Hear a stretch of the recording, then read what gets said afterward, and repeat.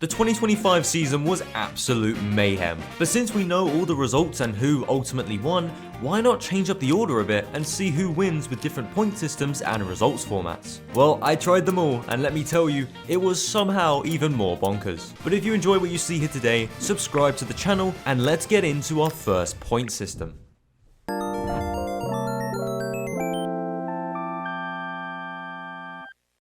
So we start in Australia for the first time since 2019, and this one was a chaotic start. With all the new rookies on the grid, there was bound to be a few retirements, and there were. But the fight at the front held up as well. After winning the final race of 2024, Lando Norris brought his form into the new year, grabbing pole ahead of his teammate and then Verstappen. And unlike many times before, Lando would actually keep the lead as we went into turn 1. But behind, his teammate would lose second to Verstappen. Jumping ahead to lap 17, Verstappen locked up in the final sector and gave Piastri his second place back, and with that overtake, it gave Piastri the drive to go and chase Norris. By lap 30, he was right behind, but 2 laps later, he almost dropped it in the gravel at turn 6, giving Lando some breathing room. Then Alonso would lose it at the same corner and brought out another safety car. This triggered the first pit stops as McLaren double stacked and Red Bull brought Max in. On the restart, the order was as it was, and it would stay like that until lap 44, where both McLarens lost it in the final corners. While Norris carried on in the lead and didn't lose out too much, Piastri wouldn't be so lucky and fell out of the top 10 as he spun into the grass,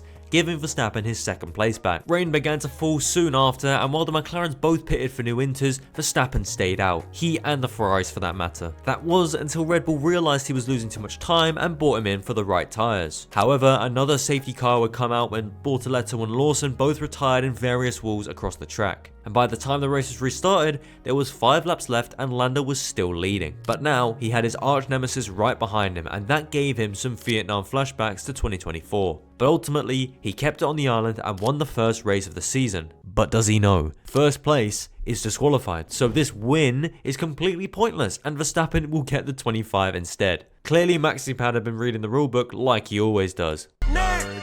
This means Norris now has as many points as Jack Doohan, and Verstappen leads the standings. Mercedes lead the constructors thanks to them getting a 3-4, but Red Bull aren't far behind, all thanks to Max. Now let's move to China. China would host the first sprint weekend of the season, and with that, we got Hamilton winning his first race for Ferrari. However, he's going to be getting disqualified for finishing first, and that means Piastri grabs an important result after his disappointment in Australia, with Oscar climbing up to 5th in the standings, Verstappen extending his lead out in front, and Norris getting on the board for McLaren. Mercedes stay out in front in the constructors, and we can move swiftly on to the main race. Piastri would carry on his momentum from Saturday, grabbing pole position. And off the line, he just about covered off Russell as his teammate moved up to second at turn 1. Behind, Leclerc would get away with murder at turn 2 as he had a small incident with his teammate. Our current championship leader Verstappen had been in no man's land this race, as the Red Bull struggled in Shanghai, and the race would end with Piastri winning, Norris in second and Russell in third, with Verstappen in 4th. But behind him, this result was not final. The Ferraris had finished in 5th and 6th, but they would be disqualified after the race for having underweight cars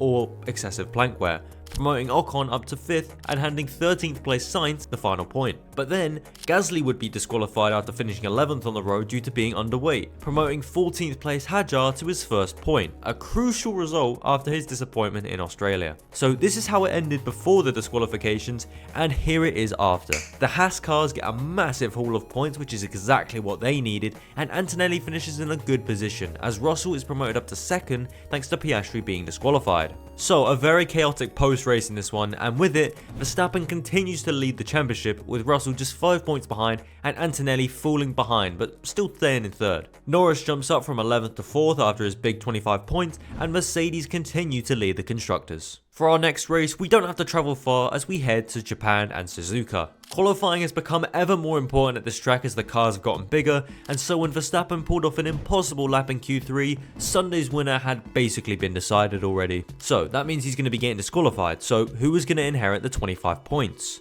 Well, the McLarens would squabble for it behind Max, and it ended with Norris holding onto his P2 despite Piastri seeming to be quicker and claimed his second place in a row.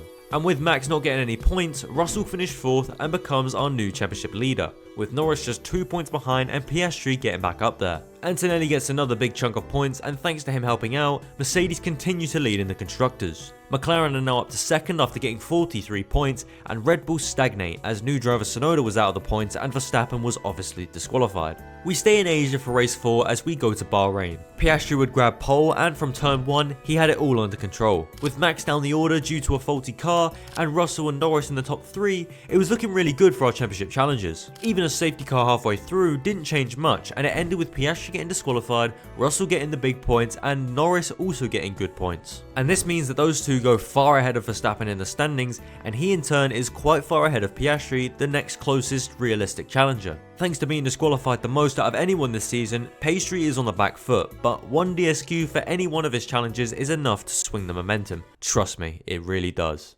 As for the constructors, Mercedes and McLaren are close by and are taking an early lead in this championship. We travel across the Arabian Gulf to round 5 at Jeddah Corniche, and it turns out the Red Bull was pretty decent around here as Max would grab pole by a mere 10 milliseconds. Norris would crash in Q3 and would start 10th, and Russell was on the second row in 3rd. Piastri got a better start from 2nd, and into turn 1, Max would try an opportunistic move around the outside of Piastri and went off track while taking the lead. He would decide against giving the position back to Piastri and would get a 5-second penalty for his troubles. During the pit stops, this penalty would pay dividends as he lost the lead to Piastri and ended the race 2.8 seconds behind. But I think he knew what he was doing, because by coming 2nd, he had now put himself back into contention for the title. And with Russell in 4th and Norris up to 3rd, the gap from 1st to 3rd is now just 9 points. Piastri had been disqualified for the 3rd time this season and still sits on 30 points, and thanks to only one of their drivers scoring, McLaren cannot jump Mercedes and stay in 2nd,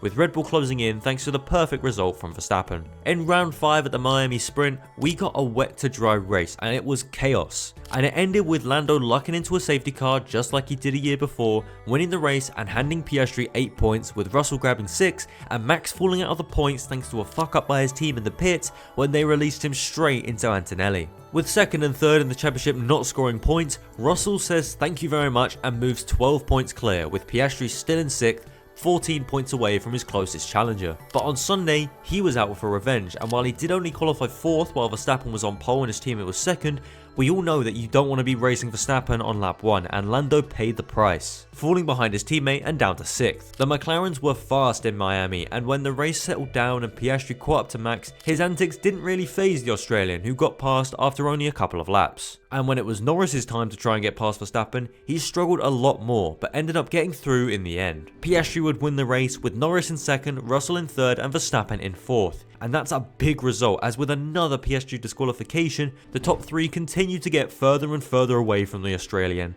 with Max now 59 points up the road and Russell 77 points away. I don't know how Russell is still leading this championship, and he is properly carrying Mercedes as well, as they are still ahead of McLaren, although Antonelli isn't doing that bad of a job by any means. Our next race will be the first of the European leg, Imola. Piastri continued his good form and qualified on pole for this one, but this meant nothing because on lap 1, Verstappen got revenge for Jeddah and drove around the outside of him. And because Imola is way too narrow for these current F1 cars, the race was pretty much wrapped up from there. So, who was going to get 2nd place? The all-important position. The order after lap 1 was Verstappen in 1st, Piastri in 2nd, Russell in 3rd and Norris in 4th, and so it was time for Lando to try and catch up to Piastri. He took his time to get past Russell but eventually got it done, and then lucked into a well-timed pit stop as a VSC came out as his teammate who had been in 2nd all race fell behind him. But then another safety car came out and levelled the playing field with 15 laps to go, and Norris came in again and dropped 1 position behind his teammate. Even though the track is narrow, Piastri was defenceless to the fresh tyres of Norris, and he would end up finishing 2nd, grabbing an important result as his teammate finally gets some points. Russell would finish down in 7th despite getting the best start on lap 1, and that hurts his lead because it's gone. Norris is our new leader by 12 points. With Verstappen not scoring, they start to pull away from the field, and Piastri has some catching up to do as he's even behind Hamilton. And in the constructors, McLaren jumped Mercedes thanks to another massive points haul, and even Ferrari have jumped Red Bull as Tsunoda is struggling to keep up with his teammate. Now we move on to the qualifying Grand Prix Monaco. And in the first runs, Norris topped the timing sheets with Piastri very close behind and Leclerc and Verstappen in with the chance. But you might be asking where Russell is. Yeah, I forgot to mention, he suffered problems in Q2 and qualified 14th, so that's him out of the running this weekend. But onto the final runs in Q3. The McLaren cars go early and Piastri went first, getting provisional pole by 3/10 even with a yellow sector. That means the track is very much ramping up. Norris follows closely behind and smacks it on pole, 15 milliseconds ahead of his teammate. But wait, Mr. Monaco is out on track and he's fucking flying! Green, purple, green, pole position! But hold on, you're telling me the McLarens are going again? Piastri comes through first again but can't improve. And then finally, it's Norris. He comes around the final corner, 2 green sectors in hand and puts it on pole despite getting a yellow third sector. F1 lost today, and Leclerc is not going to be getting a win this season. But hey, I guess it means he'll get max points on Sunday. Everyone kept it clean on lap 1, and through all the holding up and the blatant corner cuts, well done Russell, Norris managed to win, shock horror. But because he finished first, he gets no points, and with Russell only getting 1, the top 2 make basically no progress as Verstappen gets 15 and closes up to them. Leclerc is actually starting to close up, and Piastri is now up to 5th after finishing 3rd. McLaren gained points on Mercedes and pull away, and Ferrari are only 14 points away from 2nd place. Piastri would get pole in this one and got a great start, clearing his teammate as he got overtaken by Verstappen and Russell dropped down to 6th. 13 laps in, Norris had the pace and overtook Verstappen down the main straight,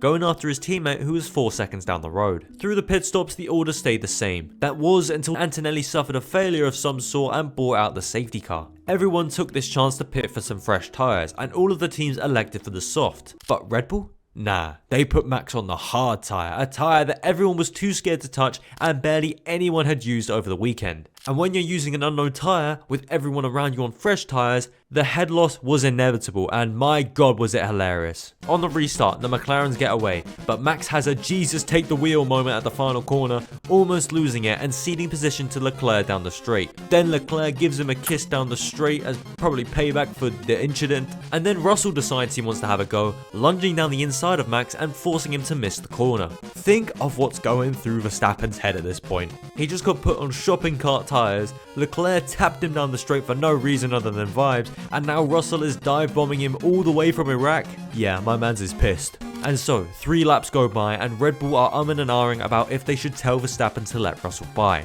And eventually they do. Max reluctantly lets him by.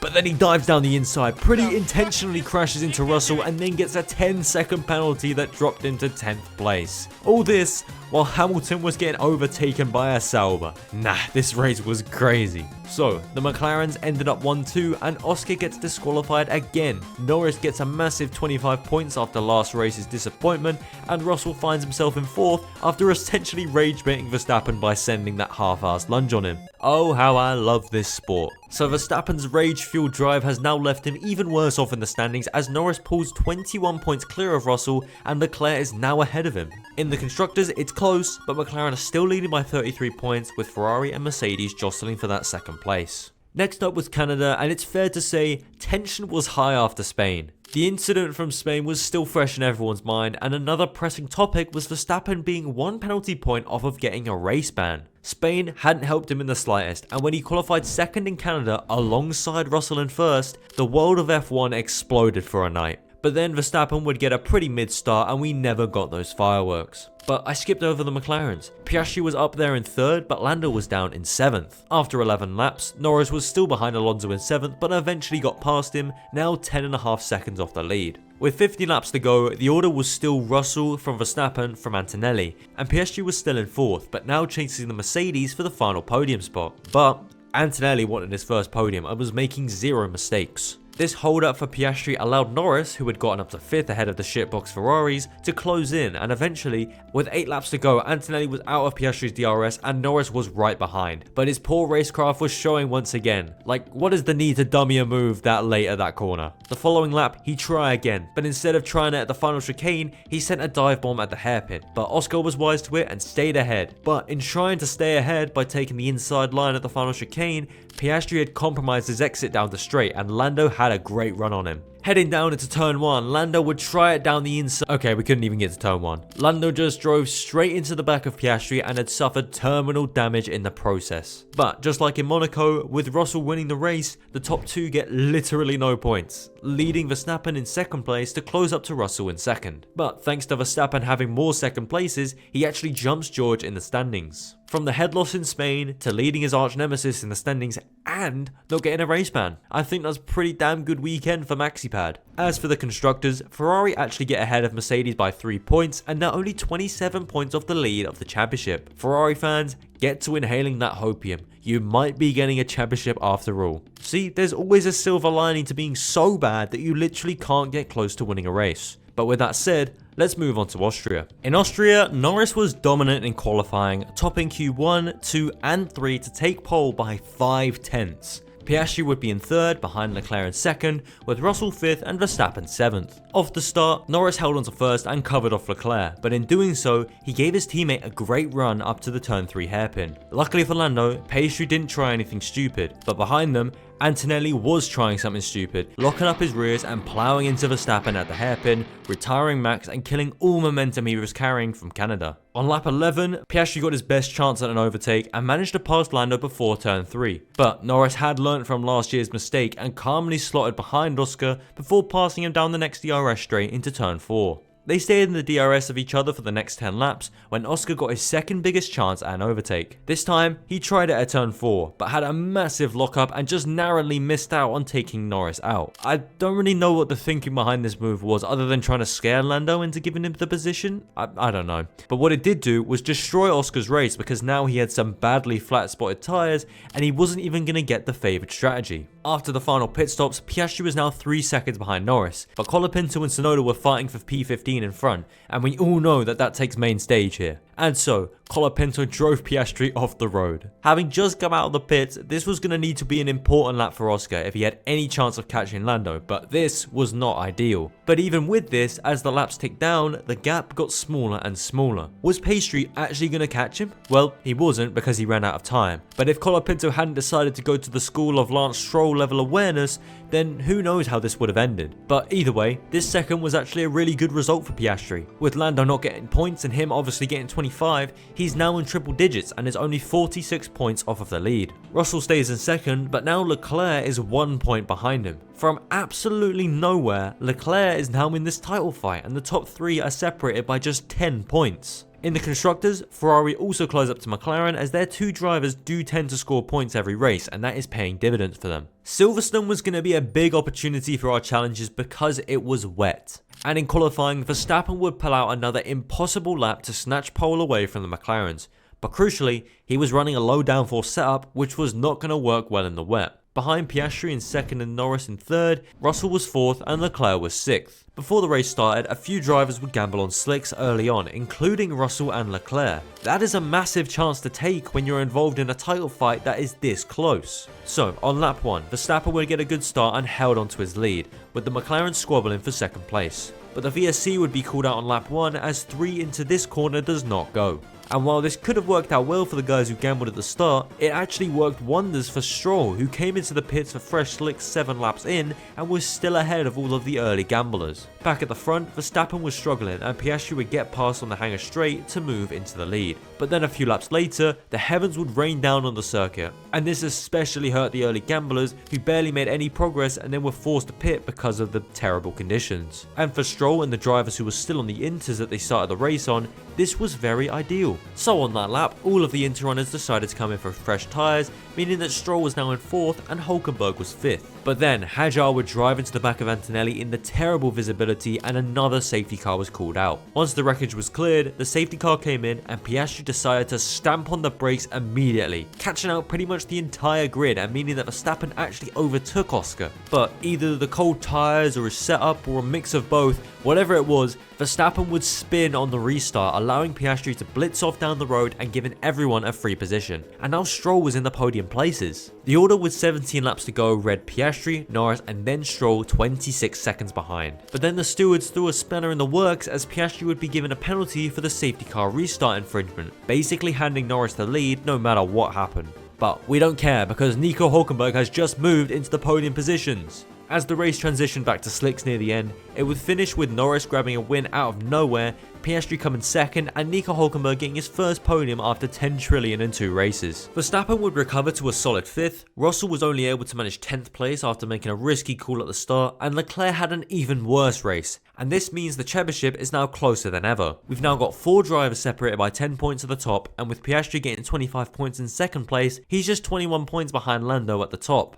And as for the constructors, it's not that close, but Ferrari is still chipping away at McLaren, now only 29 points behind. In Belgium, we had our 3rd sprint of the season, and after grabbing pole, Piastri would lose his lead on lap 1 down the Kemmel Straight and wouldn't be able to get it back for the rest of the race. So this means Piastri gets the big points with Norris just behind him and Leclerc in 4th. And in the standings, not much changes, but Piastri is now 20 points behind the lead instead of 21. McLaren get more good points, and with Mercedes not scoring any points, Ferrari are now 43 points ahead of them. So, into the main race. Like the last few Belgian Grand Prix, this one was pretty dull. Norris got pole, but even though it was a rolling start, Piastri behind still managed to overtake him down the Kemmel Straight, and that was that. This hurts the good run he'd been on, and with literally everyone else scoring, with Norris in 2nd, Leclerc 3rd, Verstappen 4th, and Russell 5th, they all pull away from him, with Norris now 45 points ahead of his teammate, and Verstappen overtaking Russell for 3rd in the driver's standings. McLaren are 37 points ahead of Ferrari, and with Antonelli not driving well at the moment,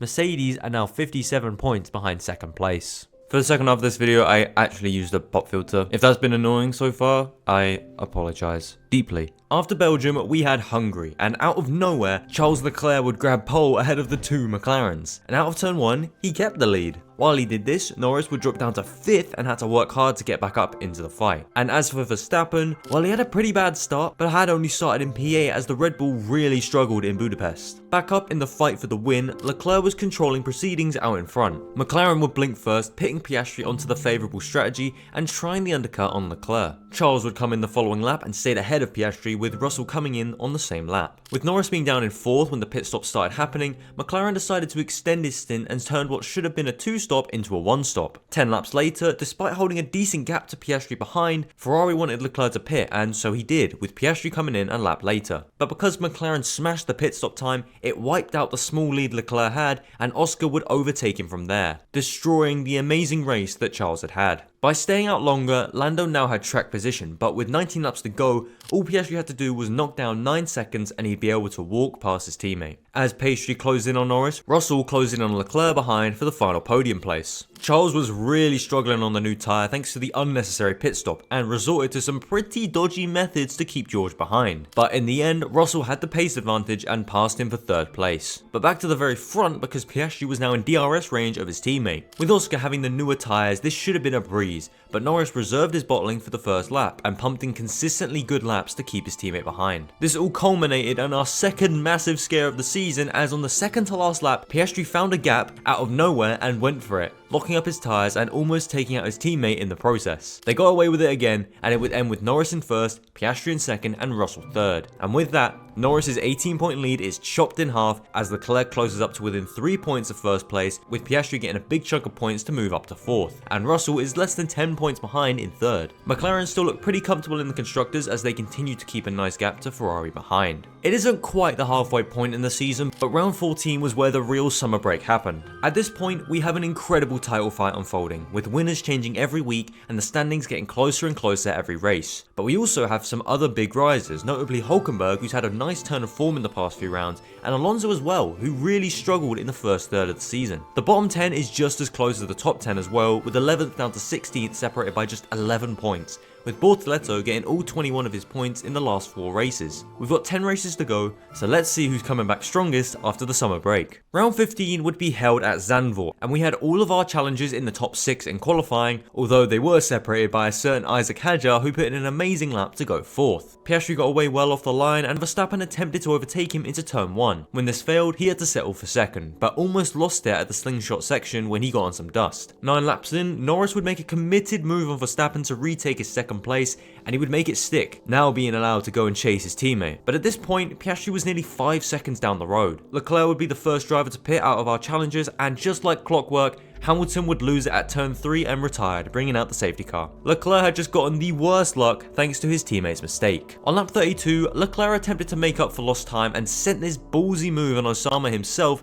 which actually worked. But on lap 52, Mercedes brought Antonelli in, and just like in Hungary, Ferrari panicked and brought Leclerc in a lap later to cover off a car he wasn't really fighting. And guess what happened this time? Well, take a look.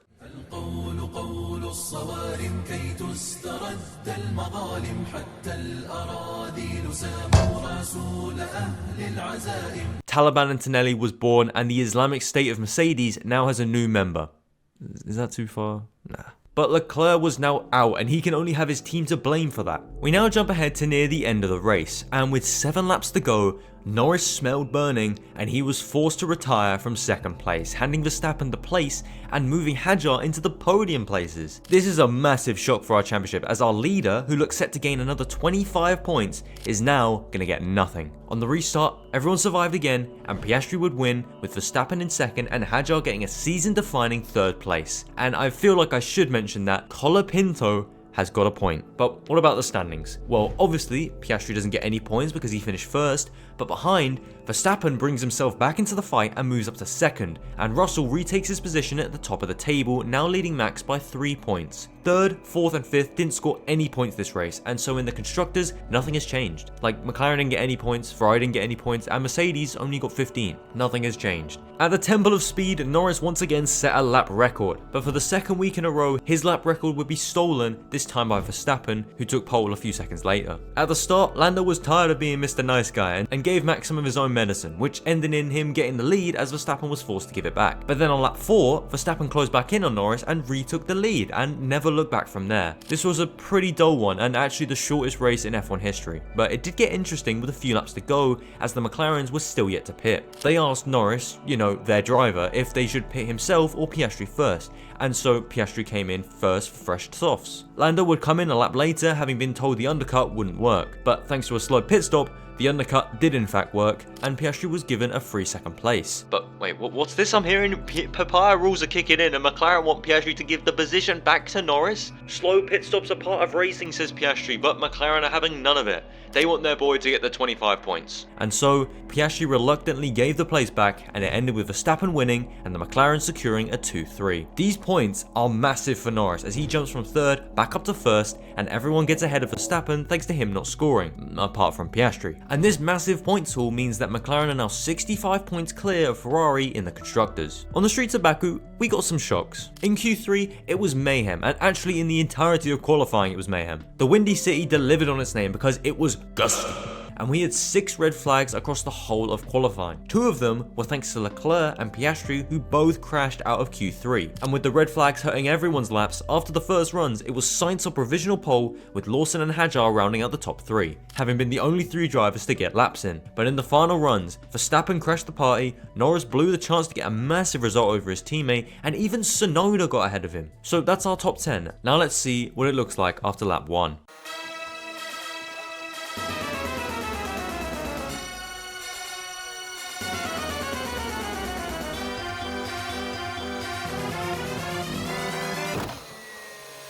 Yep, Piastri crashed out of the race on lap 1 and then just started aura farming behind the barrier. But yeah, about the guys still in the race, we had Max out in front, still ahead of Sainz and Lawson. Russell was getting barged out at turn 1 by his teammate on the restart, and Leclerc and Ferrari were having a terrible weekend. But he did find time to get ahead of Norris as he caught him sleeping on the restart. The top 3 would stay as it was until the pit stop stage, because at that point, Russell had recovered up to 5th and was running on the hards, allowing him to run a bit longer than the medium runners in front. By the time he pitted, he was up to 2nd and ended up ahead of Sainz when he got out, completing the overcut and locking in that 2nd place. But behind, Lawson had pitted down to 5th and was now holding up Tsunoda, Norris and Leclerc behind him, and very well might I add. From there, he kept defending until the checkered flag came out, and with Max winning and being disqualified, Russell was 2nd and would be getting the big points, with Norris down in 7th, Leclerc down to 9th after Ferrari messed up their team orders, and Piastri obviously out of the race. With this great result, Russell goes from 7 points behind Norris to 10 in front, and behind them,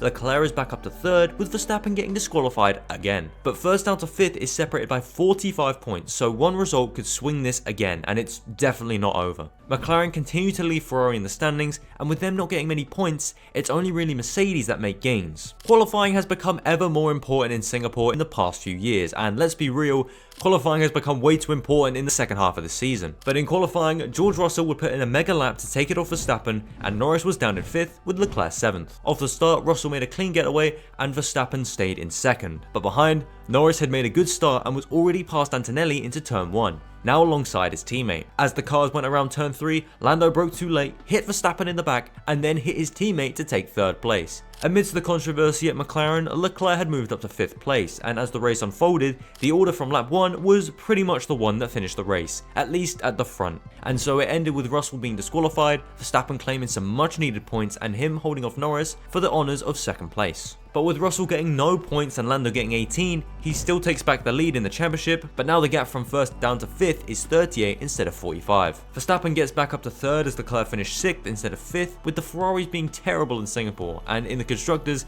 McLaren are almost 100 points ahead of Ferrari, and with their recent downtick in form, it looks like McLaren are going to be securing this constructors championship, just like in real life. After a 2-week break, F1 was back with the United States Grand Prix at COTA, and it was a sprint weekend. Verstappen would get a brilliant sprint pole and then proceeded to run off into the distance as all hell broke loose behind them. After the chaos of lap 1, it's now Verstappen versus Russell for the sprint win. Russell tries it down the inside but brakes too late and is forced to concede the lead as Max ran away with it. And hey, what is Sainz doing in 3rd? But this result couldn't have been more perfect for Russell because now he is tied on points with Norris, with Lando only being ahead thanks to countback and having way more 2nd places than Russell. Verstappen gets overtaken by Leclerc again for 3rd place, and in the constructors not much has changed, but Ferrari get a bit further away from Mercedes as they try and keep 2nd place. Into the main race, Verstappen would grab another great pole and once again led away from the front. Behind, no one did anything stupid and Norris lost his 2nd place to Leclerc, with Hamilton jumping Russell and Piastri into 4th at the first corner. And as Verstappen ran away from Leclerc, who started on the soft tyres, Norris attempted to attack the Ferrari for the coveted 2nd place. Lap after lap, Leclerc defended superbly, but the McLaren was too fast for the Ferrari and his tyres were fading, and Norris eventually made the move. Leclerc would pit first just a lap after being overtaken, and when Norris came in a few laps later,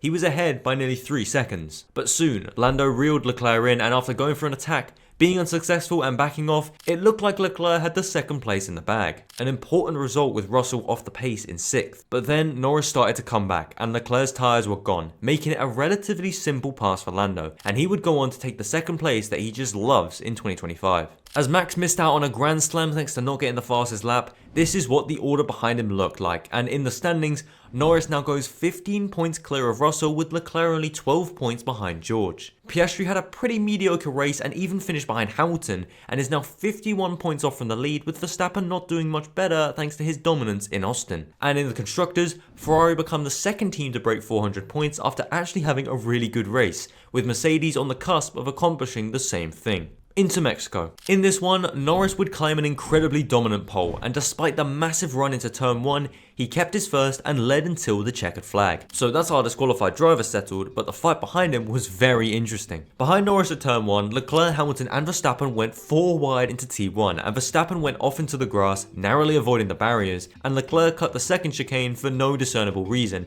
hanging on to his 2nd. Fast forward to lap 6, and Verstappen dive-bombed Hamilton for 3rd place, with a bit of contact for good measure. Verstappen would then cut the 2nd chicane and kept position until turn 4. Their fighting had brought 5th place Russell into play, and so as Hamilton tried to go around the outside, he outbraked himself and took to the runoff. But Verstappen also outbraked himself, giving Russell a great chance at an overtake. But then out of this battle, Behrman had his own through goes Hamilton moment and took P4. After this flashpoint, the race mellowed out and we jumped to lap 38 of 71 when Verstappen pitted for fresh tyres after being stuck behind Behrman for a little bit. At this point, Norris was 16 seconds ahead of Leclerc in 2nd, with Behrman in 3rd and the Mercedes in 4th and 5th. They were having many conversations because Russell felt he had the pace to challenge Behrman, and they also had Piastri right behind them. In the meantime, Verstappen also dropped to 8th place. But his pit stop did scare everyone in front, and 10 laps later, Behrman, Russell, Antonelli and Piastri were forced to come in, with Verstappen having undercut the latter two. With 11 laps to go, Red Bull had nailed their strategy, and Verstappen was now in 3rd,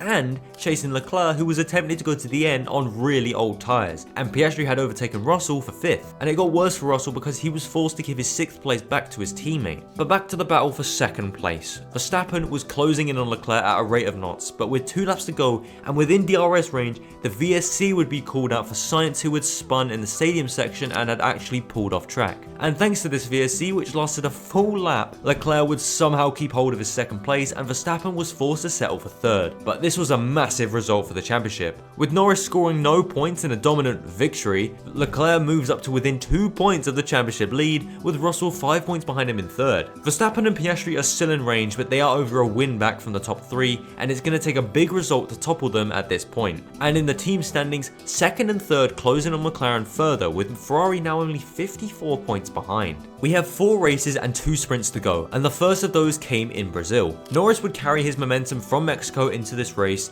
and out of the embers came the Mercedes duo who claimed max points, with Verstappen in 4th and Leclerc just behind them. And thanks to these 5 points, Leclerc now retakes the lead in the championship, with Russell now tied with Norris in 2nd, but behind because Norris has had more 2nd places. Piastri also crashed out of the sprint and gets no points, and we can probably count him out of the title fight unless something major happens to the top 4. But something would happen to one of our challengers, as Verstappen would be knocked out in Q1 for the main race. Red Bull completely messed up their setup, and so Max would start from the pit lane on Sunday with a fresh engine in the back for good measure. But up in front, Antonelli would narrowly miss out on pole, with Norris taking top spot again and Leclerc up in a nice P3. On the start, Norris would nail it from pole and kept his 1st place, and everyone kept position. Halfway through the lap, Bortoleto would try a pretty ballsy move on Stroll that inevitably failed, and he would retire, leading to a safety car. On the restart, Norris got away well, and 2nd, 3rd and 4th went 3 wide into turn 1. Wait, where have I seen this before? And here goes Fernando Alonso down the inside.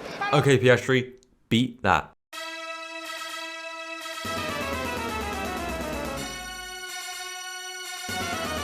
He's got to run 3 wide into turn number 1. How brave is Piastri feeling? He hits Antonelli, who hits sharp. Well, that was fucking dreadful. So this move from Piastri, which would have been Antonelli's fault without the lockup, led to Leclerc's suspension being destroyed and he was forced to retire. And we have another big swing in the championship. Piastri was in 2nd, but he was actually down a few positions because he still had a penalty to serve, and as the race played out, we check in on lap 39. Norris was still leading, Antonelli was up to 2nd, Russell was in 3rd, and Verstappen was in an incredible 5th, with Piastri down in 8th after his penalty. With 16 laps left, this was a great opportunity to go and chase the podium, and he would move past Russell on lap 63, how ironic, to move into 3rd place. After starting from the pit lane, Verstappen had salvaged a really good result, and with Norris looking set to be disqualified again, this was massive. Verstappen did close up to Antonelli and finish just behind him at the checkered flag, but this was another big result. Antonelli would take another big result, but with Leclerc scoring 0 points and Verstappen and Russell getting 18 and 15,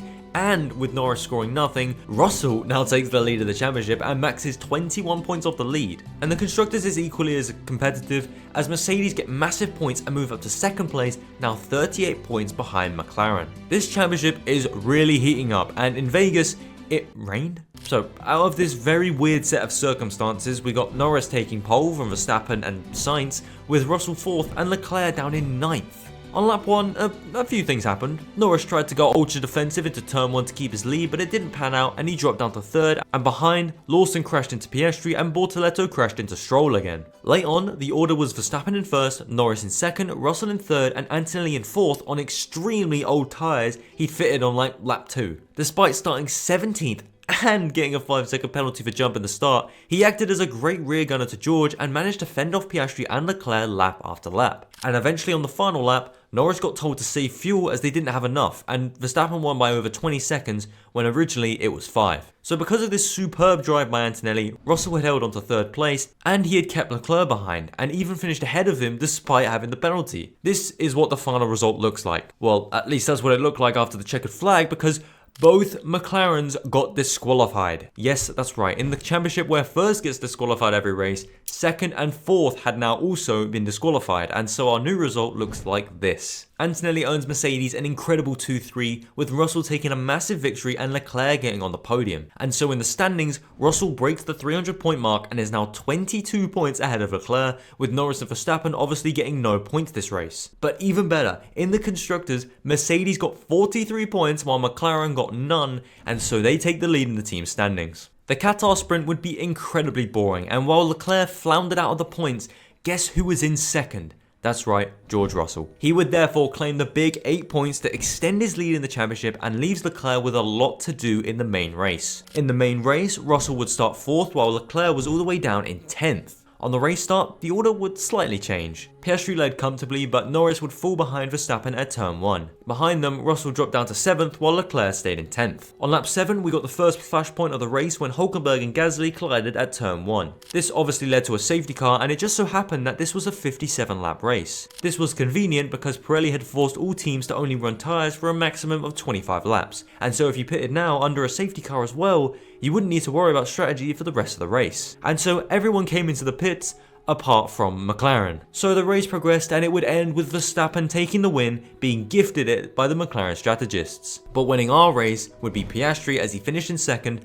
followed by Sainz in 3rd and Norris in 4th. Russell hadn't had a great race and ended up in 6th, but he had at least outscored Leclerc, who was down in 8th. And because of this, we can now crown George Russell as our 2025 first gets disqualified every race champion. But we still have something to play for in Abu Dhabi because McLaren still haven't wrapped up the constructors. Mercedes were gonna need a miracle, but it's Abu Dhabi in the title decider, so you never know. But we can shut this down pretty quickly. In qualifying, Norris was 2nd, Piastri was 3rd, Russell was 4th, and down in 14th place was his teammate. And considering how hard it is to overtake in 2025, the race ended as it started. Verstappen won, Piastri claimed 2nd, Norris was 3rd, Russell was 5th, and Antonelli finished up in 15th. An incredibly anticlimactic title decider, just like the real thing.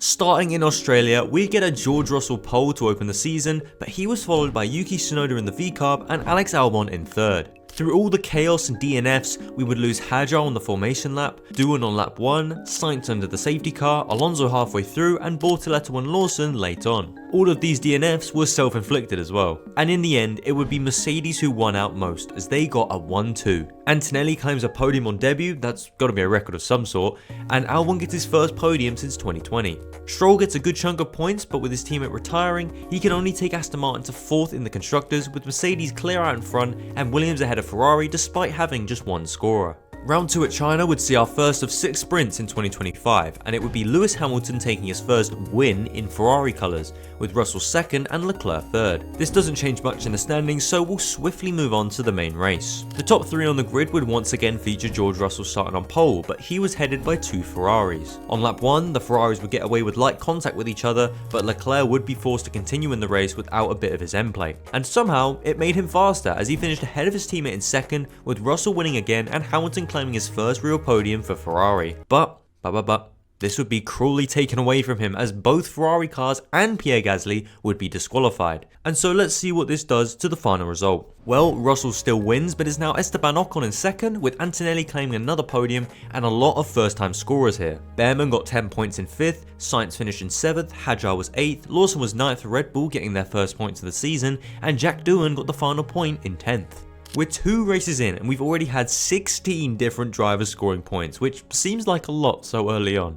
In the standings, Russell continues to lead out in front, helped by his probable biggest challenger getting 0 points, and Antonelli is currently his closest rival. And in the Constructors, Haas overtake Ferrari and are in 3rd place, with Mercedes establishing an early lead as we fly over to our next race in Japan. The front 3 for this one consisted of Leclerc grabbing his first pole of the season, followed by both Mercedes and Isaac Hadjar, who missed out on a top 3 start thanks to 14 milliseconds. I should also probably mention that Lawson and Tsunoda swapped seats despite the fact that Liam just scored points in China, but whatever. I doubt they'll pull up many trees. This wouldn't be the most interesting of races, and Leclerc would score his first win of the season, with Russell and Antonelli close behind on track.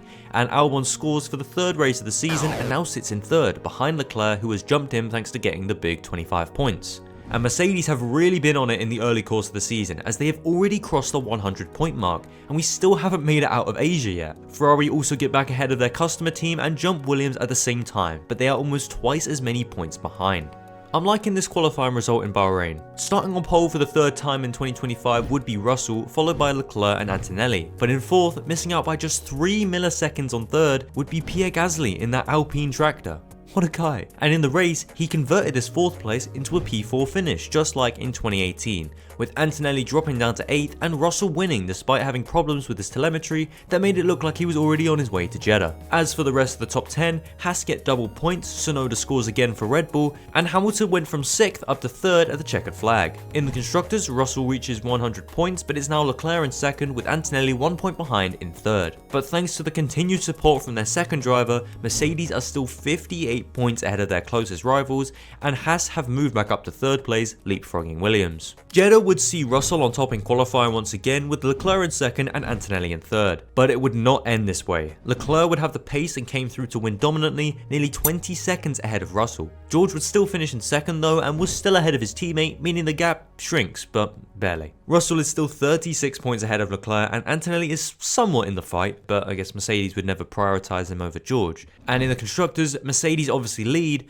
but Ferrari are now in the 100 club and are 54 points behind, having closed the gap down by 4 points. Miami was next, and this was a pretty crazy one. In the sprint, Antonelli would claim pole position 3/10 ahead of his teammate in 2nd and Leclerc in 3rd. But Charles wouldn't be able to start in 3rd because on the way to the grid in the torrential rain, he crashed into the barrier and retired. The race would start in the rain and Antonelli would keep pole on lap 1, but as the transition to dry started to happen, it would be Hamilton who gambled first. His outlap was strong and leader Antonelli would come in the following lap. However, before he pulled into his pit garage, a force of otherworldly description told him not to go in the pit box as bad things were to come for those who chose to pit.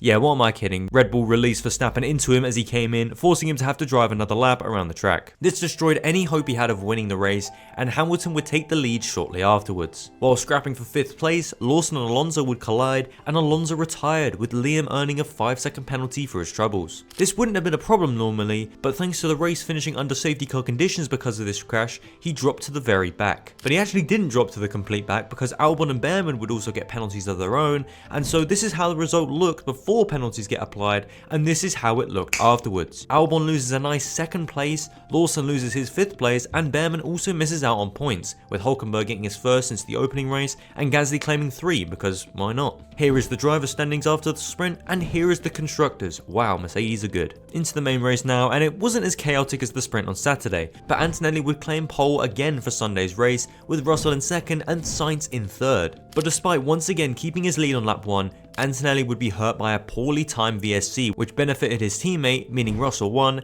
Albon got redemption for Saturday by getting 2nd place, and Antonelli was forced to settle for 3rd. But with Leclerc down in 4th, Russell goes 56 points clear of the Ferrari driver, with Antonelli still breathing down their neck in 3rd. And in the constructors, the gap is up to 75, with Williams having a really good weekend to get up to 90 points and stay in a comfortable 3rd. Travelling across to Europe, we begin in Imola. Qualifying on pole would be George Russell once again, but behind him came Fernando Alonso and Carlos Sainz, with Leclerc down in 8th and Antonelli in 10th on home soil. I should also mention that Jack Doohan would be replaced at Alpine after Miami by Franco Colapinto, who proceeded to shunt his car immediately in Q1. Into the race, Russell got a blistering start and kept hold of his lead, but later on in the race, DNFs from Ocon and Antonelli in the same place led to 2 different safety car periods that really screwed over Russell. The cars that stayed out long got cheap pit stops under these periods, and with 3 laps to go, Albon was challenging for the win with Leclerc. They will go side by side through Tamburello, but Albon was forced to cut the chicane, and from the embers, Through goes Hamilton! Albon had now gone from almost grabbing 1st to falling down to 3rd, but he would have a saving grace, because Leclerc would be deemed to have forced Alex off track and was told to give the position back, which in turn ceded his lead to Hamilton, who would go on to win. Leclerc had just thrown away a win and a potentially big points haul over Russell, who could only manage a P4, but instead they finished next to each other in the standings and he gains 3 points instead of 13. Also, big shout out to Tsunoda, who came from the pit lane to 7th after his monster shunt in qualifying, and send your Fs in the chat to Alonso, who fell from 2nd down to 8th thanks to a terrible Aston Martin strategy. In the standings, Russell is 53 points ahead of Leclerc, and now Hamilton is up to 3rd, finally ahead of Antonelli, who is about to be overtaken by Albon, who has just scored back-to-back 2nd places. And in the constructors, Williams become the 3rd team to break 100 points, and Ferrari actually close up to Mercedes thanks to Antonelli's DNF and Hamilton's win. Russell has been dominating so far in this championship, but Monaco was not the weekend he needed after a mediocre race in Imola. Antonelli would shag the barriers first in Q2, and then Russell's car died on him in the tunnel, retiring him from qualifying also in Q2. And this meant that with no challenge behind, Charles Leclerc would take a dominant pole on his streets ahead of his teammate in second and Isaac Hadjar in third. However, Hamilton would be given a 3-place grid drop for impeding a certain Red Bull driver who doesn't exist in this universe, and so Hadjar is now starting second in Monaco.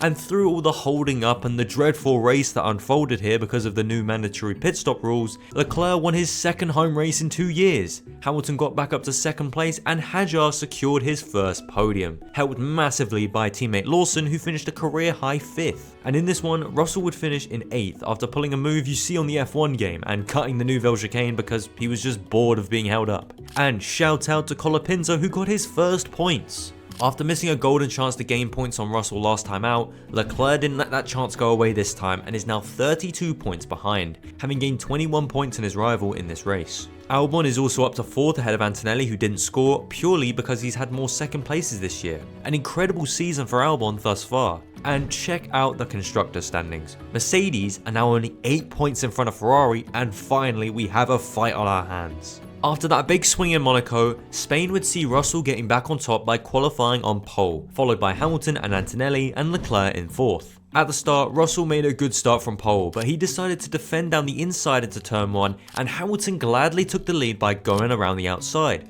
with Leclerc getting past Antonelli into 3rd. And then into turn 5, Charles sent it down the inside and took 2nd place. An amazing lap 1 for the Ferrari team means they're now 1-2. Soon after, Leclerc would be making another move as he got past his teammate, taking the lead and pulling a gap on Hamilton. But we jumped to lap 55 of 66 when Antonelli would go off in the gravel with a failure of some sort. At this point, the order was Leclerc still in 1st, 4 seconds ahead of Russell, and then Hamilton in 3rd. But with Antonelli gone, there was a big 4th place up for grabs, being contested by Hadjar, Hülkenberg and Gasly. But then, with 2 laps to go, instead of just settling for 4th, Hülkenberg actually had the pace to get past Hamilton, and so, on lap 65, the Hulk moved up into the podium places, and that is how it would end. I don't know how Hamilton went from leading this race to ending up finishing behind Hülkenberg, but I'm not complaining. Here is the final result, and my god does it look good. But what this does to the standings is not much. Leclerc does gain on Russell for the 3rd weekend in a row, but he's still 25 points behind.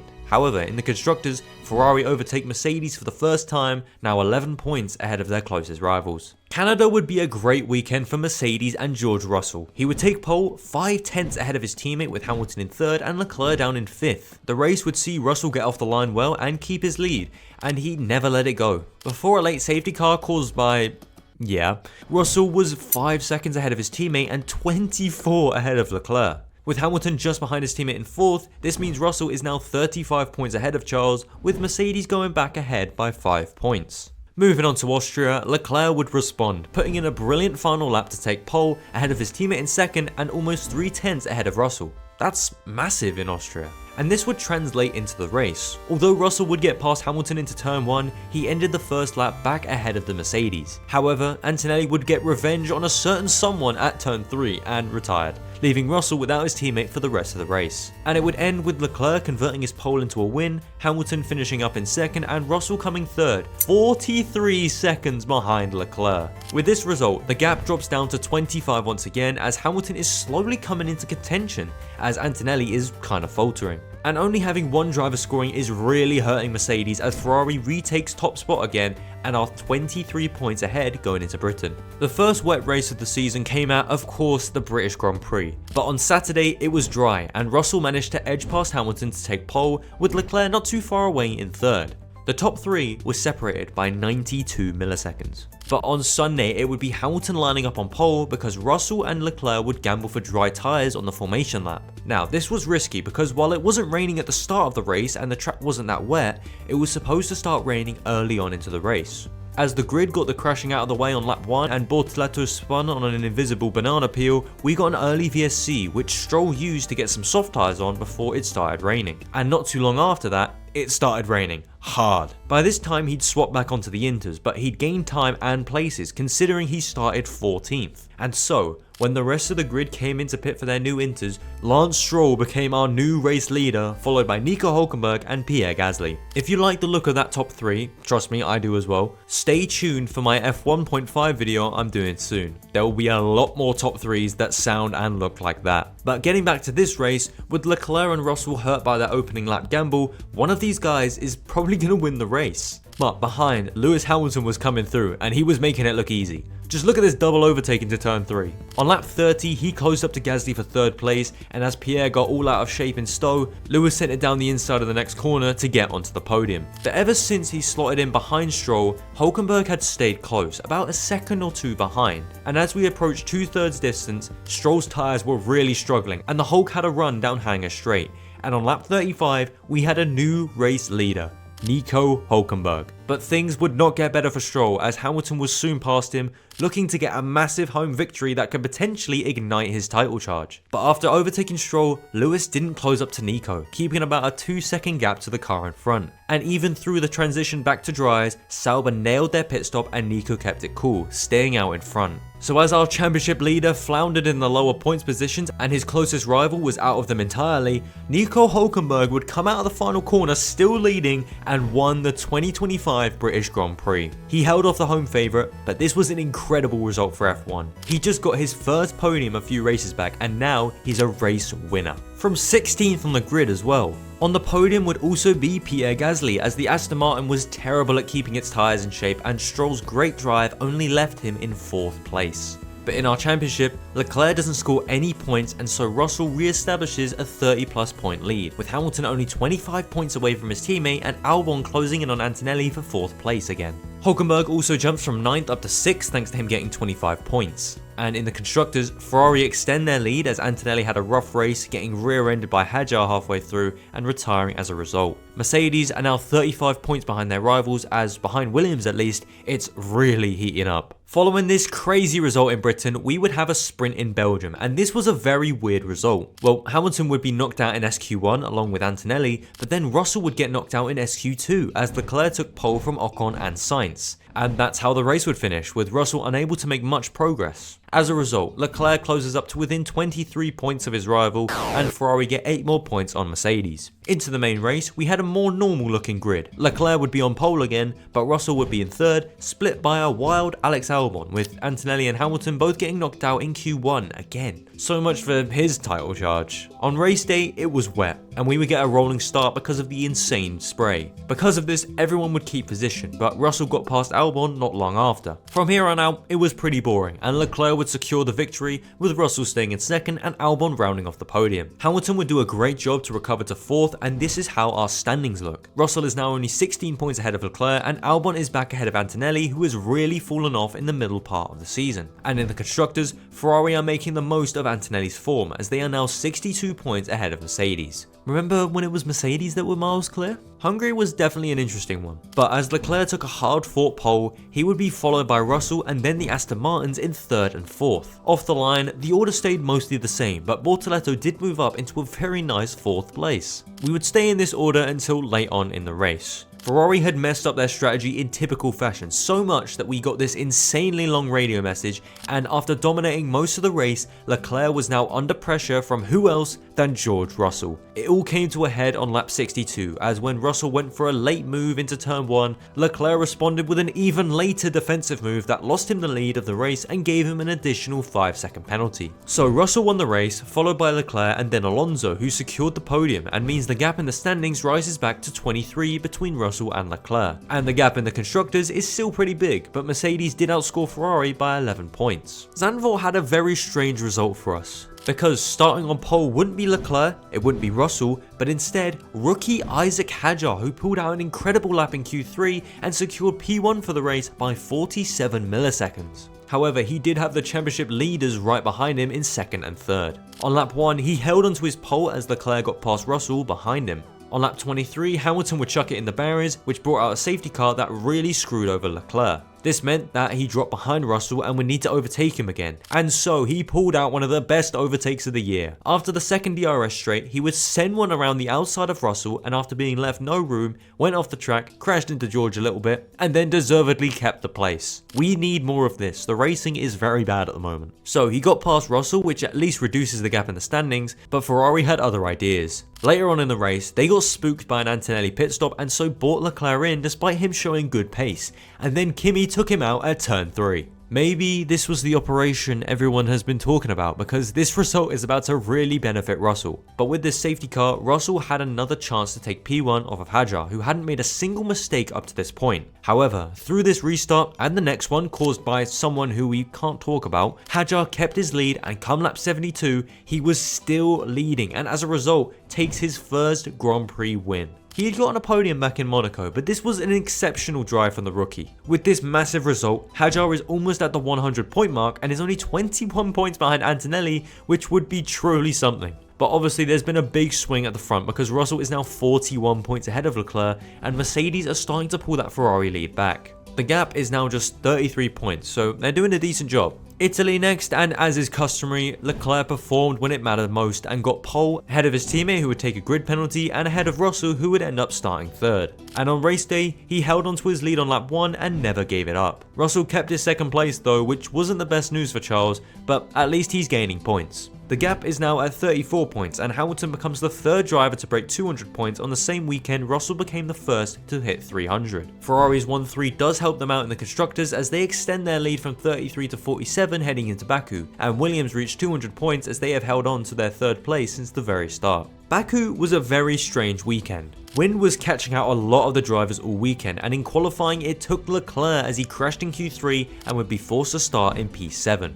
In front of him were the usual suspects, Russell, Antonelli, but the top 3 would consist of Carlos Sainz on pole, Liam Lawson in second, and Kimi Antonelli in third. In the race, Carlos held onto his pole in the early stages, but Mercedes worked a brilliant strategy by starting Russell on the hards and going longer, and that is how he took the win from Carlos. Behind, Antonelli also jumped Lawson in the pit stops, but the latter would perform admirably in defending from Tsunoda to keep his 4th place. And as for the Ferraris, they would not have a very good race, finishing 6th and 7th. A 34 point deficit has now become 53, and Mercedes have brought it back again in the constructors as they sit just 21 points behind Ferrari. Moving into Singapore, we are kind of at a breaking point. Another Ferrari disaster class weekend and Leclerc is pretty much out of the fight. So when Q3 ended and Russell was on pole, that was probably not a nice feeling for Leclerc in P4. The race went just about as you'd expect. Ferrari did not go well in Singapore and Hamilton was lucky to finish at all considering his brakes failed with a few laps to go. As for Russell, he utterly dominated and Antonelli did well to secure the 2nd place, meaning George is now 63 points ahead of Leclerc. Ironic. And Mercedes are just 3 points behind Ferrari in the standings. If this Drivers' Championship continues to get more distant, at least we have the constructors to fall back on. But that's the European times Asian leg done, now let's move to the American bit. Kota had another sprint in store for us, and starting on pole would be Nico Hülkenberg, followed by Russell and Alonso. But at turn 1, Alonso and Hülkenberg crashed into each other and Russell came through to take the lead. Finishing behind him was Sainz and then Hamilton as Leclerc was down in 4th. The gap has now risen to 66 points in the driver's standings and Ferrari actually gained a point on Mercedes in the constructors. Into the main race, and it would be Leclerc who had the upper hand, taking a marginal pole from Russell and his teammate in 3rd. At turn 1 there was no incidents and Ferrari were actually pretty decent in Austin, so it ended with Leclerc winning, Hamilton coming home in 2nd and Russell finishing 3rd. This doesn't do much for Leclerc's title bid, but a 56 point gap isn't horrendous. As for the constructors, Ferrari pick a great time to grab maximum points as they are now 31 points ahead of Mercedes as we head across the border to Mexico. Leclerc kept up the momentum from Kota and took yet another pole, but he can't get away from Russell who was right behind him in 2nd. At turn 1 he kept his lead in contentious fashion, but he held the lead as behind him it all kicked off. Hamilton would get into a battle with someone we can't mention, and as this progressed, Behrman popped up out of nowhere to claim what was at the time P3. But with Hamilton deemed to have gained a lasting advantage, he was given a 10-second penalty that gave Behrman a provisional P2. As the race progressed, Leclerc was untouchable and Russell and Mercedes weren't the fastest as they couldn't even overtake the Haas driver, and so it ended with Leclerc winning by 10 seconds to Behrman and then then Antonelli. Russell still finished in 4th, which wasn't too bad, but Leclerc now had the momentum and goes into Brazil and another sprint weekend 43 points behind Russell. Could this be the start of a great comeback? In the constructors, at least Ferrari are keeping it consistent as they now have 29 points in hand over Mercedes. As I said before, Brazil was a sprint weekend and Antonelli fancied taking over another sprint weekend. He would claim pole on Friday, scoring a lights to flag victory on Saturday as Russell was 2nd and Leclerc was 3rd. We can move on pretty quickly as nothing really changes here. For the main race, Antonelli would get pole again with Leclerc in 2nd, Hadjar in 3rd and Russell in 4th. At the race start, he would keep the lead and would continue to lead until Bortoleto crashed into Stroll and Hamilton crashed into the back of Colapinto on a straight. This brought out a safety car, and on the restart, a certain caused a crash which launched Antonelli's car into Leclerc's, and unfortunately for him, he was forced to retire, having suffered big suspension damage. From here on out, Antonelli drove a flawless race to take his first win in F1, followed home by his teammate and Ollie Behrman, who is having a great run at the moment. But the standings look bleak, I have to say. With 3 rounds and a sprint remaining, Russell is up by 62 points and it's going to take a lot now to salvage this for Leclerc. And as for the constructors, the Mercedes 1-2 and the double Ferrari DNF means Mercedes are back in front, now leading the Italian team by 19 points. But at least Vegas is next. That's always a good race, right? Well, we got a surprising pole, that's for sure. Carlos Sainz would take pole ahead of Russell and then Liam Lawson in 3rd. All this while Leclerc was down in 6th. At turn 1, Sainz would take the wrong line and Russell would pounce on that chance, and behind them, Leclerc was forced to take avoiding action, meaning he didn't gain many places, if any. As Russell started to check out in front, Leclerc knew he had to save something, and so he got to making overtakes. He got one free position when Lawson's front wing failed, he dive bombed Behrman at the end of the strip, he did the same to Hadjar a few laps later, and as the pit stop window opened, he managed to successfully overcut Sainz. However, Mercedes had a secret weapon for protecting George, Kimi Antonelli. He had pitted on like lap 2 for Hart and had extended them for over half the race, and somehow he managed to keep Leclerc behind on fresher tyres and protected his teammate from Charles getting any closer. Yeah, he had a 5-second penalty, but at least he prevented Leclerc from getting close to Russell. It might seem crazy what I'm about to say. So yeah, I think Antonelli might have driven a masterclass here. He keeps his 2nd place despite getting a penalty, and Leclerc is forced to settle for 3rd. And so, thanks to this, the gap is now 72 points from Russell to Leclerc, and we can now crown George Russell as our new champion. With only 58 points left up for grabs, it's mathematically impossible now. However, Ferrari still have a chance to grab the constructors as they are 41 points behind. Qatar was going to need to be big for them, but Qatar was not very good for them. In the sprint, Russell and Antonelli scored points while Ferrari were nowhere to be seen, and in the race, Sainz would win from Antonelli and Russell in 3rd, and that means that Mercedes clinched the constructors with a race to spare.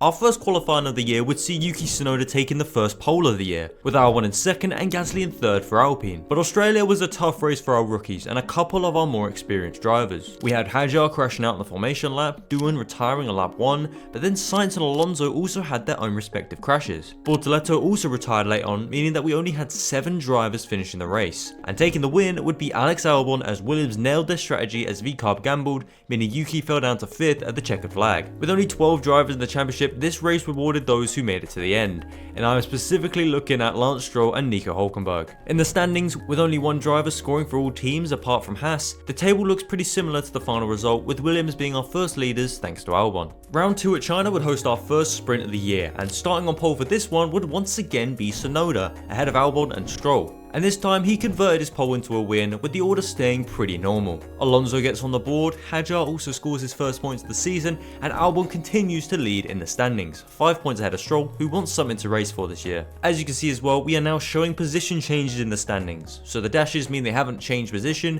green means they've gained, and red means they've lost. Simple, yeah. In the team standings, Aston overtake Williams thanks to both of their drivers scoring. Now into the main race. Isaac Hadjar would take pole position ahead of his teammate by 6/10 with Albon starting third. And after blowing a great chance in Australia, VCarb did not learn their lesson in China. They went for the wrong strategy again, which meant that Hadjar did a 2-stop while everyone else only made 1 tyre change, and this meant that he finished down in 6th. So who was going to take the top spot? Well, it wouldn't be Tsunoda, who fell down to 10th after his front wing failed, and instead it was Esteban Ocon coming home ahead of Albon and his teammate in 3rd. A nice Haas win there. And we also have first time points for our final 3 drivers who were on 0, these being Carlos Sainz, Jack Doohan and Gabriel Bortoleto. Alonso and Gasly would be our only non-scores, as Alonso retired with brake issues and Gasly was disqualified post-race. He initially finished 4th. And so in the standings, Albon is still at the top, but with Stroll scoring again, he's only 11 points behind, and Ocon has risen up to 3rd in the standings. In the constructors, Williams narrowly lead as Haas jumped from 4th up to 2nd, just 1 point behind 1st. Japan would host the 3rd race of the season, but already in these early stages we have some big news in the F1.5 space. Liam Lawson is joining the championship as Yuki Tsunoda moves up to Red Bull in his place,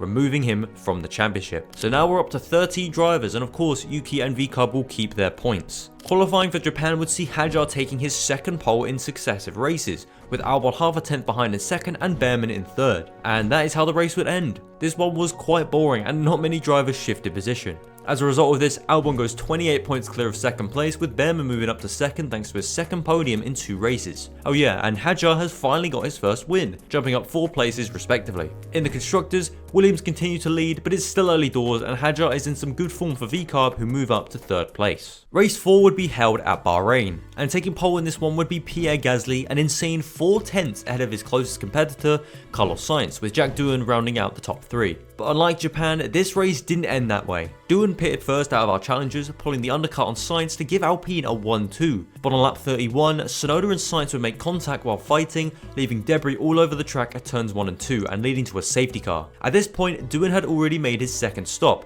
and would therefore drop down the pecking order, with everyone who hadn't already pitted making their own 2nd stops. And emerging from this well-timed safety car would be the Haas team, as they came home behind Gasly in a 2-3. This was a particularly good drive for Behrman, who came from last on the grid through to 3rd. Doohan would fall down to an unlucky P6 after running 2nd for over half the race, and in the standings, Albon is still on top, now headed by the 2 Haas cars who are tied on points. Gasly also jumps 2 spots back to 4th, and the big losers are Lance Stroll, as he's struggling to stay consistent. What a surprise. But thanks to another big points haul by the American team, they now lead Williams by 10 points in the standings, with Alpine jumping ahead of VCarb in the standings on countback. Travelling across the Middle East to Jeddah, the qualifying result would see Sainz taking pole ahead of Gasly and then Albon. But on lap 1, after barely getting through a sector of the track, the Gazman would be pit maneuvered and retired from the race on lap 1. This paved the way for a dominant Williams 1-2 in Saudi Arabia, with Hadjar claiming the final spot on the podium. Despite not winning, Albon still scored 18 points and so continues to lead the standings by over 30 points, as everyone behind him is doing a great job of taking points off of each other. Hadjar jumps up 3 places and is ahead of Behrman on countback, and Sainz drops up 5 positions after winning in Jeddah. And it should be pretty obvious that Williams retake first in the championship after coming home 1-2, with Alpine suffering massively from Gasly's DNF. Our 2nd sprint weekend of the season unfortunately meant we had to go to Miami, but at least the sprint itself was chaotic. Qualifying saw Albon take pole ahead of Hadjar and Alonso. Through all the battling in the short 18-lap race, it would be an individual mistake that unravelled the order. Carlos Sainz would clip his rear tyre on the entry to the terrible chicane and retired from the race. And then the following lap, Liam Lawson and Alonso would come together, and with Fernando in the wall and there not being enough time to clean it all up, we finished under safety car. Liam would unsurprisingly be given a penalty for this crash, and this is how the race would finish before penalties were applied, and this was it afterwards. Although Albon finished first on the road, he would be given a post-race penalty for a safety car infringement. Keen eyes would have also seen Behrman drop positions for the same reason, and obviously Lawson dropped down because of his penalty, but it's not really the end of the world in F1.5. The driver standings do slightly change as a result of this race, but the constructors doesn't, so we can move swiftly into the main race. This one was a lot more chill and would see Sainz get his 2nd successive pole, with Albon in 2nd and Ocon in 3rd. At turn 1, Doohan would try to make positions but collided with Lawson, ending his race on that same lap. After lap 1, not much would happen in typical Miami style, but we would get a change of lead as Albon made this ballsy move on his teammate to take the victory. The Williams cars dominated in Miami and were far ahead of third place Hadjar, who gets yet another podium. So in the standings, Albon extends his lead out front as the top 3 hold position, and the cars from 4th downwards are jostling for position. And in the team standings, no one changed position, with Williams gaining big ground thanks to the 1-2. Imola would host our 7th race of the season, and we have more driver news in the F1.5 world. Jack Doohan is gone and Franco Colapinto is in. Qualifying for this race would feature a first-time pole sitter for the year. This would be Fernando Alonso, who claimed pole from his fellow countryman Sainz by 1 millisecond, with Albon in 3rd, not too far behind. In the race, poorly timed safety cars caused by Ocon and Antonelli would mess up Alonso's race and benefited Albon, leading to him winning again ahead of his teammate with Hadjar in 3rd. Alonso dropped down to 4th place at the end, with Stroll also dropping from 4th on the grid to 8th, a terrible race that could have been so great for Aston Martin. Albon's win obviously means he continues to lead, but he is extending his advantage at a rate of knots. Behind them, Hadjar stays in 2nd, with Sainz jumping 3 positions up to 3rd thanks to another 2nd place. And lower down in 10th, Doohan has left the top 10, with Lawson taking his place. In the team standings, Williams are almost 100 points ahead of VCarb as they and Haas continue to take points off of each other. Monaco is just Monaco. It's all decided on Saturday. All we know is Hadjar got pole 1 millisecond ahead of Alonso, with Ocon in 3rd. How have we got 2 successive 1000th pole times? But anyway, main race, what happened? Well, Hadjar won the race thanks to Lawson helping out majorly in holding up the grid behind him, and Alonso was robbed of a definite 2nd place thanks to his car giving up on him, leaving Ocon to finish in 2nd, with Lawson grabbing a very deserved 1st podium. Williams just weren't on it this weekend, but crucially score with both drivers to lessen the blow in both championships. Albon continues to lead but has his lead cut by 13 points to Hadjar, and Ocon is back up to 3rd after his 2nd place. The Constructors now doesn't look as bad as it did in Imola, with VCarb now a firm 2nd place. After Monaco, Spain would see Gasly returning to the pole spot, with Hadjar in 2nd and Alonso in 3rd. On lap 1, everyone held position, but Hulkenberg would overtake Alonso on lap 2 to move into 3rd place. Halfway through, Albon would be forced to retire from the race, this after making contact with Lawson at turn 1. So this is a massive opportunity for Hadjar. Jumping to the final 5 laps, we had Hadjar in 1st, Hulkenberg in 2nd, and Gasly still in the mix in 3rd. But in truth, no one could compete with Hulkenberg, who had fresh tyres. Sauber had also brought upgrades to Spain and are ready to become competitive in this championship, with Hulkenberg finishing 2.5 seconds ahead of Hadjar at the checker flag, after overtaking him as well. Hadjar at least claims 18 points more than Albon to close up to him, but look at the Hulkenberg win. A beautiful sight, I have to say. This win does wonders for him in the standings because he jumps up 3 places to 6th, with Sainz getting back up to 3rd and Stroll dropping more places after he withdrew from the race this time around. And in the standings, VCarb are now only 50 points behind Williams. This could be doable. Canada would be a nice bit of redemption for Alonso after Spain, as he claimed another pole, 3/10 ahead of Hadjar in 2nd and Albon in 3rd. However, Hadjar would take a 3-place grid penalty for impeding Sainz in qualifying, moving Colapinto up into the 3rd fastest time. And on lap 1, he went side by side with Albon for 2nd place. Albon would be forced to go over the grass, and as Colapinto went past, Hulkenberg would steal his 2nd away, with Albon dropping down to 5th. Franco drove a decent race, but the Alpine's pace was terrible, and so he fell down to 6th at the checkered flag, with Alonso converting his pole into a win, and Hulkenberg getting another podium with Ocon sneaking into the top 3. As for our championship challengers, Albon is nowhere to be seen as he would retire late on with engine problems, and Hadjar had a rough race, finishing 9th in the end. And so he closes in on Albon, but he's still 21 points behind. A real missed opportunity for the Frenchman. Behind them, Ocon moves back to 3rd ahead of Sainz in their ongoing battle, and Alonso joins the 90-point club thanks to his win, dropping Behrman to 8th. In the Constructors, there isn't any movement, but Haas are closing in on VCarb, who scored just 2 points in Canada thanks to Lawson retiring with overheating problems. Austria qualifying had a new face on pole because it would be Liam Lawson taking top spot, followed by Gabriel Bortoleto and Pierre Gasly. But on lap 1, something would happen, and Lawson and Bortoleto went off track, ceding the lead to Gasly. After the lap 1 chaos, Albon took an early lead in the race as he overtook Gasly, but would be hurt by his car once again and retired on lap 15 with engine problems. This put Bortoleto into the lead, and with Sainz not even starting the race, this was a golden chance for VCarb to gain some ground on Williams. Lawson got to work, working with Alonso to gain race time, and they would finish together on track, with Liam getting his first win and Alonso getting a nice podium as Bortoleto fell down to 3rd. As for Hadjar, he finished in 7th. Not terrible, but could have been much better. And so in the standings, Albon continues to get away with murder as Hadjar is now 15 points behind, and Alonso climbs 3 positions to 4th after another good result, with Lawson also gaining a position thanks to his win. Williams are now just 29 points ahead of VCarb, and they really need to make the most of these blunders because I fear there's not many left. Qualifying in Silverstone was set in the dry with expectations for a wet race on Sunday, as though Ollie Behrman took provisional pole before dropping down the order thanks to a boneheaded crash under red flags in FP3. Taking his spot on pole would therefore be Alonso, headed by Gasly and Sainz. On lap 1, Hadjar, Bortoleto and Behrman gambled for dry tyres and luckily avoided the obligatory lap 1 crash which took out Lawson. After the subsequent VSC, Bortoleto would spin into the barriers and caused another VSC. This allowed Stroll, who had started 9th, to pit for tyres, which meant he got ahead of the early gamblers. On lap 11 it began to rain harder and so the slick runners pitted for inters, and when the race was neutralised on lap 14 thanks to poor visibility, Stroll found himself in the lead of the race with Hulkenberg, who had started 11th, in 2nd and Gasly in 3rd. 10 laps later, Hadjar failed to see Antonelli through the spray and crashed into the back of him, retiring from the race. On lap 34, Hulkenberg made an overtake for the lead of the race and got it done. After losing his lead, the Aston struggled with its tyres though, and Lance dropped behind Gasly at the checkered flag, as Hulkenberg came through to win yet another race. Thanks to the team's recent run, the Hulk's actually a realistic contender, if only the car was better for the first 8 races. But looking across to the standings, Albon scores 12 points to go 27 points clear of Hadjar, and Hulkenberg jumps up 3 places to 3rd, now 44 points behind the lead. It's definitely possible. And in the standings, the double V-carb DNF dents the progress they had been making, as both Williams cars scored and they are now 47 points behind. Belgium hosted our 3rd sprint of the year, and qualifying saw Ocon on pole with Sainz in 2nd and Behrman in 3rd. And like most Belgian Grand Prix at the moment, it finished in that order. Here's the result, and here are both standings. Now let's move into the main race. Albon would take pole position for the main event from Hadjar in 2nd and Lawson in 3rd, and winning the race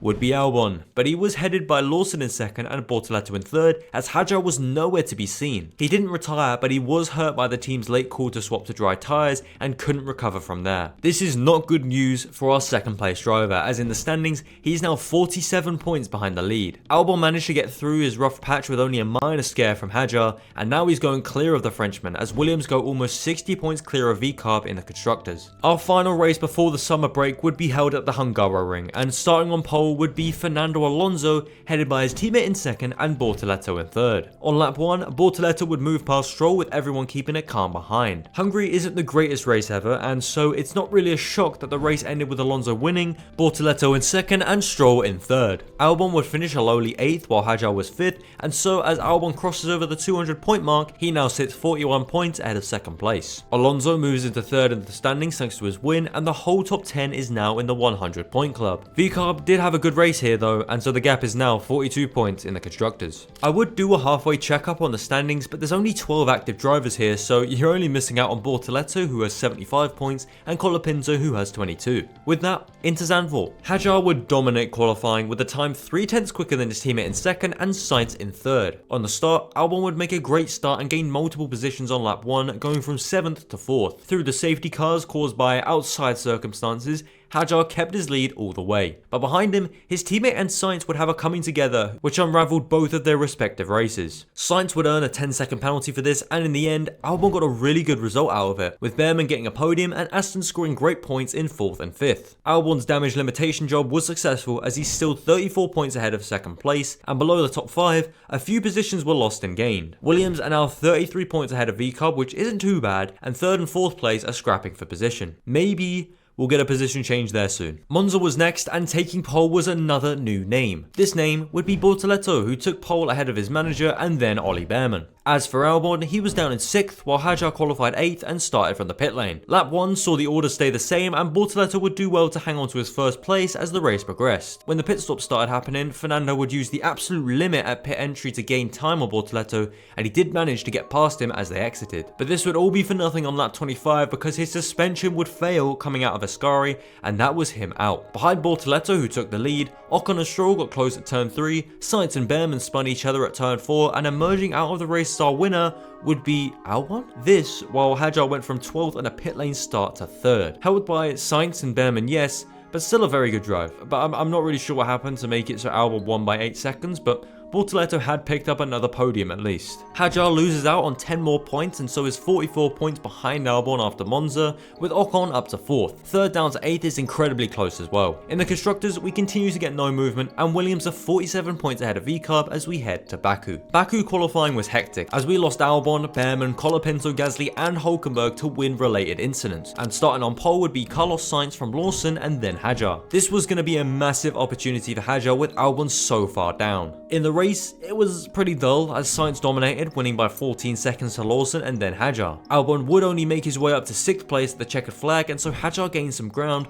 with Sainz gaining a lot of ground thanks to getting a win. Williams equal VCARB on points gained in Baku, and so don't lose out at all, continuing to lead the standings by 47 points. Ignore the fact that Williams have lost 5 of their points, this gets fixed in the next race's results. I've got no idea what happened. Singapore has become more and more of a qualifying circuit in recent years, and taking pole in 2025 would be Hadjar, followed by Behrman and Alonso. Albon and Sainz would actually be disqualified from qualifying for a DRS infringement. Albon would start from the pit lane as a result, another big opportunity for Hadjar. Unfortunately though for Isaac, his car would suffer power issues for the majority of the race, meaning that at the checkered flag, he fell onto 4th after having a brilliant fight with Alonso. This result means he only gains 4 points on Albon, which is another disappointing result for his title charge, and Alonso gets back ahead of Sainz in the standings. Remember when Hulkenberg was on a charge after Spain? Yeah.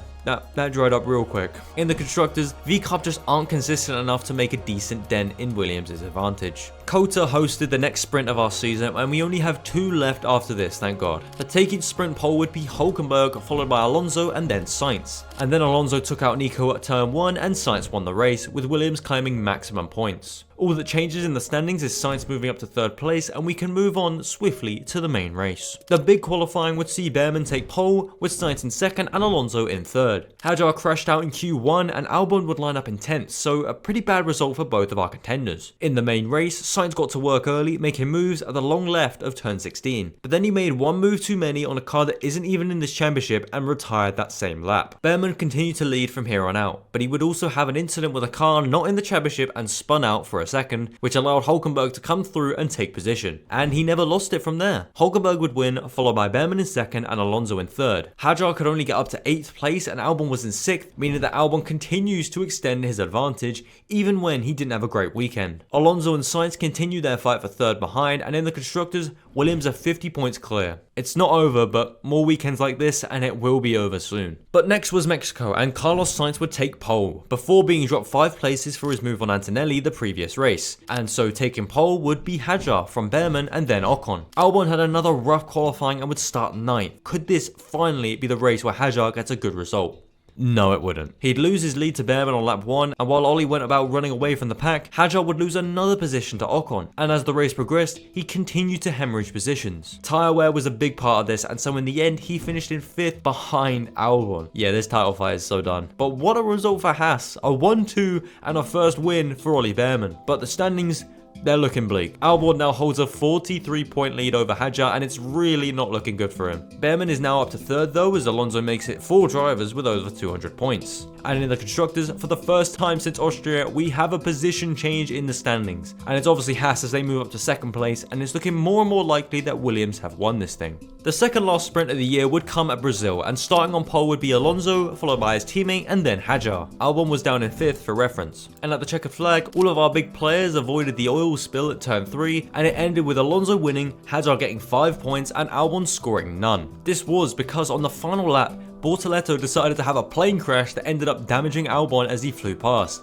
and he dropped down the order from there. This also allowed Hadjar to get up into 4th, he was actually following the fight. Maybe this is the start of the impossible comeback. The hopium it's coursing through my veins. Here are both standings as we head into the main race. Main race qualifying saw Hadjar take another pole with his teammate in 2nd and Behrman in 3rd. Albon would start 7th. As the race progressed, Behrman and Hulkenberg had the pace and the carbs dropped back a bit. In fact, the two carbs would be separated by just over 2/10 at the checkered flag, taking away 3 valuable points from Hadjar, who finally had a good race as Albon didn't. Behrman does take another win though, as he's in some very good form. Looking across to the standings, he's actually not that far behind, but it's a little bit too late for him, and behind him, everyone held position. Williams continues to lead in the constructors and Haas are still in second thanks to Behrman's win. Las Vegas thankfully didn't have a sprint race, but it was raining in qualifying. Out of the spray came Carlos Sainz, who would start on pole, 8 tenths ahead of second place Lawson and 1.2 ahead of Alonso in third. Hadjar would be just behind in fourth, with Albon starting in 11th place. On lap 1, Sainz kept his first, but Hadjar would move up to second as his teammate seemingly got out of the way for him. But then on lap 2, Lawson's front wing failed and that killed his race, leaving Hadjar as the lone V carb at the front. The race settled in from there and we cut to lap 14 where Albon would crash into the back of a car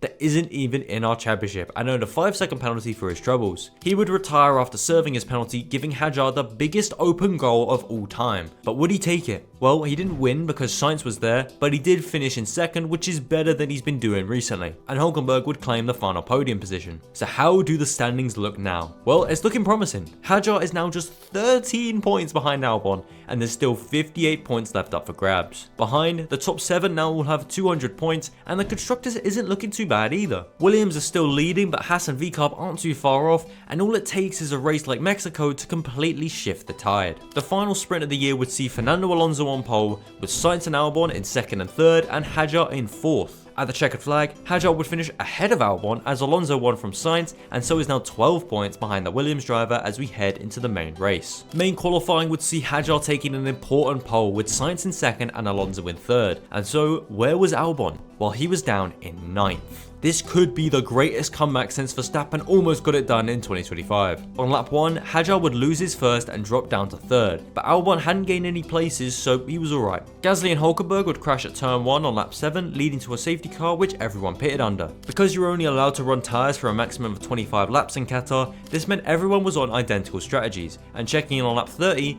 Hadjar was still in third with Albon in 6th, but then Alonso had a spin and Hadjar was now in second with Albon still 6th. If it finished like this, Hadjar would be just 2 points behind going into Abu Dhabi, but it didn't finish like this. On lap 56 of 57, Hadjar would suffer a tyre blowout, falling from second place and 18 points to 10th place and 1 point. An absolutely terrible bit of luck for the rookie. This also gave a position to Albon, who would end the race in 4th, with his teammate winning and dominating the race. And so this is what the standings look like as we go into Abu Dhabi. It's not all over yet, but Hadjar is 23 points behind Albon and is going to need a minor miracle if he wants to win this. And because of this blunder, Williams clinched the constructors with a round to spare. So what did Abu Dhabi have in store for us? Well, in qualifying, Alonso would take pole from Bortoleto and Ocon, with Hadjar in 4th and Albon down in 9th again. He's really not making it easy for himself. But in the race, he started well, but would drop back as it progressed, ending up in 9th behind Albon in 8th. And so we can now crown Alex Albon as our 2025 F1.5 champion. Next to each of the drivers are their wins and podiums for the year, and it's fair to say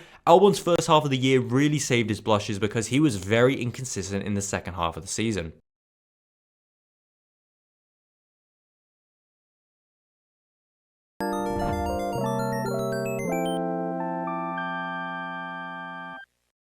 Second drivers are sometimes appreciated, but most of the time they are bashed for simply being worse than their better counterpart. Yeah, we got the Sergio Perez defense in Abu Dhabi 21, but then we got 2024, whatever that was. So why not have a championship where the only drivers are the number 2s. As for who's in this, we have 11 drivers in total over the season. Going in real championship order, these are Lewis Hamilton, Kimi Antonelli, Carlos Sainz, Isaac Hadjar, Ollie Behrman, Liam Lawson, Lance Stroll, Yuki Tsunoda, Gabriel Bortoleto, Franco Colapinto and Jack Doohan. But let's jump to round 22 of 24. With 3 races and a sprint to go, Lewis Hamilton leads by 71 points to Antonelli, with Behrman a nice third. But even as Antonelli came into form late on in the season, Hamilton's consistency over the entirety of it and Kimi's terrible middle part of the season meant that after the Qatar sprint, Lewis Hamilton was crowned as our second driver champion. Here are the final standings. Hamilton wins by 66 points in the end as Behrman finished in impressive 3rd place, ahead of Sainz who had a much better car all season. But now, back into our regularly scheduled programming.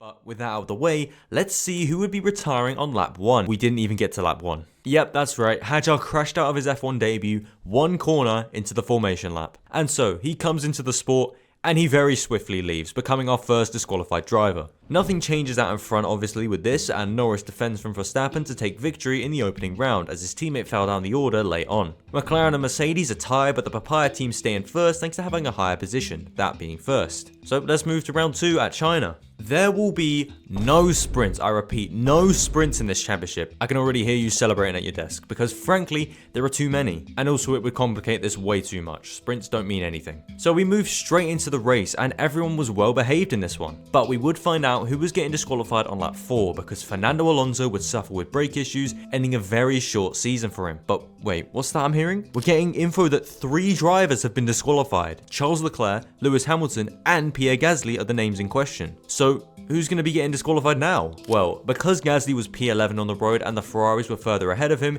he is sadly going to be our second retirement. I swear to God, if Ocon gets disqualified next race and it's 3 French drivers out in 3 races, that country might explode. And to the Gasly sympathizer in my comments, you know who you are. You are excused from the classroom and are allowed to click off the video if you choose. I won't hold you to it. But as for the last Frenchie still in F1, Ocon grabbed a P5 thanks to the Ferrari collapse. But it would be Piastri taking the win in China. His teammate was right behind him in second, and so nothing changes in the standings. Oscar is still 16 points behind and is going to need to keep winning to cut that gap down, and McLaren are still in front in the constructors. This is going to be a rough year for the teams. Round 3 at Japan brought us back to the usual weekend format, and in this one, we didn't actually get a retirement. Instead, the high-flying Stroll gets disqualified for simply being the shittest of them all. Seriously, he qualified 20th and finished 20th. This is the Stroll inconsistency that is robbing us of at least a semi-decent driver. But with that, he's out of the running, and Aston go from 10 points to 1 because Alonso was got on the board after just about surviving in China. Verstappen won in this one ahead of the 2 McLarens who were both squabbling for second place, and so Max is now 6 points behind Norris, who continues to lead, and McLaren are 35 points ahead of second in the constructors. I should probably also mention that Yuki Tsunoda and Liam Lawson seat swapped, and thank God they didn't get disqualified while at their first teams. That would have been a fucking nightmare to sort out. Travelling to the Middle East for round 4, Bahrain would see Carlos Sainz last on the road thanks to a clash with Yuki Tsunoda. But luckily for him, and maybe it's a Spanish thing, Nico Hülkenberg would be disqualified for excessive plank wear after he finished 13th. And so this means Carlos lives to fight another day, and Sauber have now lost all 6 of their hard-earned points. Up front, Piastri would win from Russell and then Norris as Verstappen was struggling down in 6th. And with that result, Piastri jumps the Red Bull driver and is 9 points behind his teammate going into Saudi Arabia. And McLaren are still dominating. Saudi Arabia had a fast start with Verstappen trying the outside line into turn 1 and the already disqualified Gasly taking his anger out on Tsunoda. And thanks to our rules, Yuki is now out, having only scored 4 points for Red Bull in his 3 races with the team. It's unfair, but it's racing. But back to the front, Piastri would win as Verstappen earned a 5-second penalty for the turn 1 incident, and Norris recovered to 4th after crashing in Q3. But despite his effort, the pastry win was too much, and he now leads the standings by 4 points, with Verstappen only 11 points behind. And if you're wondering why I'm using a table to show the results when at the end of all this there will only be 1 driver left, it's because it's the easiest way to show you who's still left in the championship. When we get into the latter rounds, this whole table will be changing, so stay tuned for that. And finally, in the constructors, nothing has changed. McLaren are 75 points ahead and look to be uncatchable, unless a McLaren is disqualified, of course. And going into Miami, we got another lap 1 retirement. This time, it would be Jack doing as he tangled with Lawson on the first corner and suffered an unlucky puncture which retired him. And with this result, Alpine become our first disqualified team, but more on that later. Piastri would win in this one from his teammate in 2nd and Russell in 3rd and now leads the championship by 11 points. He's now over 20 points ahead of Verstappen, but I think Max is just waiting for the McLarens to trip over each other because that's the freest way to claim first in this championship. And in the constructors, McLaren are almost 100 points ahead of Mercedes. If there's ever a time to use the wilted rose emoji, it's right now. This sport is so finished. Oh yeah, and as you can see, Alpine are disqualified as an organisation.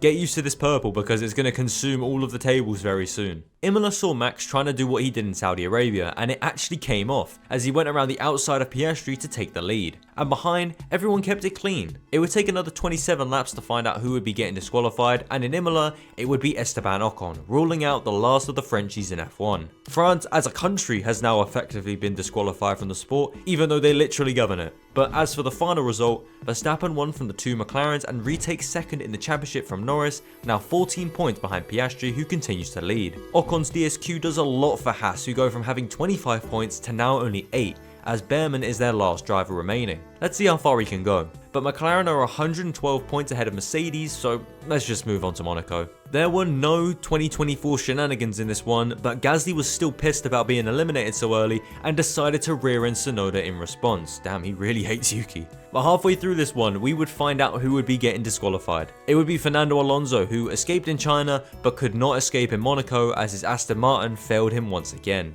And so, up front, pole sitter Norris won from Leclerc and Piastri and retakes his second place in the championship. Piastri continues to lead, but the gap is now 9 points to his teammate and they are cleaning up in the constructors. However, behind, Aston Martin become our second team to be disqualified, this time after they had scored 14 points across Stroll and Alonso. Rest in peace, Lawrence Stroll's project. In Spain, everyone kept it mostly clean at turn 1, and then Albon had contact with Lawson on, I think, lap 1, and then later on in the race that forced him to retire. He wasn't our first retirement as Stroll had withdrawn from the race, but as he was already eliminated from contention, Albon was the next one to go, eliminating Williams' main breadwinner. But in this one, Piastri controlled proceedings out in front, Norris came through to finish second, and Russell successfully rage baited Verstappen into finishing 6th instead of 3rd. And special shout out to Bortoleto and Colapinto who scored their first points in this one. Looking to the standings, Piastri is now 15 points ahead of his teammate and now 34 ahead of Verstappen, with Russell becoming the 4th driver to break 100 points. But in the constructors, something weird has happened. No, it's not McLaren being docked 200 points, so this fight is actually interesting. Instead, Alpine have been reinstated because Colapinto scored a point for them. This went down like a house on fire in the last video, so I'm keeping this system in. If a team dropped a driver mid-season and bought in a new one, they are allowed back into the championship so long as they score a point. So welcome back Alpine, let's see how long they last this time around. Now with a point to prove. Get it? After Rage Bait Gate in Spain, Russell and Verstappen lined up right next to each other in Canada. But unfortunately, no fun was to be had as Russell got away well and Verstappen bottled it. Our first retirement wouldn't come until lap 46 when Albon suffered engine problems and retired at the end of the big hairpin. But the next retirement would have a match. Liam Lawson had endured a tough weekend having started from the pit lane and was told to retire to save his power unit. Clearly VCarb didn't know the consequences of their actions because now Liam has been disqualified and the team has also been booted out of F1. And this means that Lando Norris gets away with murder by 13 laps. Russell would win this one from Verstappen and Antonelli, and Piastri scored 12 points, meaning that he was now 27 points ahead of his teammate, who is 1 in front of Verstappen. And in the constructors, McLaren are too far ahead and VCarb become our second disqualified team. Only 11 drivers remain going into round 11 at Austria, and being disqualified from this one was going to be Sainz, as he couldn't get going on the formation lap and then set himself on fire at the end of the pit lane. He just loves burning in Austria. The track that used to be dominated by Red Bull was now McLaren's personal playground, and the top two very quickly gapped the rest of the field. They tried to kill each other a few times but kept out of any incidents and came home 1-2 with Norris in first. Piastri is now 20 points ahead of Norris and Verstappen wouldn't score any as he would be punted on lap 1 by Antonelli. And in the standings we now have our final 10. Let's have a look at these names. Well, obviously we've got both McLarens, both Mercedes, both Ferraris and Verstappen, who is pretty much just Red Bull at this point. Behrman is still doing well for Haas, Bortoleto is scoring nice points for Sauber after Hülkenberg's disqualification, and Colapinto is actually scoring points. Oh yeah, and here's the constructors. McLaren are dominating and we only have 7 teams left thanks to Williams losing Sainz this weekend. So let's see what happened in Britain. After scoring 7 points in his brief time in the sport, it was time for Colapinto to say goodbye because he completely destroyed his clutch coming out the pits and he was forced to retire then and there. He didn't even start the race. This was a very different race than what actually happened in real life. For one thing, Hamilton actually got on the podium, but it was still Norris and Piastri in first and second, and unfortunately no Hülkenberg podium. But having got another win, Norris is now only 13 points behind his teammate. It might end with the two cars being on track together as the only cars on track at this rate. And as for the constructors, we're down to 6 teams as Alpine are gone for the second time. At least Franco got 7 points though, that's pretty decent. Belgium was next up and we are down to 9 cars. In the end, a retirement wouldn't decide the fate of our disqualified driver, instead it was his pace. Antonelli would start in the pit lane and finish 16th, 13 seconds behind his closest competitor, and so is disqualified for simply being too slow. As for the fight at the front, Piastri and Norris were 1-2 again, and the order is pretty ordinary. Piastri is back up to 20 points ahead of his teammate, and we now have 8 drivers left. McLaren are still leagues ahead in first, with Ferrari up to second, now that Mercedes only have 1 driver. In Hungary, Verstappen and Hamilton were incredibly off the pace. But luckily for them, the retiree in this race would be someone still in the championship. Ollie Behrman would retire on lap 48 with an issue, and so those two guys get saved. And judging by this move from Max, he was not willing to get disqualified that easily. At the front, Norris would get back on the top step and is once again 13 points behind his teammate. Verstappen's average weekend means he's now nearly 80 points behind the leaders, and even Russell is almost level with him, as he and Leclerc had a big scrap to see who would take the final podium place. McLaren are into the 500s as a team, and Haas have been eliminated, leaving us with 5 teams as we head to Zandvoort and Max Verstappen land. Verstappen almost dropped it on lap 1, and that would have been embarrassing in front of his home fans, but Hamilton saved any blushes he might have had because he binned it at turn 3 and retired first instead. This means Ferrari have now finally lost one of their drivers. But 30 laps later, Antonelli was still sad that he'd been disqualified and decided to terrorize his home country's team as a result, clipping Leclerc and retiring from the race. Ferrari got away with it in China, but here they weren't so lucky. They had just lost one of their drivers and they were going to be scoring no points. And so, because of this, Lando Norris would once again escape death by about 12 laps, as his engine went boom with 8 laps to go. Norris has had 2 DNFs, one was his fault and one was his engine, and yet he's still in this championship. In fact, because he was classified, he still got 10 points, which is hilarious because he finished 18th in real life. Hamilton clearly knew what was at stake here and what was going to happen to Norris, and so saved his fellow countryman instead. Piastri is now 28 points ahead and we're down to 6 drivers. Bortoletto has done really well to stay in this championship, I have to say.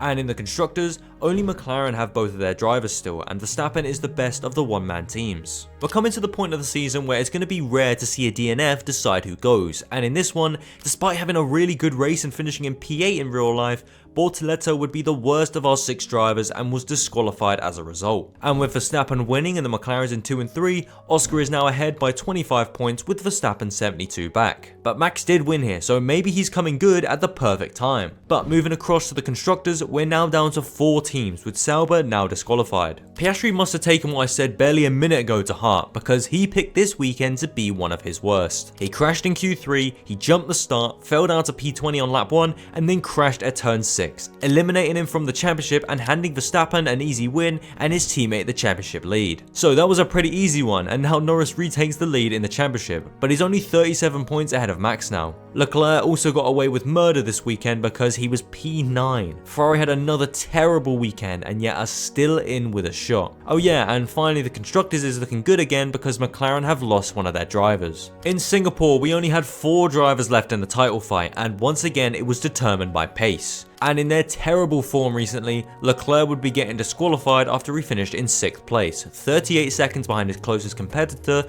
in Norris. Russell took the win in this one, and clearly he didn't fancy getting disqualified either, and we're now left with our top 3 in the drivers and constructors standings: Norris, Verstappen, Russell, and McLaren, Red Bull, Mercedes. The Americas would host the final 2 rounds of this incredible championship, and thank God for the McLaren's sake that we don't do sprints because they would have been fucked. But as it happened, Russell would finish 6th this time around, 26 seconds behind Norris as Verstappen won. He was now just 27 points behind Norris, but as we know, this championship only has 1 round left.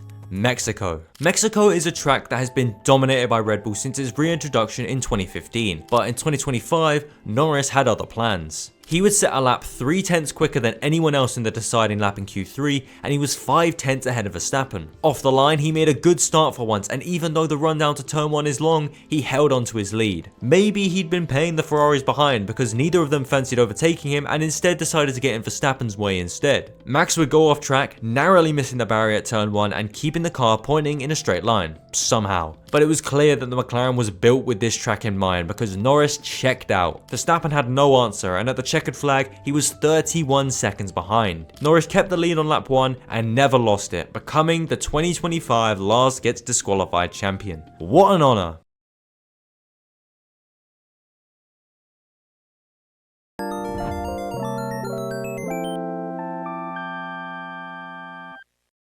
In 2025, we would have 6 new drivers, and yes, I am counting Doohan and Lawson as new drivers despite them racing in the sport before. And on -1 laps, we would have our first incident of the year when Hadjar spun at turn 1 and retired on the formation lap. Did I mention it was a bit wet in Australia? So the rest of the grid survived to the actual race start, but they wouldn't go much further than that. Doohan would lose it on the first lap and cause the first safety car of the season. He survived 5, maybe 6 corners, so a great start for the rookies. But then under the safety car, Sainz spun out. It was later found out to be a mechanical mechanical failure, but we didn't know that at the time. The race finally had a full racing lap on lap 8 and everyone kept it out of the barriers from there. But on lap 30, Alonso spun out, another safety car caused, and another crash for a rookie. They're useless. This triggered pit stops as the track was now ready for slick tyres. But up at the front, the McLarens were having problems as Piastri followed Norris into the gravel and came off a lot worse. While Lando was able to come in for fresh inters while still leading, Oscar dropped to 14th and would have to fight his way back up the order. Ferrari attempted a Hail Mary strategy to brave the rain and completely ruin both Hamilton and Leclerc's race, but they would be slightly saved by Lawson and Bortoleto retiring at different parts of the track, which brought out another safety car. When the race was resumed, we had 5 laps left and Verstappen was chasing Norris to the end, but behind him, the order was changing. Piastri got into the top 10 by making some brave moves and the Ferraris were barely moving up, and so it ended with Hamilton getting the maximum points, with Leclerc backing him up in 8th and 7 different constructors scoring points. An incredibly chaotic first race that sees Hamilton and Ferrari leading in both standings. Race 2 would stay in Asia as we moved to China. It would be a sprint weekend and taking pole for Saturday's race would be Lewis Hamilton. After his nightmare debut for Ferrari, this was good. Maybe not for his championship hopes though. He would take a lights to flag victory and only claim 1 point as his teammate got 5, and he's now only 6 points behind in 3rd, tied with Piastri. Ferrari is still far out in front in the constructors as we move into the main race. Piastri would take pole and kept his lead into turn 1, with Norris moving up from 3rd to 2nd. Everyone kept it tidy on the first lap and we actually had 20 cars on the track for once. Alonso would break down on lap 4 though, giving him his 2nd DNF of a pretty miserable season so far. Further back, there were some great battles going on as Behrman was making many a move on all sorts of cars. On lap 40, he would move up into 10th place and would stay there for the rest of the race. Up in front, Piastri would take his first win of the season, and clearly he wasn't up for fighting in the mid-championship after Australia. Suit yourself, Oscar. Behrman obviously takes the big 25 as Albon was 9th and Ocon was 8th. A great result for Haas after their awful race in Australia. Hamilton would score 10 points though to keep him in the lead of the standings, but after the race, the Ferraris and Pierre Gasly would be disqualified, which moved the Haas cars up a few places and meant that Carlos Sainz would take the big 25 after finishing in 12th. Stroll would also bag a 9th place from 11th, which moves him up 5 positions above Hamilton,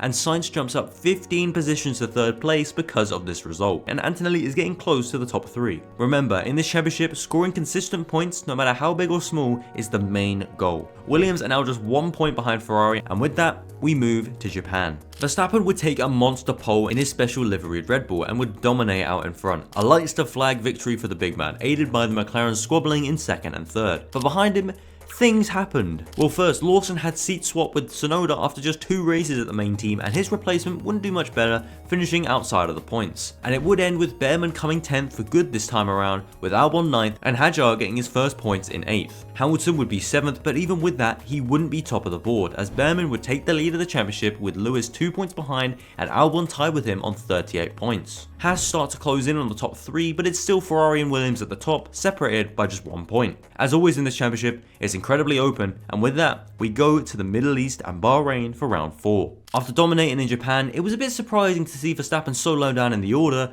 but the Red Bull was pretty terrible this weekend. Antonelli was ahead of him, making big dive bombs on anyone he could get near, and even Tsunoda was in the top 10. On lap 30, Yuki would oversteer into the side pod of Sainz while fighting for position, and with that, we would get a safety car with debris on the track. Sainz had been running in the top 10, but because of the Tsunoda incident, his car performance would drop off a cliff and he would fall out of contention. From here, Piastri would cruise to the win by 14 seconds and won his 2nd race of the season. But in our championship, Behrman would take another 10th place finish as the Haas team are looking amazing in this point system. He would be 10th with Ocon 8th, and so Haas go 10 points ahead of Ferrari in the standings. But in the driver standings, not much has changed in the order, except that Behrman is now 19 points in front instead of just 2. Saudi Arabia would be next, and off the line, Piastri would lose his lead as Verstappen went around the outside of him into turn 1. Verstappen would go off track and led the race because of it, and behind him, Tsunoda would crash with Gasly, bringing out the safety car. But back to the incident, debate raged on about whether it was Piastri or Verstappen's corner. Eventually, the stewards ruled in McLaren's favour and Verstappen would get a 5-second penalty, and the penalty was too much for Max and would hurt him during the pit stops. The order would stay the same to the line, with Piastri winning his 3rd race of the season and Max coming home in 2nd. But in our championship, Hadjar would come home 10th to secure the big 25, with the Williams cars of Albon and Sainz in 9th and 8th. With Behrman not scoring this time around, the 7th place finish for Hamilton brings him only 7 points behind his fellow countryman, and Albon is a further 2 points behind behind Lewis. Behind them, Hadjar would jump up 9 positions to 5th place thanks to his win, and it goes to show how close this championship is,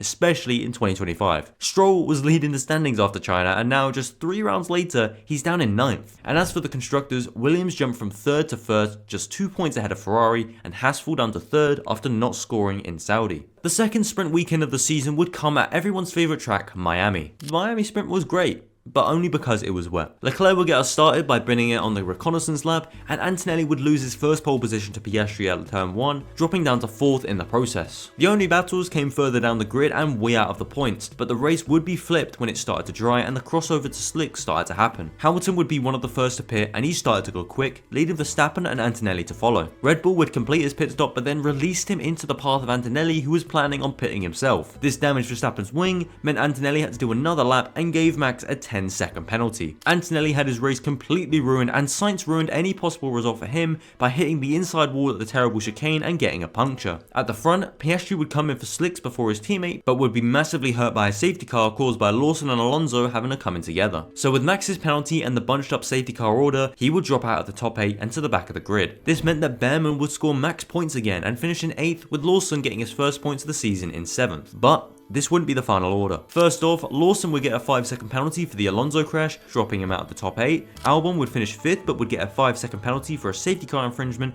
And finally, Ollie Behrman would be given a 5-second penalty for an unsafe release, dropping him out of the points and giving the 8th place to Gasly, who finished 12th on the road. Antonelli would get 7 points despite having a tumultuous race, and Hamilton would score a few, meaning that he's now just 4 points behind Behrman in the standings, and Antonelli is only 6 points behind Albon in 3rd. Ferrari get back ahead of Williams by 1 point, and Mercedes are closing in on Haas for 3rd, now just 4 points behind as they failed to score again. So now it's the main race. This one was much more normal and therefore a lot more boring, and saw Piastri winning, Norris finishing 2nd, and Russell coming 3rd. But like I've always said in this series, top right if you want to see more videos on this, the boring ones are sometimes the most crucial for this championship, and that's because halfway through this one, our championship leader would break down from out of the points, and 10th place would go to Yuki Tsunoda with Sainz in 9th and Hamilton in 8th. This means that Lewis retakes the lead of the championship as Behrman failed to score again, and Albon is now only 1 point behind the Bear. Tsunoda has gained 5 positions over the course of the weekend, and if he can keep finishing in the low top 10s, he'll be a contender very soon. Ferrari and Williams had a scrap in this race, and they are inseparable in the standings, with Ferrari on 124 points and Williams on 122. A good one for the standings.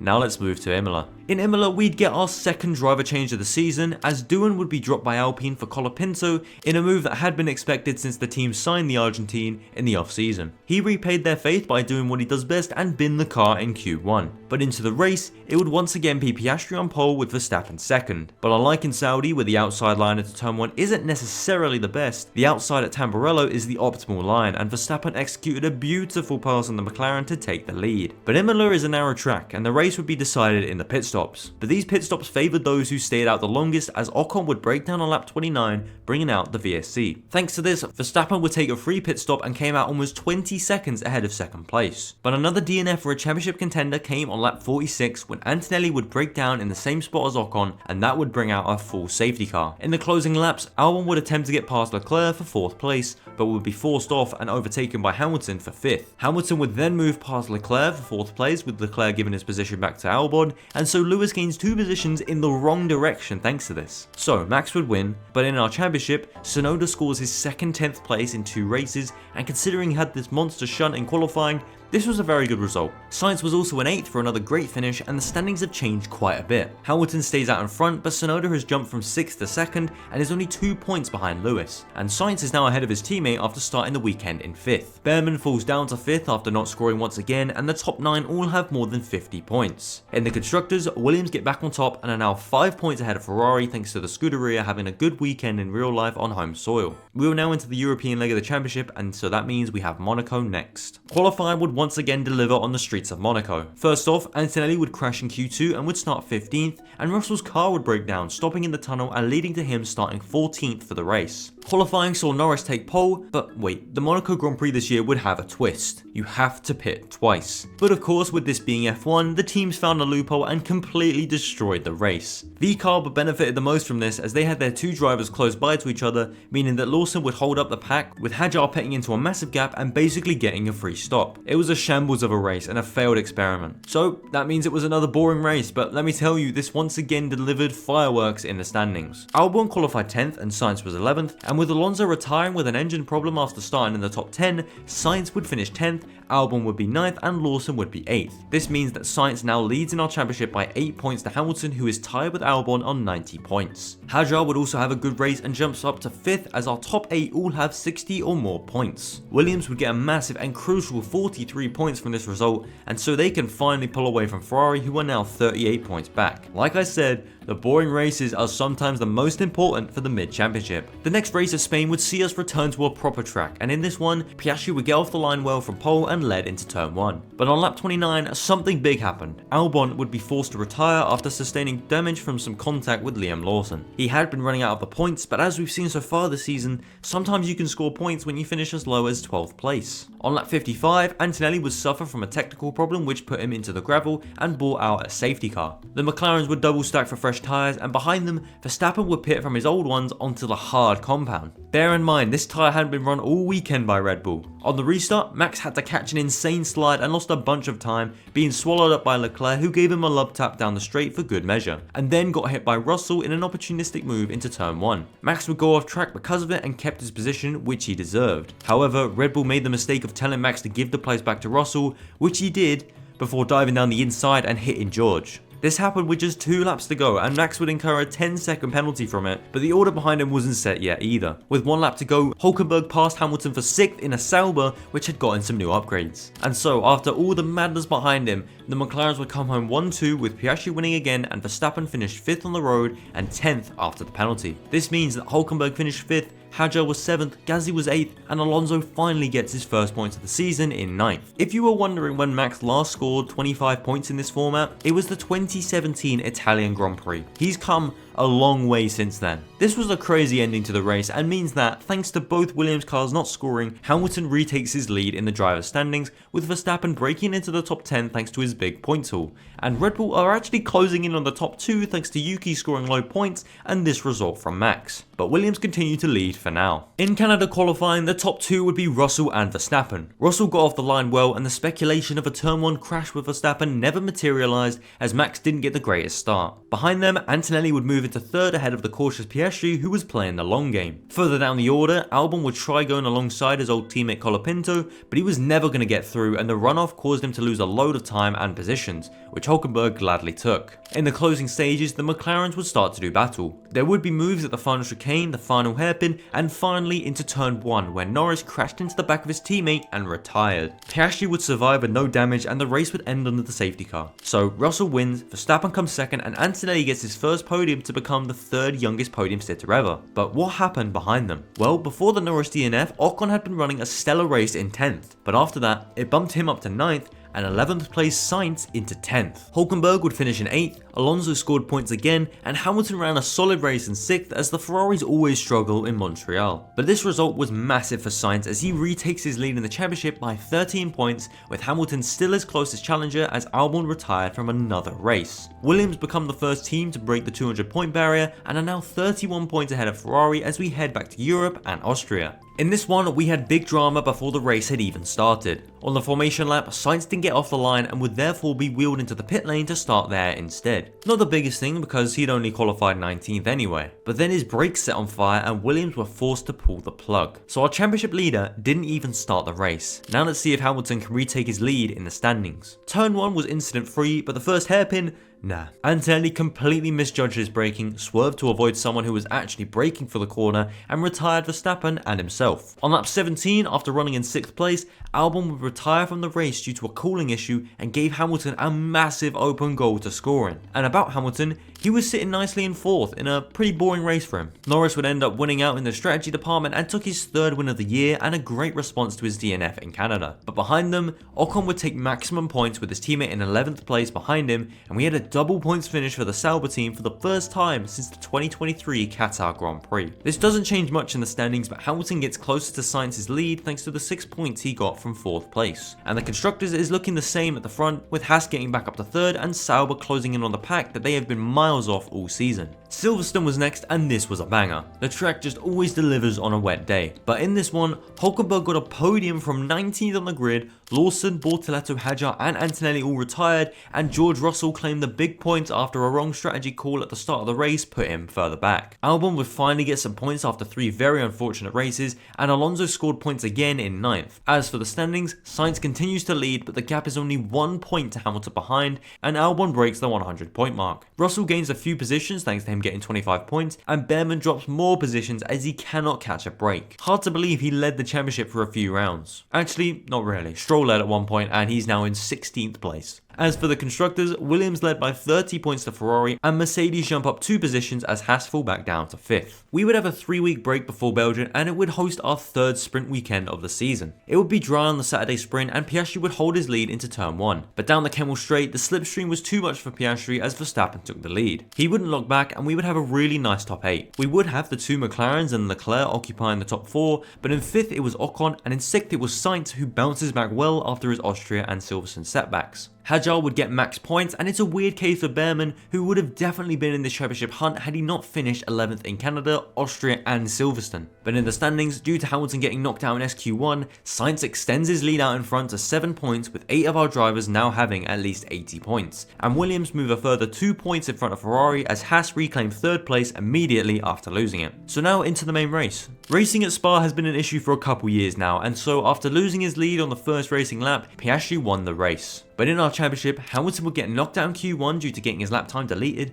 started in the pit lane and gambled at the right time when the crossover started happening, and came home in 7th. And as his rival Sainz faltered out of the points in 18th place, Hamilton has retaken his lead at the top of the mid-championship. Albon did get 10 points, so don't count him out yet, but I'm assuming it's going to be these 3 to the end of the year because Tsunoda has gone cold, Hadjar doesn't score often enough, and Russell scores a bit too high to be competitive. Oh yeah, and Behrman was 11th for the 4th time in 4th races. And this hurts Haas, who fall behind Mercedes, as further down the order, Sauber move up into 8th place. The following week would be the Hungarian Grand Prix, and out in front, it's surprisingly Leclerc on pole, and he led for the majority of the race. Then the final switch to hards happened and he was fuming on the radio. While Piastri and Leclerc pitted for a 2-stop, Norris tried the 1-stop as track position is quite important at Hungary, and he also didn't have a choice because his start had almost ruined his race. Piastri would have the fresher tyres, and while he made easy pickings with Leclerc, Norris wouldn't be as easy to pass. Lando would be able to make the better strategy work and won the race, with Piastri 2nd and Russell 3rd. Behind Leclerc in 4th, Alonso had been running a classic Alonso race where he backed up the entire grid just to get himself a good result, and this resulted in him coming 5th. Behind him, Bortoleto was 6th, Stroll was 7th, Lawson was 8th,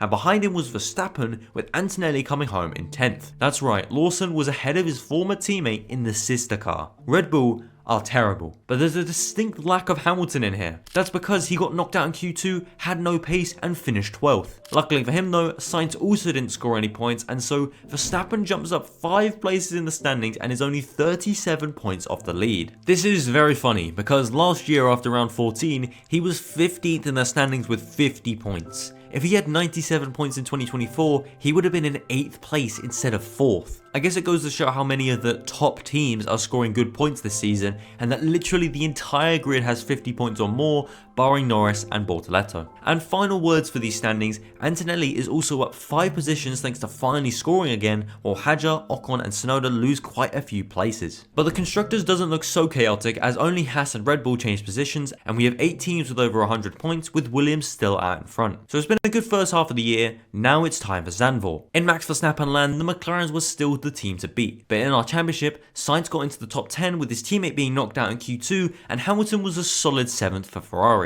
At the start, as Verstappen almost had a monster shunt at turn 2, Albon made big gains on lap 1 and got up to 10th, just behind his teammate who stayed where he started. After this, the race settled down into a bit of a boring one, but on lap 23, we got a big shock because Lewis Hamilton was out of the race after crashing on his own accord. He'd literally scored in every race bar the DSQ in China and the previous race at Hungary, and this was a massive opportunity for Sainz, who was still in the top 10, just behind Lawson in 7th. But Liam and Sainz would come together on the safety car restart, with both cars getting punctures and both drivers ruining each other's races. It was a pretty innocuous incident, with the two going wheel to wheel until Lawson momentarily oversteered and cut across Sainz's path. But despite this very clear racing incident, the stewards would hand Sainz a 10-second penalty in one of the most backwards decisions I've ever seen. So with that, Albon gained 2 positions and new drivers were going to be getting promoted into the top 10. Antonelli would overtake Albon for 7th soon after, and then Mercedes would try and undercut with him, which scared Ferrari, who then pitted Leclerc pretty unnecessarily. And so when the two met on track, there was only one thing that would happen.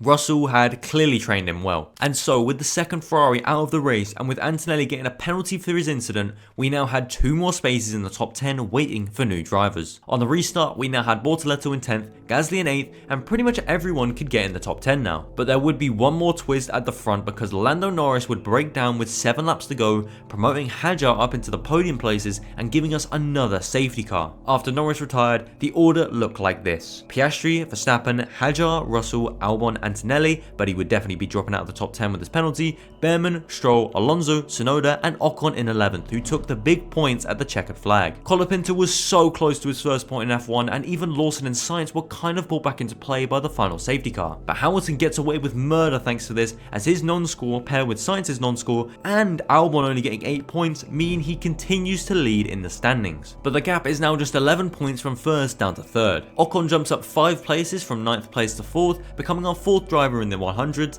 and Verstappen is still in the top 5. 9 drivers have more than 90 points, and the gap from 1st down to 10th is only 45 points. In the constructors, Williams get a bit further away from the Ferraris thanks to their 8 points and both of the red cars retiring, and 3rd down to 5th is separated by 5 points as we get no movement for the first time in a while. The following week at Monza, it would be Verstappen on pole with the McLarens behind him and Hamilton in 5th, Sainz in 13th and Albon in 14th. On lap 41, the order was all over the place thanks to the long runners, and Sainz and Behrman were fighting for 13th place on track, but Ollie kind of half-assed the move and they both spun, losing time and positions to Hadjar behind. And guess who finished 10th at the end of the race once Stroll and Ocon pitted? By 0.6 of a second, it would be Hadjar claiming the all-important 10th place, just ahead of Sainz, who could have really done with getting a good result. That's now 2 weekends in a row where he would have got a great result, and thanks to 2 respective incidents, he's walking away with nothing. And with this, and Hamilton and Albon scoring, Sainz's teammate gets ahead of him in the standings and is now 9 points behind Lewis,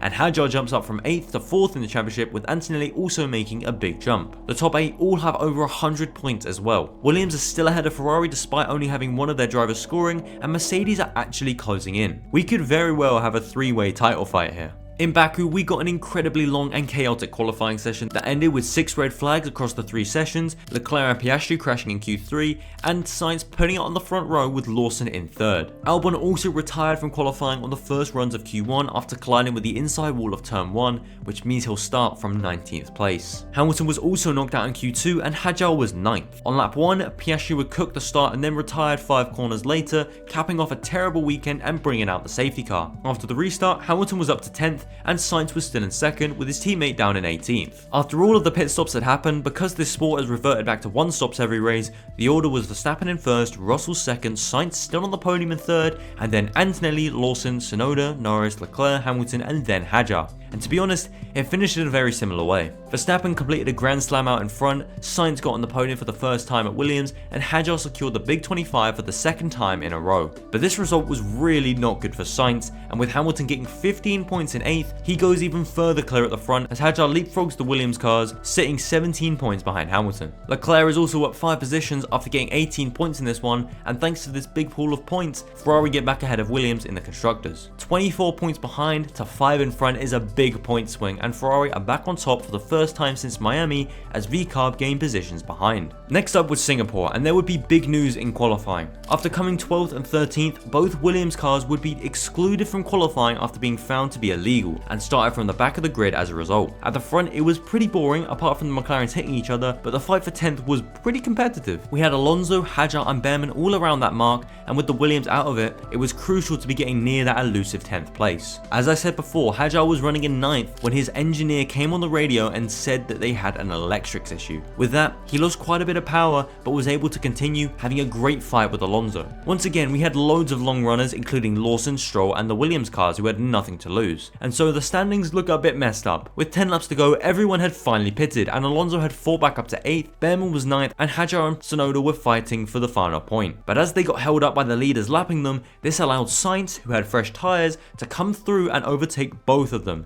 stealing the final point away from second place in the championship. I swear, man, none of these guys want to win this thing. And all of this while we saw 0 of his overtakes. Pit lane to 10th, and we didn't see anything. Well done to the TV directors. And then they committed even more war crimes on the final lap because Hamilton, our championship leader, lost his brakes. He was fighting for 5th with Antonelli, but as his brakes literally went, he was forced to coast the final few laps and drop right down the order. We watched the timing tower as Hamilton's 50-second gap to Alonso got smaller and smaller, all while we were watching McLaren celebrate a championship they won in March. In the end, Hamilton stayed ahead purely by cutting every corner, and Alonso was very pissed. But he would be given a 5-second penalty for corner cutting, dropping him behind Alonso and giving him a great result when at one point he was going to finish 5th. And so with that, this is what the standings look like. Hamilton now leads Sainz by 16 points, with Hadjar dropping down to 3rd, Albon staying in 4th as he scored no points, and Leclerc still in 5th. Everyone in the top 10 now has 100 points, and even 11th place Behrman, who you can't see, has 100 points thanks to his 9th place finish. Despite getting 25 points, Hamilton's low finish means the gap between the teams at the top stays at 5 points,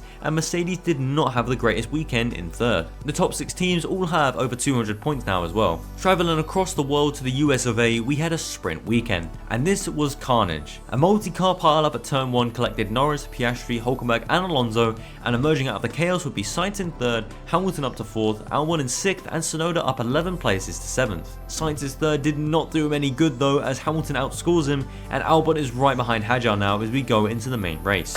Ferrari is still 5 points ahead of Williams as both teams scored 9 points, and Mercedes at least got some thanks to Antonelli's 8th place finish. Now into the main race. Hamilton would qualify 5th with Sainz 9th, Albon down in 19th and Hadjar binning it in Q1. Into turn 1, nothing major happened, and on lap 2, Sainz got up to 8th with a vintage move at the infamous turn 16. But then on lap 1, Sainz tried this move again, but completely messed it up, retiring himself from the race while he was in 8th and destroying Antonelli's race. His only saving grace was that Hamilton was running in a comfortable 4th and was likely to finish there come the end of the race. But still, this move was so unnecessary. But now Alonso was in 10th and Tsunoda was up to 7th with Hülkenberg running in the points. The race mellowed out from here, and as Norris fought Leclerc for 2nd place late on, Tsunoda was defending for his life from Behrman behind. This made Ollie spin out and he lost a position to Hülkenberg, but he was still in the top 10. At this point, Albon was actually up to 10th place and Hadjar was still stuck at the back thanks to a pretty bad strategy caused in part by his quali crash. But as the race entered the closing stages, Alonso was now in 10th, and that was how it finished, with Fernando holding up Lawson for the big points. And as you can see, only Hamilton scored in the top 4 and the standings reflect this. Lewis is now 23 points clear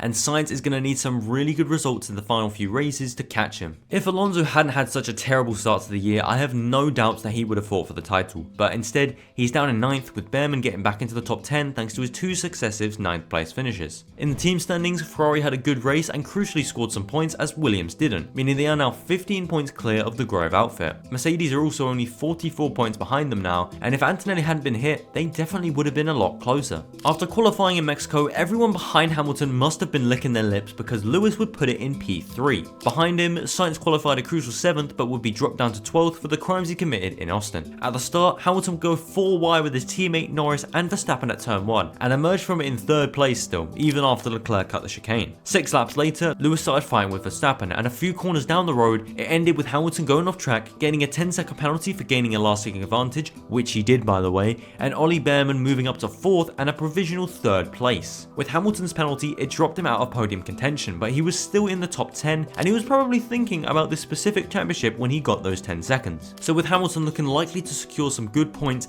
how was Sainz getting on? Well, he had a tough race capped off by a penalty for speeding in the pit lane. That 5 seconds then turned into another 5 seconds when he came in to serve that penalty and sped again in the pit lane because he had an issue of some sort. And then he spun out of the race late on. It was a terrible race for Sainz. Sainz. So we move on to the next guy in contention, Isaac Hadjar. He had actually been running in 9th and 10th for a large part of the race, but late on he would be overtaken by Bortoleto for 10th and eventually dropped to 13th at the checker flag. So this was how the race ended. Hamilton scored 15 points in 8th, and with 2nd, 3rd and 4th not scoring any points, Hamilton goes 38 points clear of Sainz, and the standings behind Carlos are just insanely close. It's a shame the midfield keeps taking points off each other while Hamilton goes clear, because we're being robbed of an insanely close season. But as long as Hamilton stays consistent, this season is going to be wrapped up very soon. Ferrari are also thankful for him because they are now 32 points ahead of Williams, who failed to score, and Haas jumped Red Bull for 4th place. Brazil had another sprint for us, and Hamilton delivered on one of his best circuits, scoring a 7th in the sprint as Hadjar was 10th and Sainz was down in 14th. That means he is now 45 points ahead of 2nd place, and Ferrari are 44 ahead of Williams. In the main race, Hamilton will qualify a lowly 13th place, but Sainz was down in 15th, with Hadjar starting in the top 10. At the race start, Hamilton had an average getaway, staying about where he started. But then he would drive into the back of Colapinto on the main straight, lost his front wing, got a 5-second penalty, and had his race completely destroyed. So a great chance for the guys behind to get some points, especially when Hamilton retired halfway through the race and Leclerc was out after 5 laps. So let's jump to the last 15 laps. Gasly was in 10th, right behind Hadjar, who would drop down to 9th, and Sainz was in 11th. Hadjar would finish in 8th place at the line behind his teammate, but in the battle for 10th, Sainz had dropped down to 13th, with Albon now in 11th. It was a crazy close finish, with Hadjar in 8th down to Ocon in 12th, separated by a single second. But thanks to Albon and Sainz not scoring, points are just being wasted here, as Hamilton is still 45 ahead, even though he DNF'd, and Albon hasn't scored in so long that even Antonelli and Russell have got ahead of him. And in the constructors, Ferrari and Williams failed to score, which allows Mercedes to get a bit closer, but they are finishing a bit too high at the moment to actually be considered contenders. Las Vegas qualifying would see two polar opposites. Sainz would qualify 3rd with Hadjar 8th, while Hamilton was down in P20. At the race start, our contenders in the top 10 kept out of the way of incidents, and Hamilton was smart to avoid the Bortoleto-shaped boulder that flew into turn 1 and took out Stroll. From here on out, Albon would crash into the back of Lewis as they fought for position, but he would be unable to help out his teammate by crashing into Hamilton. Sainz finished 7th in the end with Hadjar in 8th, but they couldn't stop Hamilton, who came through to finish a perfect 10th. Maybe the bad qualifying was all a part of the plan. But then the McLaren cars got disqualified and everyone was bumped up a place, meaning that Haas go from getting 0 points to getting a maximum of 43, and Sainz loses 7 points to Hamilton instead of 13. But this will do little to encourage him because he's now 52 points behind Hamilton with only 58 left on the table. If they hadn't taken so many points off each other, this would have been possible. Instead, we have 9 drivers with 140 points or more, and one of the closest scoring seasons with this format that I've ever seen, apart from the gap from 1st to 2nd. Behrman should have been a contender in this, man. Those 4 11ths really screwed him over. The constructors is a bit closer, but once again, everyone's taking points off each other, and so Haas are 3rd, but it's too little too late. In Qatar, Hamilton really struggled, especially in the sprint. Sainz would finally take a perfect result by claiming a maximum of 8 points to put himself 44 points behind Hamilton. You just can't write this. But then in the main race, strategy would fall in his favour, and even though Hamilton struggled, qualifying 18th and finishing 12th, Sainz only got 4 points from getting on the podium, and so we can crown Lewis Hamilton as our 2025 reverse points champion, aka the mid-champion, with Ferrari also clinching the constructors with a race to spare. And so, it's time for you to see the full standings. 14 different drivers scored at least 100 points and 17 scored 90 or more. I can't reiterate this enough, this was an insanely close season. If only the drivers didn't take so many points off each other while trying to fight Hamilton. That top 10 is crazy, but only from 2nd downwards.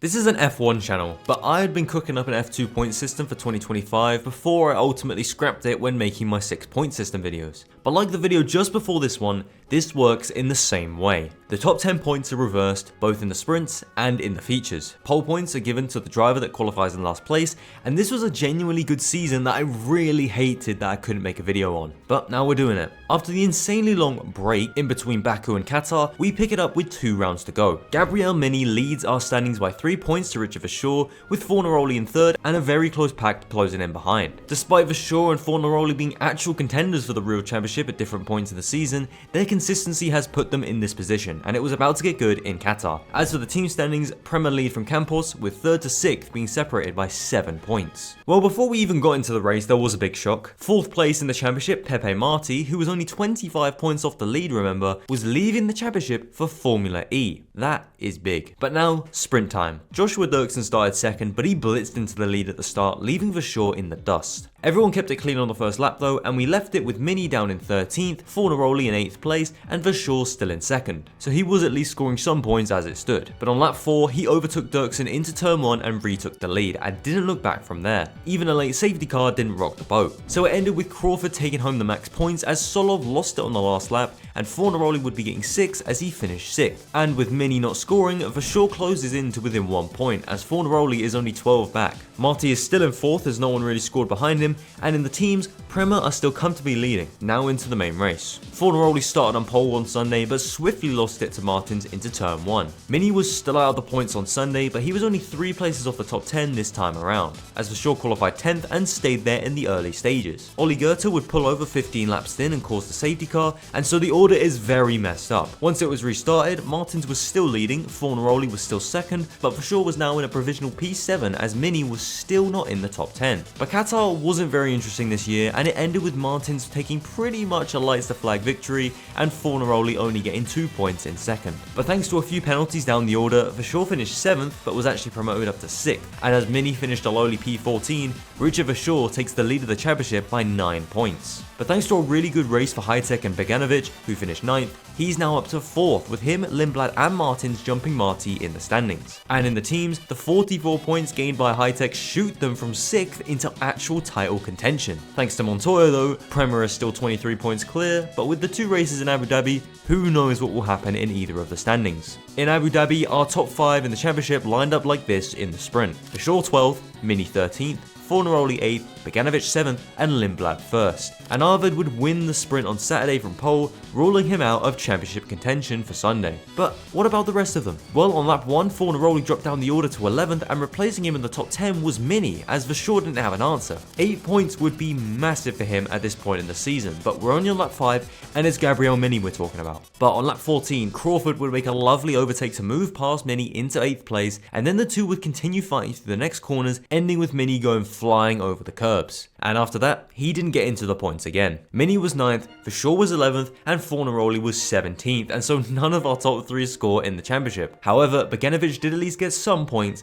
and moves into 3rd place because of it. But the gap still sits at 9 points going into the big scoring race. But Beganovic's points now mean the gap to Prema is only 19 points, which is very doable, especially if Hitek were on the pace. Alright, main race time. Verschoor would start 11th for the race, with Mini in 13th, Beganovic in 4th, and Fornaroli in 3rd. On lap 1, Dino moved ahead of Fornaroli, and Mini had a great start, moving into 6th place. But the race isn't decided on lap 1, and on lap 2, we would have a crash as Dunn spun around with Martins, and then Kean Shields collected the Irishman. Even with these positions, Verschoor was still only 14th place, and Mini just needed to finish in 6th or lower to win the whole thing, if Verschoor wasn't going to get into the top 10 that is. On lap 8, the top 2 plus Mini and Browning got their pit stops done, and Beganovic would pass Stanek for the provisional lead of the race on the outlap. But thanks to them battling on the outlap, Dirksen managed to get into the pit and jumped all of them, moving him into the provisional lead. A safety car would come out on lap 12 as Montoya stopped on track, and so everyone closed up to each other and the order was very messed up. But after everything had gone back to normal, which was on the second to last lap because Verschoor and Crawford did the entire race without pitting, we had Verschoor in 14th place and Mini in 4th, as Beganovic was 2nd, and thanks to him getting a penalty, he dropped down to 4th, and Mini was promoted up to 3rd, scoring even less points. After such a close season, it ended with Verschoor scoring no points in the final round and still taking the win, as Mini finished 2nd, and Lindblad ended the year in 3rd. As for the teams, Prema just about hang on despite Campos getting good points, and Hitek don't fulfill the prophecy, as we actually got 5 teams with over 200 points. It's a shame no one really cares about F2 because this entire title fight will never be seen by anyone, but at least we saw the winner here. Now back to our regularly scheduled programming.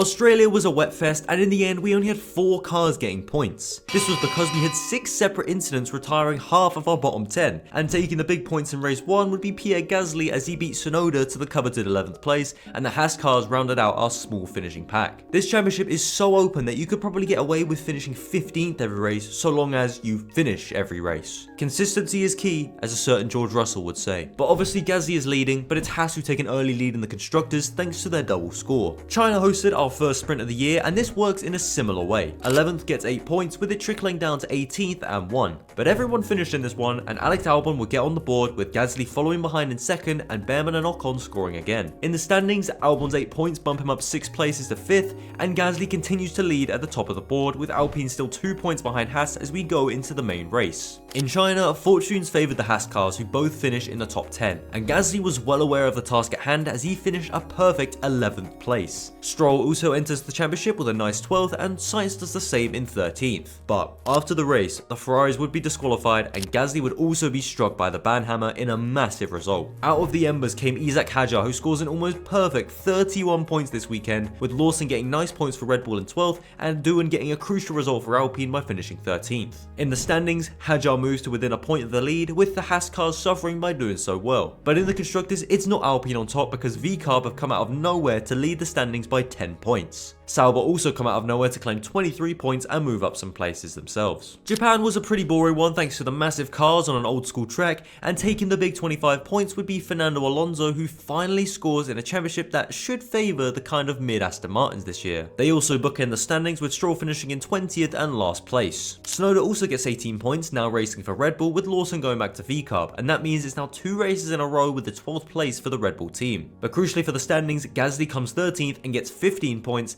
and so Pierre continues to lead in the standings, now just 3 points ahead of his old teammate, and Alonso gains 6 positions thanks to his big result. Behrman also drops down to 9th after coming in the top 10 once again. As for the constructors, Alpine score with both cars and so reclaim their lead in the standings, with VCarb down to 2nd and Red Bull up to 3rd. This could be a good year for Red Bull thanks to that 2nd seat being so hot and cold. Bahrain was another good weekend for Haas, but by good, I don't mean coming in the bottom 10 because they were firmly in the top 10. This gives Gasly a big open goal, but he would choose this weekend to get his first points of the season in real life. So we moved to Tsunoda, and of course this was the first race where he scored points for Red Bull as well. So taking the 25 points would be Kimi Antonelli, with Albon in 2nd and Hadjar in 3rd. At least someone in our top 3 scored some points. And in the standings, Hadjar comes agonizingly close but still cannot knock Gasly off the top, as Tsunoda drops a position and a load of drivers behind get closer thanks to our leaders not scoring. Antonelli also jumps up 9 positions in the standings, but I don't think he's going to be scoring too many points in this system. In the constructors, VCarb get back ahead of Alpine thanks to Lawson and Hadjar scoring points against only Jack Doohan.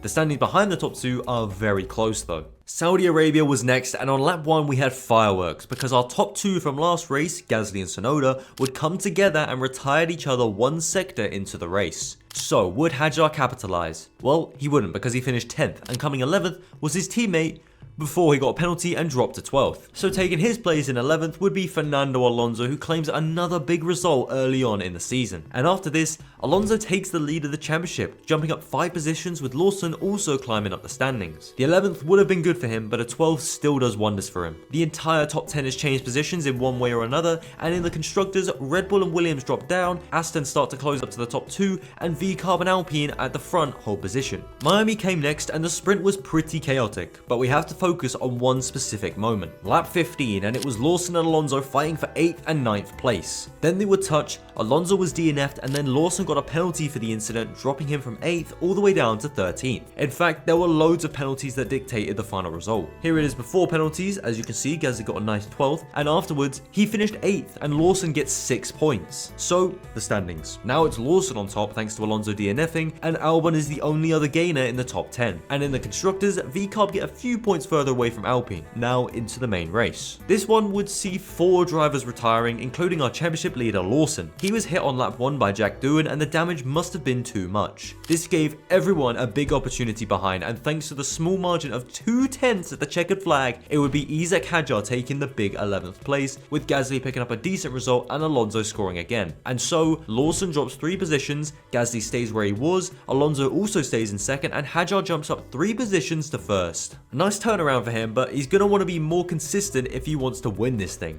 As you can see, pretty much everyone in the top 10 has gained or lost at least one position, and now let's look at the constructors. Yeah, it's pretty boring over here. VCarb continues to lead now by 27 points to second place. Even with the loss of DNF, Hadjar still managed to outscore Alpine, who did lose Doohan on the first lap, to be fair. Imola was another boring one decided by safety car periods. However, our championship leader was firmly in the real points, so it's very unlikely he'll finish in the bottom 10 from there. So we turn to our other challengers. Alonso had started in 5th place, but the Aston Martin strategy had screwed him over royally. And with Tsunoda finishing in 10th even after his plane crash in qualifying and starting in the pit lane, we get Alonso finishing 11th once again in a very important result. Gasly and Lawson also score points, but it's only enough to get them into the top 3 because Alonso is 18 points ahead of second place now. And we also have a new scorer here in Colapinto, who replaced Doohan after Alpine were disappointed with how badly he was doing in the 11th place championship. Franco would score 8 points on debut, which isn't horrendous and means Alpine get a decent chunk of points. And about the constructors,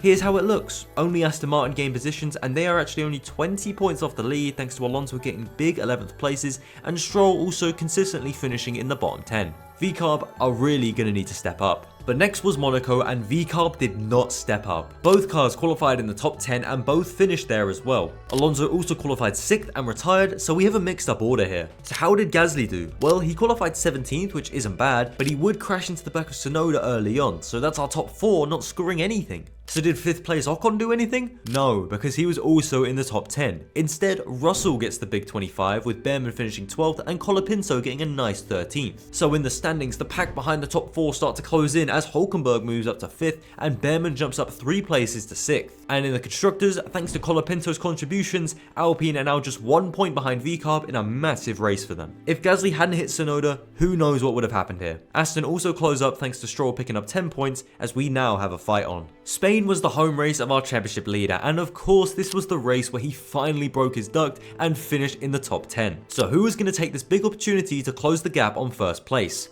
Well, it wouldn't be Hadjar and Gasly because they were also in the top 10, and instead it was Liam Lawson who finished 11th and gets a very ideal result. Tsunoda was in the bottom 10 again, and Bortoleto grabs another nice result as his form is getting better. So what do the standings look like now? Well, thanks to his 25 points, Lawson comes from 3rd through to 1st as he is now 3 points ahead of Alonso as the drivers behind the top 4 continue to close in. Our top 9 all have over 60 points, and Doohan is somehow still in the top 10 despite him not competing in the last 3 races. So we have another change for the lead. Now let's see what happened in the constructors. Well, VCarb obviously get a nice boost thanks to Lawson's points haul, and Alpine at least get 10 points thanks to Colapinto, but they are now 16 points back instead of 1. Aston's progress is also stunted by Alonso coming in the top 10 and Stroll withdrawing from the race outright. As a result, Haas and Sauber close in for 3rd place. Canada is typically a good track for Alonso, and after his performance the week before, he carried that into the next weekend. He qualified 6th and finished 7th. So what happened to Lawson? Well, he started in the pit lane, ran in like 15th for most of the race, and then retired on lap 55 to save his engine. I guess, I don't know.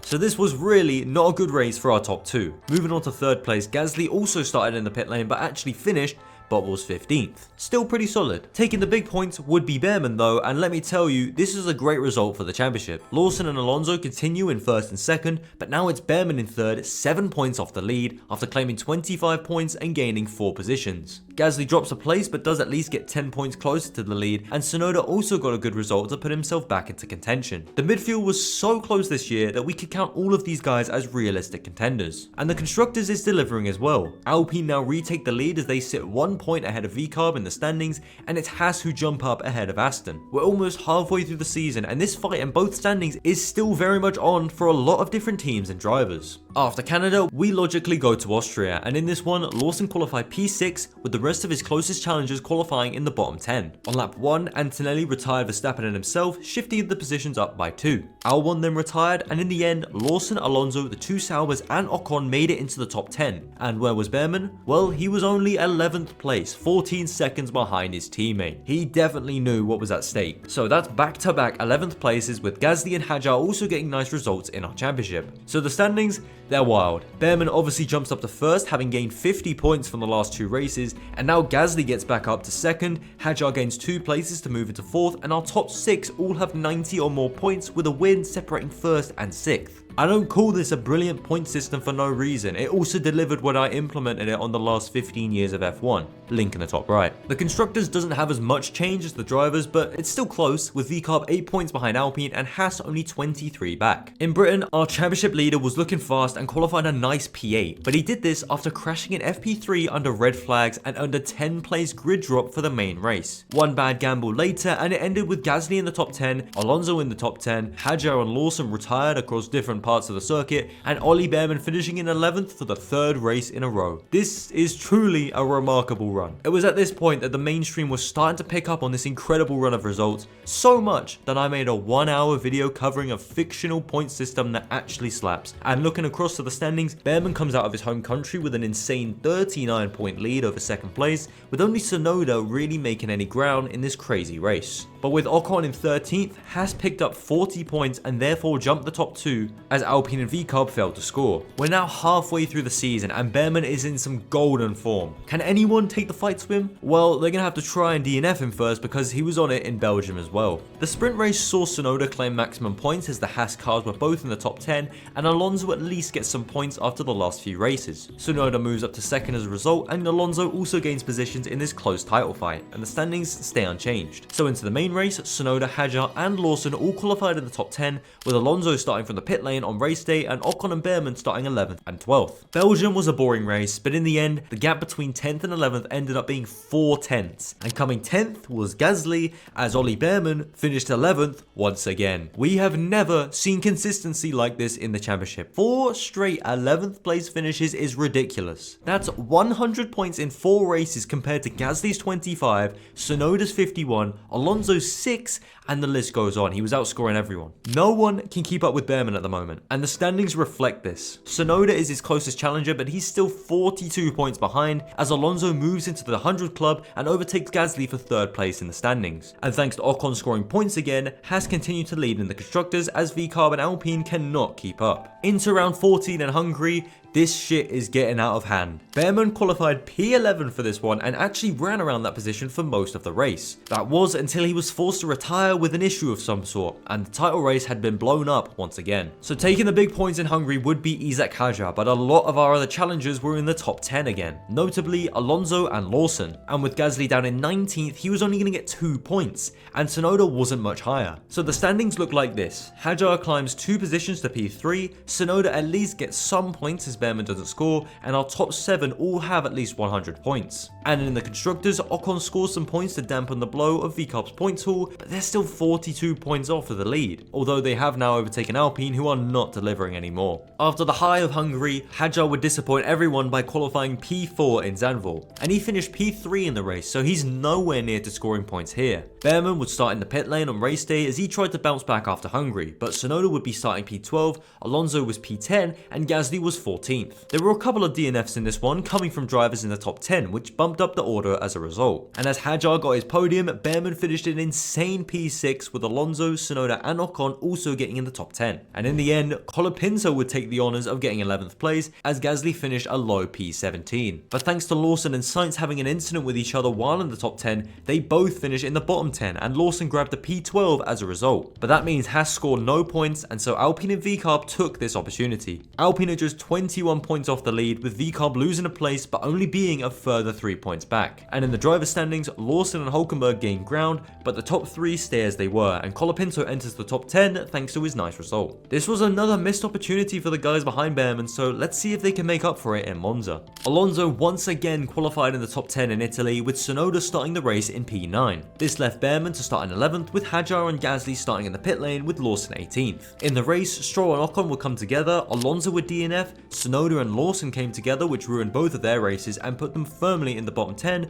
and finally Behrman and Sainz spun each other out, which led to Hadjar finishing in 10th and Behrman coming 12th. A great result for him, although Tsunoda was right behind him in 13th and most of our challengers actually scored points. Behrman now leads Tsunoda by 39 points as Lawson jumps his teammate up to 3rd, and we have a lot of moving around in the rest of the top 10. This is a stark opposite to the Constructors though, which only sees Williams and Red Bull swap positions. But thanks to Behrman getting good points, Haas extend their advantage out in front to 35 points. Baku qualifying had a big shake-up for this championship as Lawson qualified 3rd, Tsunoda was 6th, Hadjar started 8th, and Behrman retired in Q2, starting 15th for the race. The Baku race saw quite a lot of DRS trains and movement wasn't really happening across the grid, but our bottom 10 did gain a place when Piastri crashed on lap 1. Lawson ended up finishing in P5, Tsunoda was where he started in 6th, and Hadjar ended the race in 10th. And so, Behrman came 12th and grabs another good result as his challengers failed to compete. Ocon also came through to P14 as Haas grabbed a massive 30 points. And so in the standings, Behrman breaks the 200 point mark as our whole top 10 now has at least 100 points,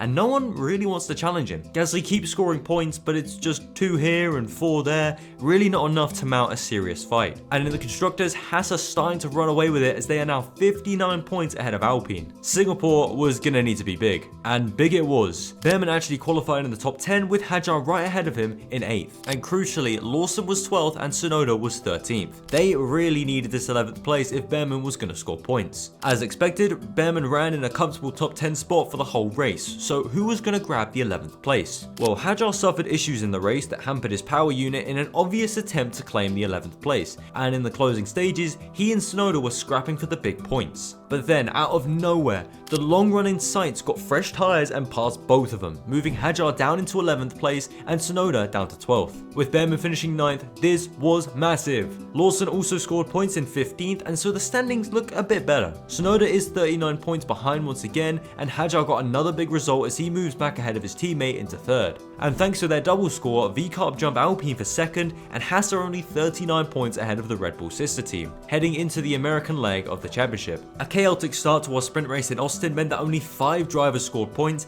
and Hadjar was one of them, but Behrman was another, claiming 4 to lessen the blow. Tsunoda also didn't score, which helps him out. But in the main race, Behrman qualified 8th, with Hadjar crashing out of Q1 and Tsunoda qualifying a nice P13. But on the start, he had another really good one and moved into the top 10, and from there he stayed put, even having a little incident with Behrman that could have sent the Brit down into the bottom 10, but didn't as he only lost 1 place. So the final result has none of our top 2, but Lawson was on hand to claim the big 25. With Hadjar not making up that many positions, he only claims 8 points, and so this is how the standings look. We have 3 Red Bull affiliated drivers tied on 163 points, with Hadjar having the most 11th places out of them, and these guys need to stop taking points off of each other. I don't know if they realize that only one of them can win this thing, and that Behrman is over 40 points ahead. But whatever, this is still really close, and any one of these 4 can win this. And in the constructors, VCarb are just 13 points behind Haas, as Alpine have picked up barely any points since the Dutch Grand Prix, 4 races ago. Our challengers can barely keep away from each other as Hadjar, Behrman and Tsunoda lined up right next to each other in Mexico, with Lawson sticking to the assignment by qualifying 15th. But Behrman had no interest in going back into the bottom 10 because he wanted to try and get Haas a podium. So this opens up a chance for Tsunoda and Hadjar, and they took it. Hadjar struggled with tyres, Lawson almost ran over some marshals, and Tsunoda took home the big 25 by coming in 11th place. An undeniably massive result that we've been crying out for ages. And a 13th for Hadjar is also very ideal. And in the standings, it's looking more feasible as Tsunoda sits just 18 points behind the lead with 4 races and 2 sprints to go. Hadjar is just 28 points back as well, and thanks to Ocon also getting into the top 10, VCarb outscore Haas and overtake them in the standings. After Mexico, the Brazil sprint saw the Haas cars get back on top as Ocon was 11th, 2 seconds behind Hadjar in 10th, who obviously gets nothing. But at least Tsunoda was in 13th, claiming just 1 less point than Behrman, who was 12th. Lawson also only got 3 points thanks to getting a post-race penalty, so I'm going to count him out of this fight now. Behrman now sits 19 points ahead of Tsunoda and has to get back ahead of VCarb after a good race. Now into the main one. Only Tsunoda understood what was at stake here, so as Hadjar and Behrman qualified comfortably in the top 10, he was down in 19th. A perfect springboard for Sunday, right? As expected, Hadjar and Behrman both finished in the top 10, leaving Tsunoda with yet another great chance. But Yuki failed to capitalize, finishing last of the classified runners and only getting 6 points. But at least he actually scored. After this result, he now sits 13 points behind the Bear, as the bottom half of the top 10 is really close, with positions changing aplenty. But in the constructors, Ocon's big points mean that they move further away from VCarb, but the gap is still only 28 points. Anything can happen, especially in Vegas. Qualifying was wet and saw Hadjar in the top 10 once again, but now Behrman was back to fighting in the championship and so qualified 14th with Yuki starting from the pit lane after a rough Saturday. This benefited him because he avoided the turn 1 incidents and emerged out of lap 1 in 17th as Behrman gained 6 positions and was in the top 10. As we entered the late stages of the race though, Behrman was back in the bottom 10 as the likes of Hamilton came through to take position. And in the end, it was Ocon in 11th and Behrman in 12th as he finally claims a massive result. Tsunoda was 14th, which was a good damage limitation drive, but he's not outscoring the Bear, which means he's not going to gain any ground. But wait, this race result wasn't final. Soon after the race had ended, both McLaren cars were disqualified from 2nd and 4th, which shifted the finishing positions. And you know what that means? Both Haas cars get into the top 10 and Tsunoda was now in 12th place. I know I'm saying massive result a lot, but this is a massive result. Yuki went from losing out on 6 points to gaining 18 over his championship rival, from the pit lane as well. And so, in the clutch, Tsunoda takes over from Behrman at the top of the standings and has the momentum behind him to take this all the way. Alonso also re-enters the top 10 thanks to his 11th place. In the Constructors, Haas go from scoring 43 points to 0, and with Lawson in 14th, he gains 12 points for VCarb as they sit just 16 points behind the American team heading into the final 2 rounds. Qatar hosted our final sprint of the year, and in this one, Tsunoda decided to finally have pace and finish in the top 10 as a result. Behrman in turn finished in 12th and earned 7 points to get back ahead of Yuki as we moved into the main race. And the gap now sits at 2 points between 1st and 2nd. Haas also gained 6 more points on VCarb as only Lawson was in the bottom 10, and now it's time for the main race. Behrman understood the assignment in this one and qualified a very nice P13 as Tsunoda was close by in 15th. Both of them kept out of incidents on lap 1 and would both gain 2 places when Hülkenberg and Gasly crashed on lap 7. At that point, Behrman was in 10th with Tsunoda in 14th. But we jumped to lap 32 when everyone had to come into pit. Behrman was one of them, but would be screwed over by the team as he got released onto a wheel gun and couldn't get going. He dropped to the back as a result, which would mean he was gonna get some points. But Yuki was still in the bottom 10 as well. Not ideal. You can see what it meant to Ollie as well.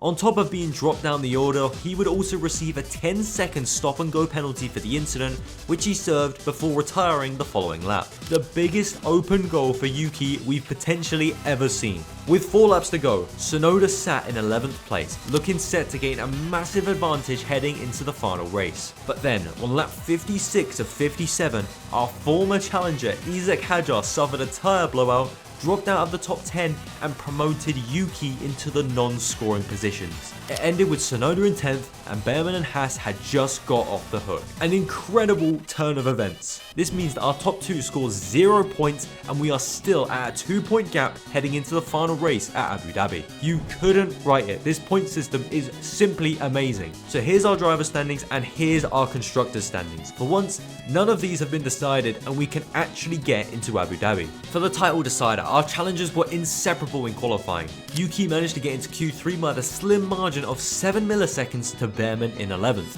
and that is where they would start. On lap 1, Behrman had a pretty terrible start but ended the first lap just 1 position down from where he started, with Yuki staying in 10th place. Early on, Behrman would attempt to get past Lawson for 11th, but Liam, a former challenger, was clearly siding with Tsunoda in the other Red Bull team because he moved late to stop Ollie from getting past, earning a penalty in the process. Halfway through the race, Tsunoda was forced by the team to defend against a car that he wasn't even competing with and weaved in front of Norris to earn himself a penalty which completely ruined his decent race. He was sitting in 10th for the majority of the race, which easily could have become an 11th or 12th with an incident or 2. But after his penalty was served, he dropped down to 18th, and with Behrman in 10th, Tsunoda was somehow looking better off. But Ollie was going for a brave 1-stop while others went for a 2-stop, meaning that he was bound to lose some positions. On the other hand, Tsunoda had fresher tyres than all of the cars around him and got to making moves as a result. With 10 laps to go, Behrman was 9th but on 33 lap old hard tyres, with the 2 cars behind him also on a long 1-stop, and Tsunoda was up to 12th, leading our championship as it stood. But the demon named Lance Stroll was on a charge, having just pitted for fresh tyres 5 laps ago,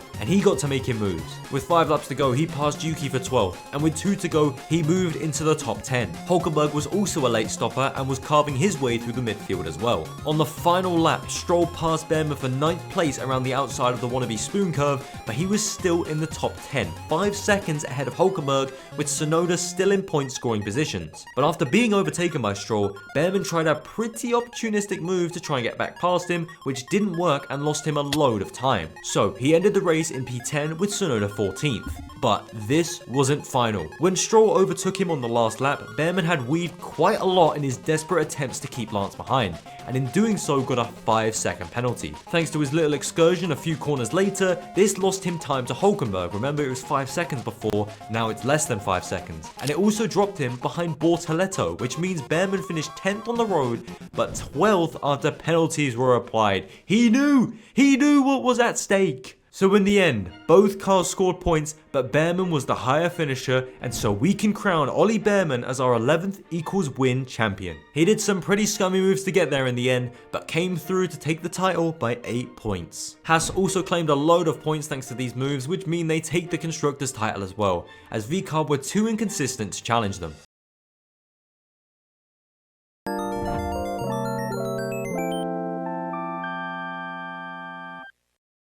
You saw what it said, pure chaos. This point system, in heavy quotation marks, includes points for everyone, so long as you finish of course, point streaks for drivers who finish in the same position consecutively, negative points for DNFs, DSQs, DNSs, and quite frankly, chaos. Here is the full points breakdown on screen now. 11th down to 20th score as many points as 1st down to 10th because why not? And there are big penalties for not finishing or not even starting in Hajar's sake in Australia. And I'm saying that if you retire, classified or not, you are still losing points. So let's jump to round 22. Going into the night race, Behrman sits on top of our standings, 70 points ahead of 2nd place Piastri. This is partly down to his 4 straight 11th places that he got in the middle of the season, and that earned him 375 points alone. But we have a close group behind them, and all of these guys could take it. It just takes one DSQ. Well, that's good timing. Out of this double DSQ for McLaren, Piastri drops down to 4th and Behrman continues to lead, even if he only did get 1 point instead of 18. But now it's Verstappen behind him and he just won in Las Vegas. We are giving out points for sprints, but it's just the normal 8, 7, 6, 5, 4, 3, 2, 1,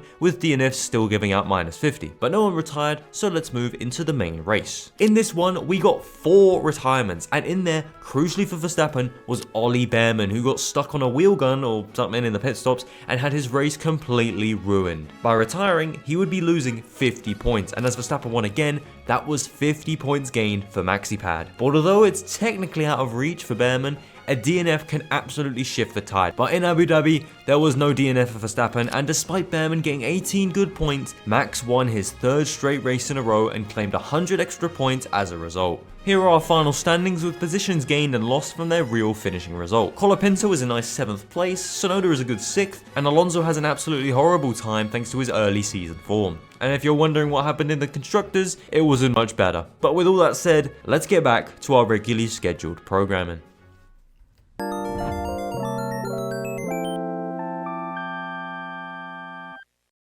Starting off in Australia, all you had to do to get a good result was not crash. While 6 drivers didn't do this, we had one that survived all the chaos to take top spot, and that was rookie Kimi Antonelli. Yeah, he qualified 16th on debut, but he made 12 positions up and kept out of the wars to finish 4th, therefore claiming our top spot. Hulkenberg was a nice 2nd after coming through from 17th himself, and Lance Stroll rounds out our top 3. On the right in the green text is how many positions the drivers gain. If there is a tie for positions gained, the driver who finished ahead will finish higher here. And you might also be asking what happens if a driver loses positions. Well, luckily we have an example right here in the first race. Leclerc finished 1 spot below where he started, and so he won't get minus points, but instead will just get none. We will also give points for drivers who don't gain or lose a position if they somehow end up in a result like this, like Norris for example. He qualified on pole and finished there. But that's all the scoring explained, and Mercedes lead our constructors standings as we head into race 2 at China. In the China sprint, Gasly would take the top spot, tied with 5 positions gained with Lawson. But due to Pierre finishing 12th to Lawson's 14th,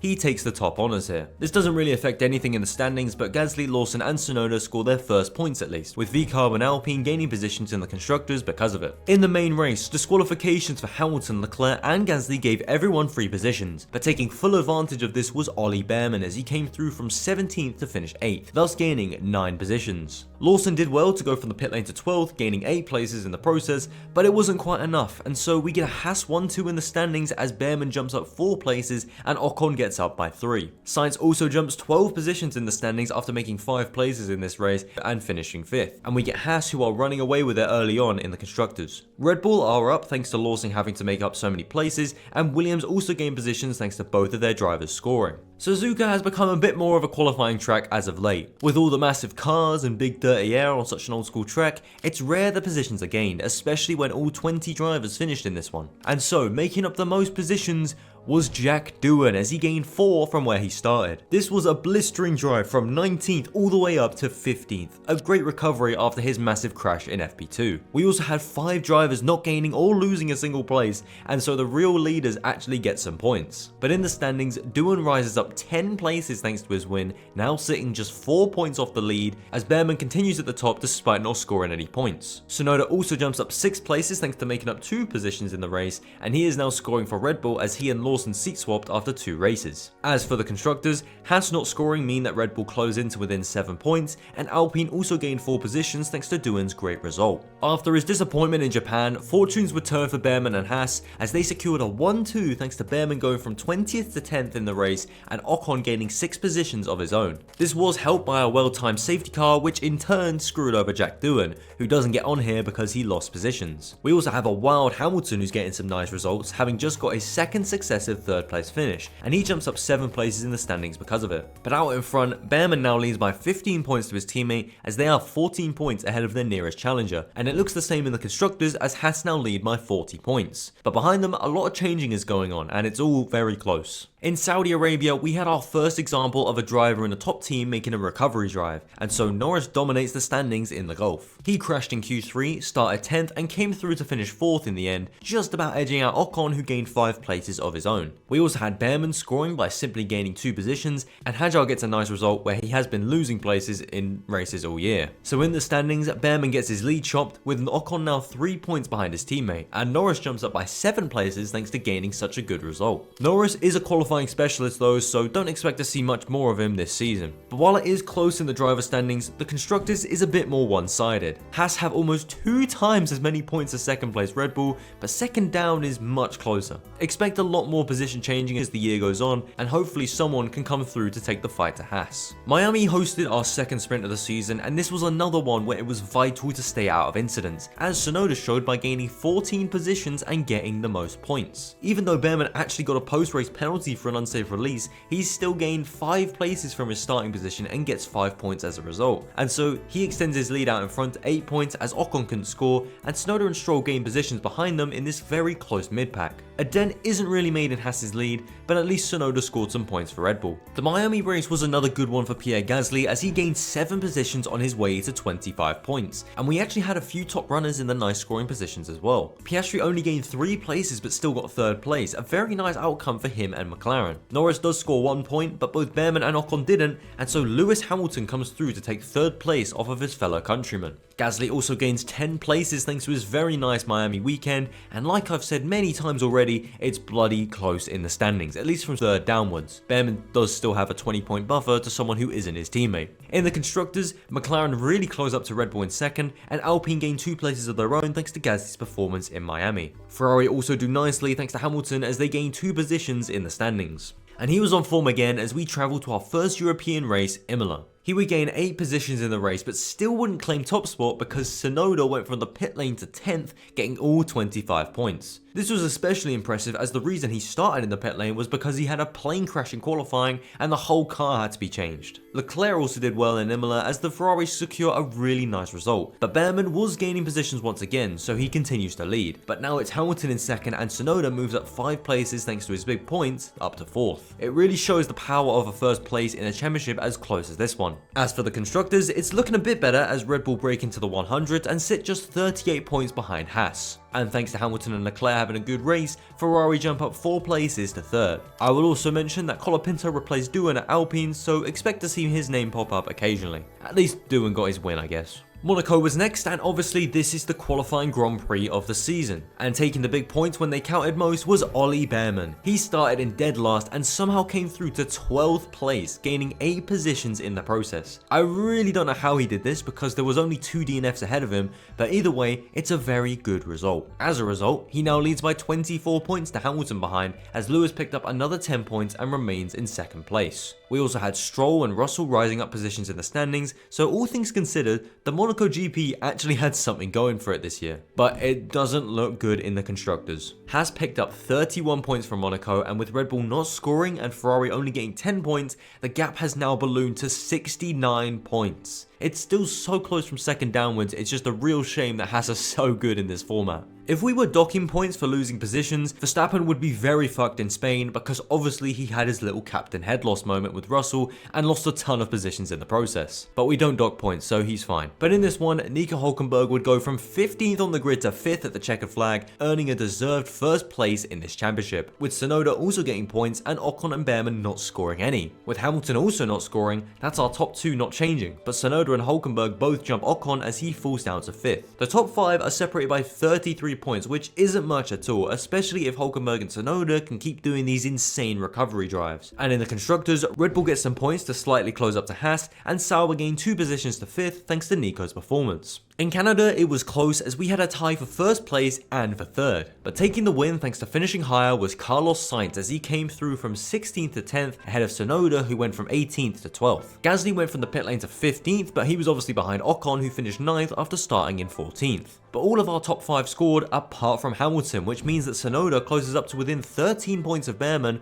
Ocon gains 2 positions and gets back up to 3rd, and Hamilton falls all the way down to 5th. Sainz also gains 7 positions thanks to his big result. Ocon saves Haas for the moment as his 15 points along with Behrman's 6 keep the Red Bull gap at a very big 53 point buffer, and we now have 6 teams with more than 100 points and another 2 that are almost there. I can't lie, VCarb are really disappointed me this year. How do they only have 49 points? In Austria, it was once again the Nico Hülkenberg show because he qualified like shit and then gained 11 positions on race day to finish in P9, a very good recovery drive. But backing him up in second once again was Ocon as Behrman also scored. And thanks to this, Nico can only get up to second place, but he's only 13 points off the lead. Tsunoda didn't have a great race and so drops 2 positions to 4th, and Stroll gains a position up to 7th. Honestly, I think with how bad Stroll is at qualifying and how bad he always has been on Saturday, he would do really well with this results format. Let me know if I should do this again because I really think this will actually produce good championships every year, as you're going to go on to see with this one. But getting back to the standings, Haas got a load of points this race,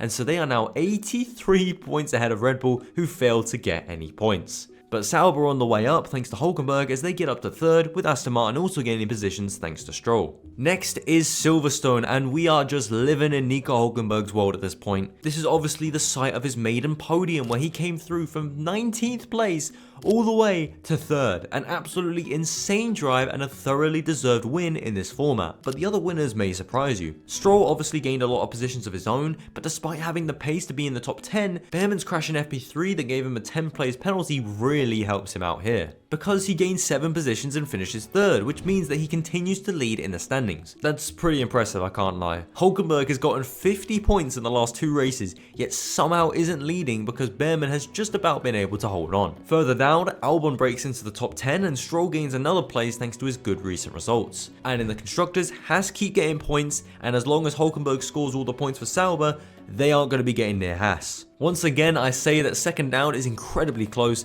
but they are all nearly 100 points behind first. I'd love if this could get close, but I doubt it will from here. Haas are just too consistent. Belgium hosted our first sprint in a while, and there weren't too many positions being gained here, as Hamilton won out with just 3 positions gained. There's no Hülkenberg, no Behrman, and no Ocon here, and instead, Stroll scores again, and Antonelli gets points for the first time in God knows how long. And so in the standings, nothing has changed, and that goes for the drivers and constructors standings. Into the main race, and we got a very, very clear winner here. Taking the victory is Lewis Hamilton, as he went from the pit lane to 7th place and completely blitzed Antonelli in second, who only gained 4 places. But crucially, Hülkenberg scored points and Behrman didn't, and so, finally, Ollie Behrman has been toppled and Hülkenberg leads our standings, with Hamilton also gaining 2 positions after his monster race. But these points do little in the constructors because it just isn't enough. Haas may not have gotten any points this weekend, but Sauber are still 74 behind and Ferrari are 80 back. They need to be really consistent from here on out if they want to challenge Haas. We at least have 9 teams with 100 points now, so that's something, I guess. If only they could channel that energy into trying to take down Haas. In our final race before the summer break, Antonelli kept up his good form as he took a narrow win from Nico Hülkenberg, who was also keeping up with the good results.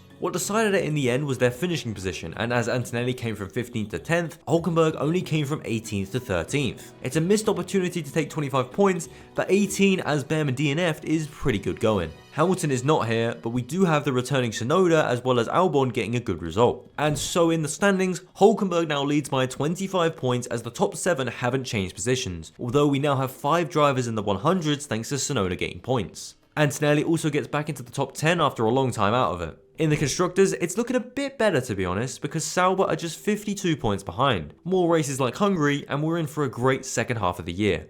But let's recap real quick. Here is our full standings after Hungary. As you can see, we've got a lot of guys on the cusp of the top 10, and we also have a few shocks near the bottom. For one, Doohan hasn't even been racing for the last 8 rounds, and yet he's still in 18th place. After his first few races, Colapinto has been nowhere and sits last, and obviously Verstappen being behind him makes a lot more sense. So quick recap over, now time for Zandvoort. The Netherlands staged a pretty crazy race in 2025 that was full of incidents and DNFs for frontrunners. And so winning out was of course Ollie Bearman as he came from the pit lane all the way up to 6th place. But there are a lot of positions being gained here. 14th for Bearman, Stroll in 2nd with 12 places gained, Albon in 3rd with 10 and Ocon in 4th with 8. After criticising him a second ago, Colapinto scores 10 nice points for himself and Alpine, and everyone in the top 10 gained at least 1 position. So moving across to the standings, Hülkenberg 6 points keep him away from Bearman, who is very close by, and Ocon gets back up to 3rd as Hamilton DNF'd. Albon also gains more positions thanks to his recent run of results. He does like a recovery drive, so maybe Albon is a dark horse here. And I will update you, after sitting in 18th after Hungary,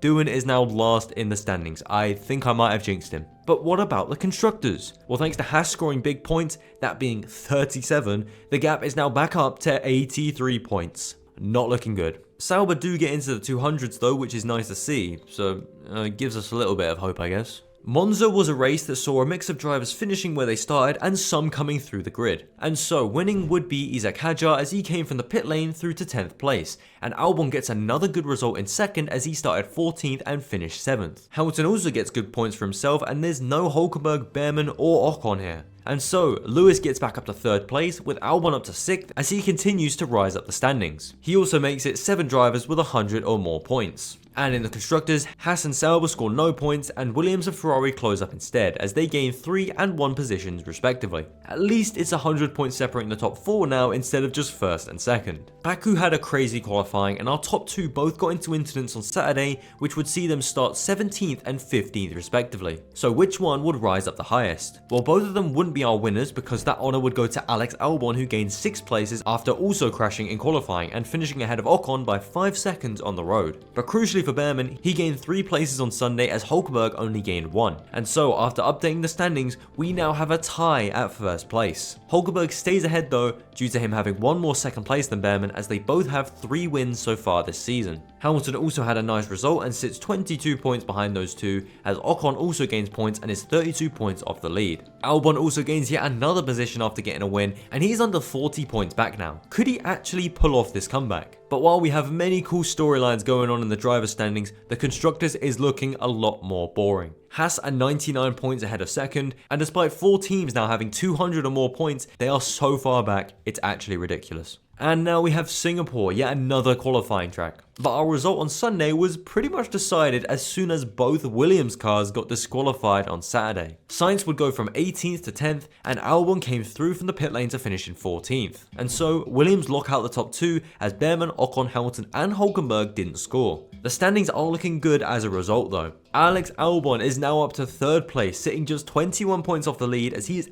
actually doing it. Hülkenberg and Bearman need to start scoring again because Albon is in some fine form. As for the Constructors, the gap is now 72 points instead of upwards of 100, this thanks to Williams getting 43 points to Haas's 0. But now we're into another sprint, and it's the USA. In this one, we had a turn 1 pileup which took out 3 cars on the spot, and Ocon and Stroll retired late on with each other. And as a result, there were a lot of positions gained. But none of them include Ollie Bearman or Nico Hülkenberg, and instead Tsunoda got the big points thanks to his 11 gained positions, Hamilton got 3, and Albon got an extra point to help him out later on. So in the standings, we get a few changes for position, but it's mostly just Hamilton and Albon getting a little bit closer to the top 2, which are still tied. In the Constructors, it's the same story. The gap is now 67 points.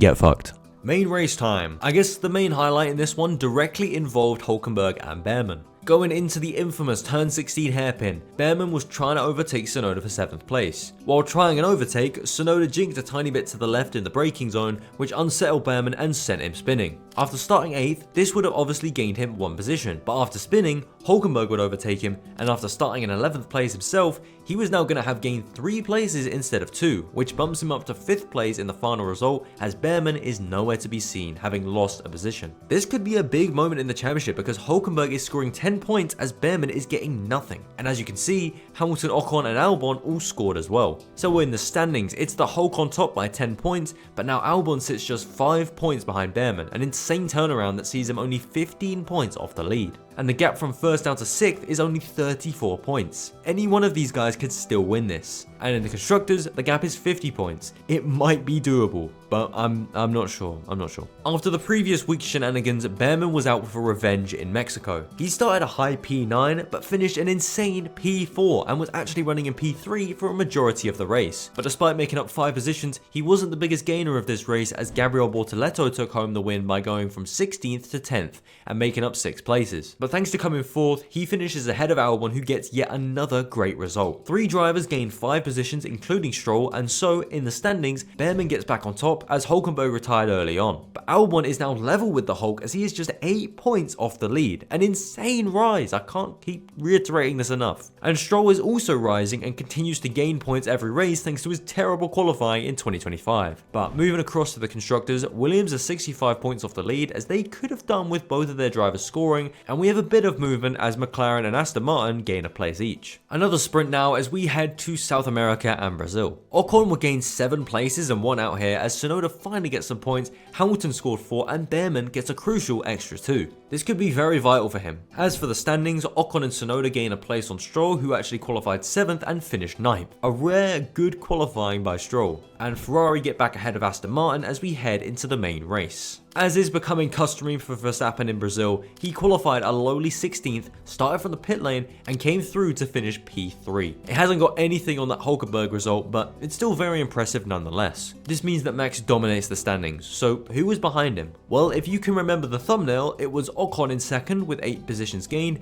and Behrman was in 4th. Hulkenberg did score and so did Albon, and moving across to the standings, the gap now grows to 14 points between 1st and 2nd. And thanks to Ocon coming 2nd, he gains a position and gets back up to 4th, with Hamilton failing to score and dropping behind him. And in the constructors, the gap is now 73 points. Haas are very close to wrapping this whole thing up. Red Bull are still fighting for a good position though, as they rise up 2 positions thanks to Verstappen's masterclass. So in Las Vegas, we had a few really good drives. Hamilton started 19th and came through to finish in P8, and most notably, Antonelli started 17th and finished 3rd, even with a 5-second post-race penalty. Yeah, he was helped by both McLarens getting disqualified, but it was still an incredible drive nonetheless. Looking across to the whole top 10, we see Tsunoda getting another good result and Hulkenberg getting some points, but Ocon and Behrman both scored in the positions just below him. In fact, they all gained 4 positions, but Hulkenberg was 7th as Ocon and Behrman were 9th and 10th. In the standings, Behrman sits 10 points ahead of Hulkenberg, who goes 12 points clear of Albon as he failed to finish in this one, and Ocon closes on him for 4th as Hamilton gets good points. There's 29 points separating the top 9. Top 9? There's 29 points separating the top 5, so anything can happen with 2 races and a sprint to go. And thanks to both Haas cars scoring and Albon and Sainz not, the gap is now 87 points between the top 2, and they can confirm this around early with a good result in Qatar. The Qatar sprint was boring. Nothing happened, and our winners were drivers who gained 2 places. Absolute cinema. Here, Williams didn't get any points, Haas didn't get any points, and only Hamilton scored in our top 5. And so, thanks to this, with only 86 points available after the sprint, Haas are champions with 2 races to spare. So now we can fully focus on the driver standings as this really heats up. Nothing changed after the sprint, but at least we have the main race still to come. In this one, we got a massive moment early on as Nico Hulkenberg crashed with Gasly on lap 7, making him ineligible for points. This opened the door to Behrman, but late on he had his own incident, this time in the pit lane, and this meant that he too DNF'd, and we were left with only Albon, Ocon and Hamilton to score. And they did just that. They didn't win out as Bortoleto and Colapinto made up the most places, but Hamilton was in 3rd,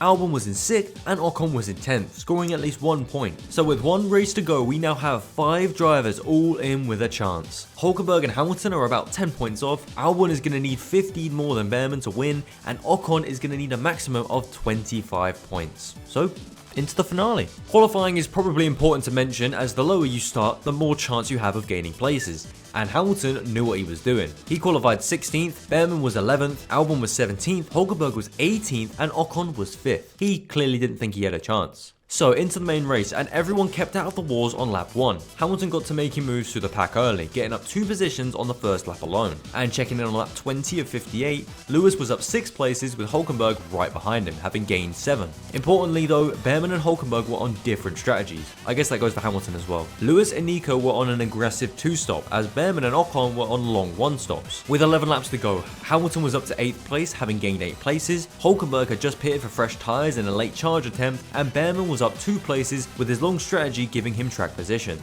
As the laps counted down, Stroll was up to 12th place and was overtaking everyone. Hulkenberg was going a bit slower, but we jumped to the final lap. Our challenges looked as such. Ocon in 7th, Hamilton in 8th, currently leading thanks to his 8 positions gained, Behrman in 9th, Hulkenberg in 13th, and Albon in 16th. Yeah, we haven't mentioned him. He didn't really have any pace in this race. Pretty disappointing for all you Albon betters out there. But yeah.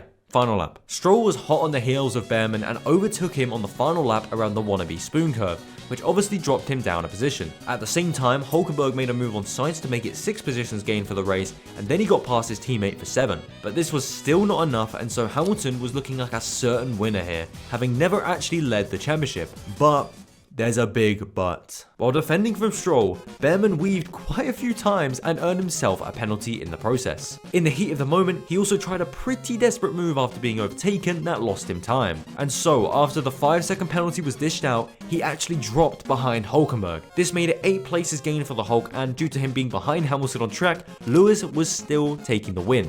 But then, Lance Stroll was given a post-race penalty for weaving at some point in the race, and so he also dropped behind Hulkenberg, who ended the race with 9 positions gained. It was only 7 at the checkered flag, but he put himself into a position where he overtook both of the penalised cars, and so Nico Hulkenberg is our championship winner. Very unfortunate for Hamilton, who loses yet another championship on the final lap in Abu Dhabi. Behrman loses out by actually losing a position after all penalties were applied, and he falls to 3rd as Hulkenberg and Hamilton got ahead of him.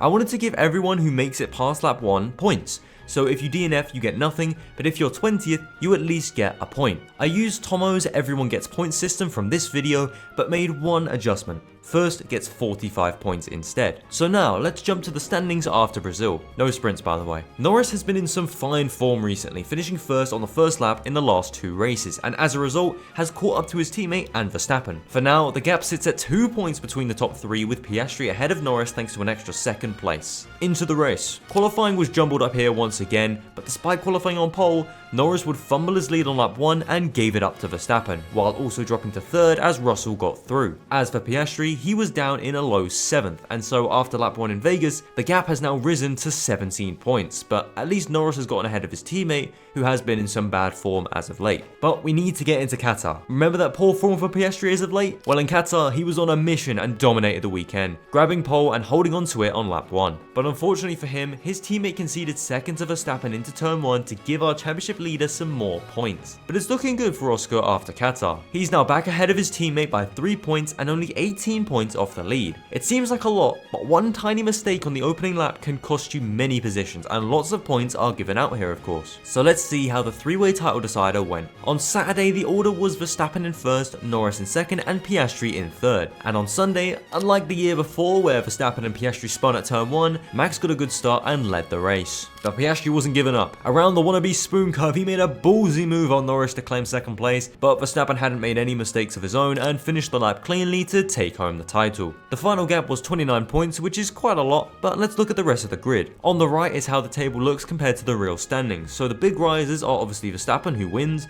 Hadjar, who jumps up 3 places, Tsunoda, who jumps up 4, and the big loser is someone like Hulkenberg, who was terrible in qualifying but had pace in the actual races. It's pretty much just a qualifying results format, but with the downside of actual DNFs because lap 1 crashes do happen. As for the constructors, there's a reason I haven't shown it. McLaren are so fucking far ahead, it's absurd. And there aren't many positions changing here, so without further ado, let's get back into our regularly scheduled programming and the final experiment of the video.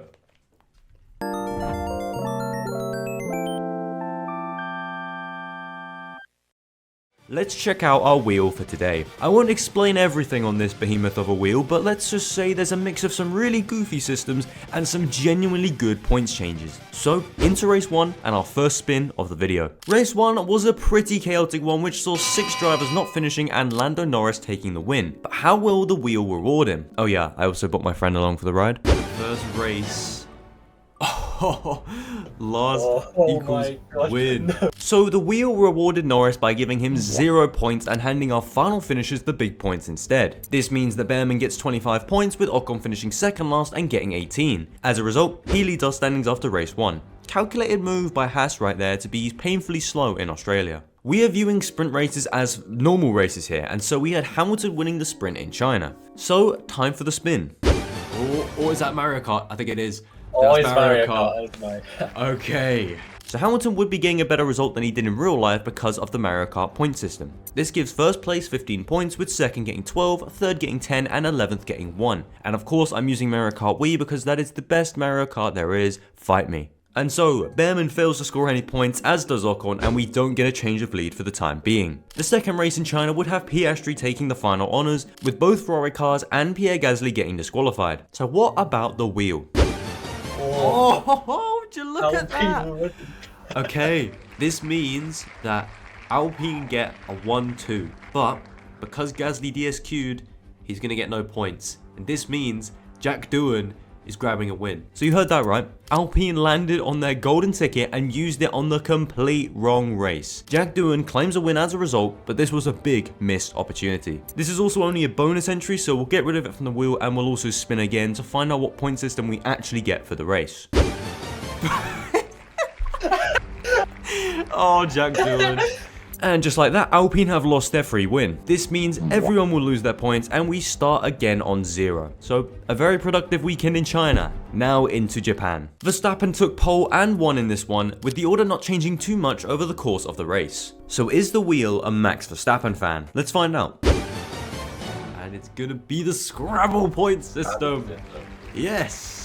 So, the Scrabble point system utilizes the points you earn for using each letter in Scrabble, obviously, and we're going to use the title of our Grand Prix, including the sponsor, to work out who gets what. So in Japan, it looks a little something like this. There weren't too many high scoring numbers in Japan, apart from J, which Hamilton landed on, and so this is the result, and this is how the standings look, because we've basically started again. Bahrain would see Piastri get back on top with Russell in second and Leclerc in third. Moving across to the wheel, and we've already landed on a negative point system. First place goes from earning you 25 points to docking you 25, so if you aren't in the top 10, you're winning out. And that's the case for Stroll and Albon, who now lead the championship thanks to not losing any points. Saudi Arabia now. Piastri and Verstappen would fight on lap 1, but after being given a penalty for overtaking off track, Max was forced to settle for second behind Oscar. And now time for the wheel. Not quite raise the rent, but it's bonus. We are going to give someone, or 3 drivers, a nice result here. So the bonus gives a free first, second and third place to 3 different drivers. So taking our bonus first would be Stroll, second would go to Albon, and third went to Doohan. You just could not write the wheel giving first, second and third to our actual top 3. And I shuffled this to shit as well. Whatever, now let's move into the main race results. Better not get another bonus. We are gonna get negatives. So, NASCAR's point system gives points to the top 36 drivers, and as you probably already know, we only have 20 drivers in F1. Now, turn that positive into a negative, and you have the negative NASCAR point system. Here's the full result, and here's our standings. Stroll is somehow still in the positive purely because he had a terrible Saudi Arabian race. Miami would see us have another sprint, and this one was chaotic with penalties galore and a pretty weird finishing result. Now, onto the wheel. Oh, double points! That is exactly what they needed. After the mare that was Saudi Arabia, Miami was now going to give our winners some actual awards, with Norris picking up a big result thanks to winning. But Stroll finished in a crazy 5th by staying out of trouble and earns 20 points, which keeps him in the lead of the standings. The second Miami race and race 8 of our championship had Piastri winning and Norris in second, but the wheel had other ideas. Oh, mid-wins. So this gives 10th and 11th place 25 points, with 9th and 12th getting 18, and you can probably work out the rest. It sort of goes up and down in a pyramid shape. Essentially though, the McLarens are going to get nothing for dominating. Instead, Tsunoda and Hajar get the best result, and Yuki now moves into 2nd in the standings, with Stroll claiming more points as he continues to lead. In Imola, Verstappen took victory for the first time since Japan, and Doohan was dropped by Alpine for Colapinto. He will keep his -3 points if you were curious. And for this race, we would once again be using the Scrabble point system. What is this? What is that name? And taking the big points here was Norris as he lands on the W of AWS, and with Stroll only picking up a 1 by landing on an E, he closes in a bit, but he's still 27 points off the lead. Monaco is obviously the qualifying Grand Prix, and Norris won it from pole with everyone holding each other up behind. We do have a qualifying point system on here, so let's see what the wheel lands on. No points again. With Norris now in the positive, these 50 points are going to be massive for him, and Stroll failed to score, and so the gap grows to 23 points. Spain saw the McLarens dominate out in front again, with Piastri winning from his teammate and Russell rage-baiting Verstappen into a 10th place finish. So what will the wheel say? Maybe have like a positive NASCAR. Nope, just another negative. Okay. Well, this negative especially hurts Piastri as he won the race, and also hurts Norris. He's now only 5 points ahead of Stroll, who didn't even compete in this race. In Canada, Russell dominated out in front, with Verstappen and Antonelli joining him on the podium, as Norris crashed into his teammate. But crucially, he was classified, meaning he would really benefit from a last equals win point system. Over to the wheel. And we land on the negative NASCAR again. Oh no.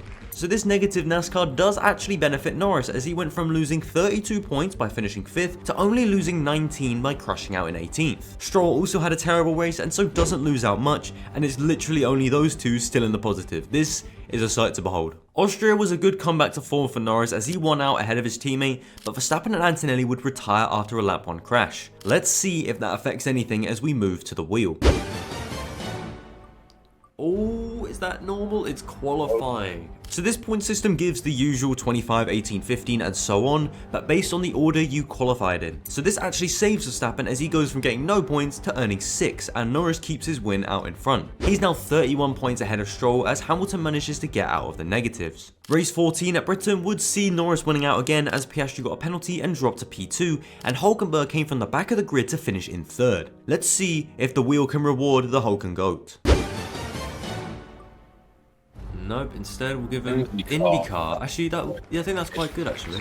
IndyCar gives out a lot of points, with a win earning you 50 points, a 2nd place getting you 40, and a 3rd getting 35. This is ideal for Norris once again, but Stroll did get 26 points out of this race as we're slowly seeing the grid get back into the positives. Race 15 at Belgium was a sprint, won by Verstappen on the 1st lap. So how will the wheel reward his efforts? Okay. If you are unfamiliar with what Daddy's Cash is, you really missed out on the good days of F1 YouTube. As Sim Dane once famously said, Daddy's Cash bought the team with Daddy's Cash. Daddy's Cash, Lance Stroll with Daddy's Cash. So this is a bonus, and we'll give Lance Stroll double points for the rest of the video, positive or negative. And so the actual point system for this race was... yeah, it was normal. Verstappen did get rewarded in the end for winning, Stroll failed to score, and Norris got another chunk of points to become our first driver to break 100 points. The second race at Belgium saw Piastri win on the 1st lap instead, so let's see if the wheel will reward him as well. Okay, we get normal. Or is that Scrabble? With Scrabble. Norris would earn 1 point by landing on an O, and Stroll also got 1 point, which becomes 2 because of Daddy's Cash, because he was on L. Here's the result, and here's the standings. Not much is changing. Hungary would see Norris have a bad start, but then he made the unlikely one-stop strategy work out and earned himself a win, once again over his teammate. Can the wheel continue to give him nice results? It can. Norris picks up another 25 points as he is on a roll at the moment. However, Stroll did score points here and earns 12 from finishing 7th. Not too bad, but Norris is still nearly 100 points ahead of Lance. Zandvoort saw another unlikely podium as Isaac Hadjar claimed his first ever, but Norris would DNF late on from 2nd place to finish 18th as his teammate won. Crucially though, Stroll finished 7th again. Will he get niced by the wheel as Norris falters? But... oh, double points! Okay, that's not bad. Norris misses out on a really nice result, and Stroll's 12 points become 24 thanks to his dad, and with Piastri getting 50 points, he actually moves into second place as Verstappen is also getting up there. Monza saw Verstappen dominate out in front in the fastest race ever, with Norris in second and Piastri in third. Now time for the wheel to decide their fate. Okay, oh my god. Ooh. Wow, we were manifesting the reset. Well, now they're getting no points because they're all going to the guys in the bottom 10. So Sainz gets a de facto win by coming in 11th place, and Stroll misses out on a big chance to get some nice points because he finished in 18th place. He still gets 8 though, which is better than nothing. He can't make up any places however, so was it worth it? Baku saw Piastri retire on the first lap, Norris finished down the order in 7th, and Verstappen winning dominantly again. So which way will the wheel fall? Oh, and he's not going to get any luck. Qualifying.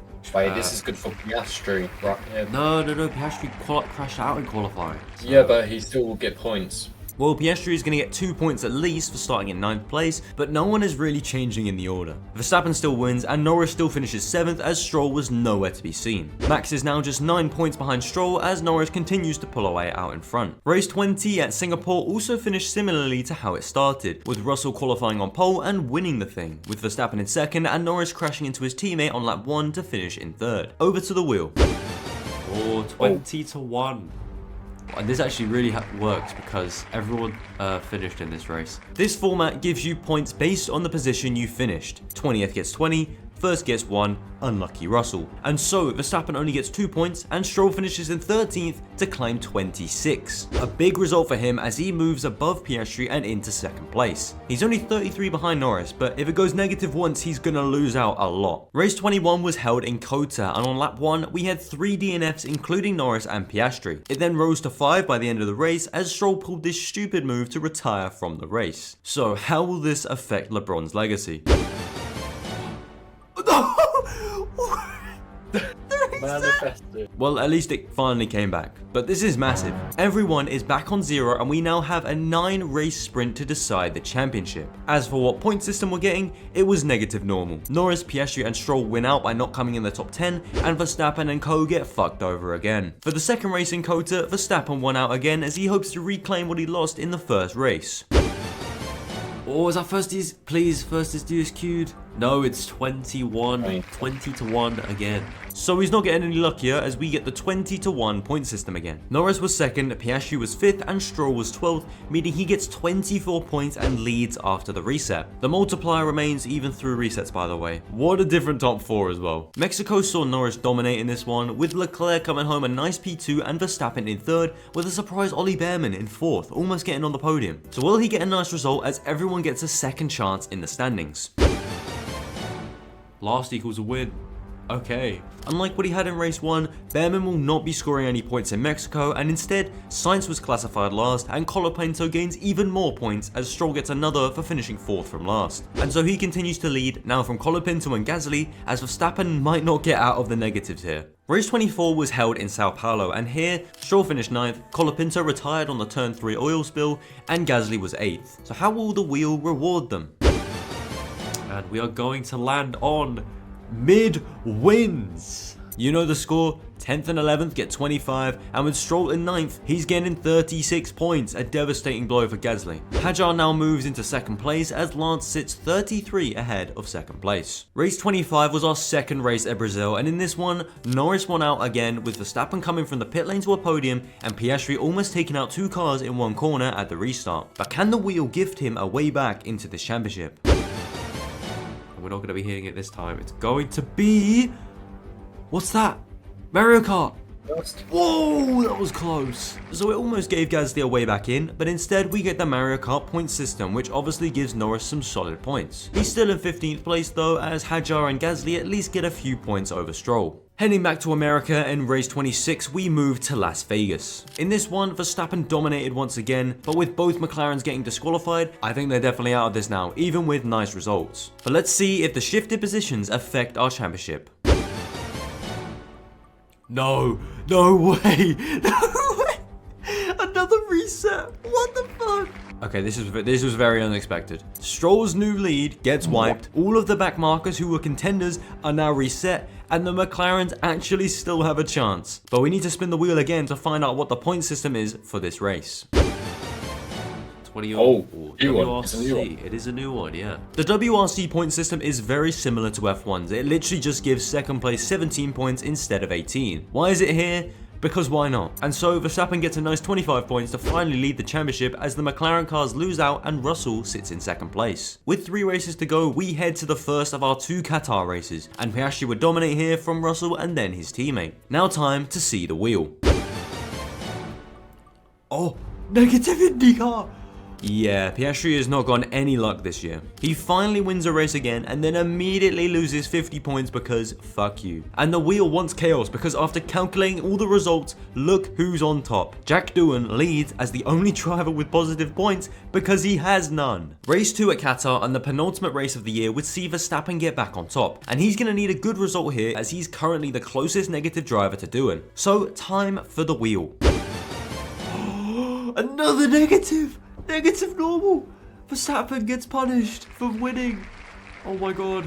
It's set up perfectly for Doohan can do this. Doohan can actually do this. Back-to-back negatives means that Verstappen loses 25 points, Piastri loses even more as he's had a terrible 3-race stretch, and Doohan is still leading. 10 drivers can still beat him though mathematically, and as you've seen so far this video, it could literally be any one of these guys depending how the system falls. But time for the finale. Can Doohan hold on while he's not even racing? Abu Dhabi would see Verstappen winning again, with the McLarens following him home in 2nd and 3rd, and Leclerc coming 5th. So, time for the most important wheel spin of the entire season. This is a massive spin. This is a massive spin. This is negative. Jack Doohan wins.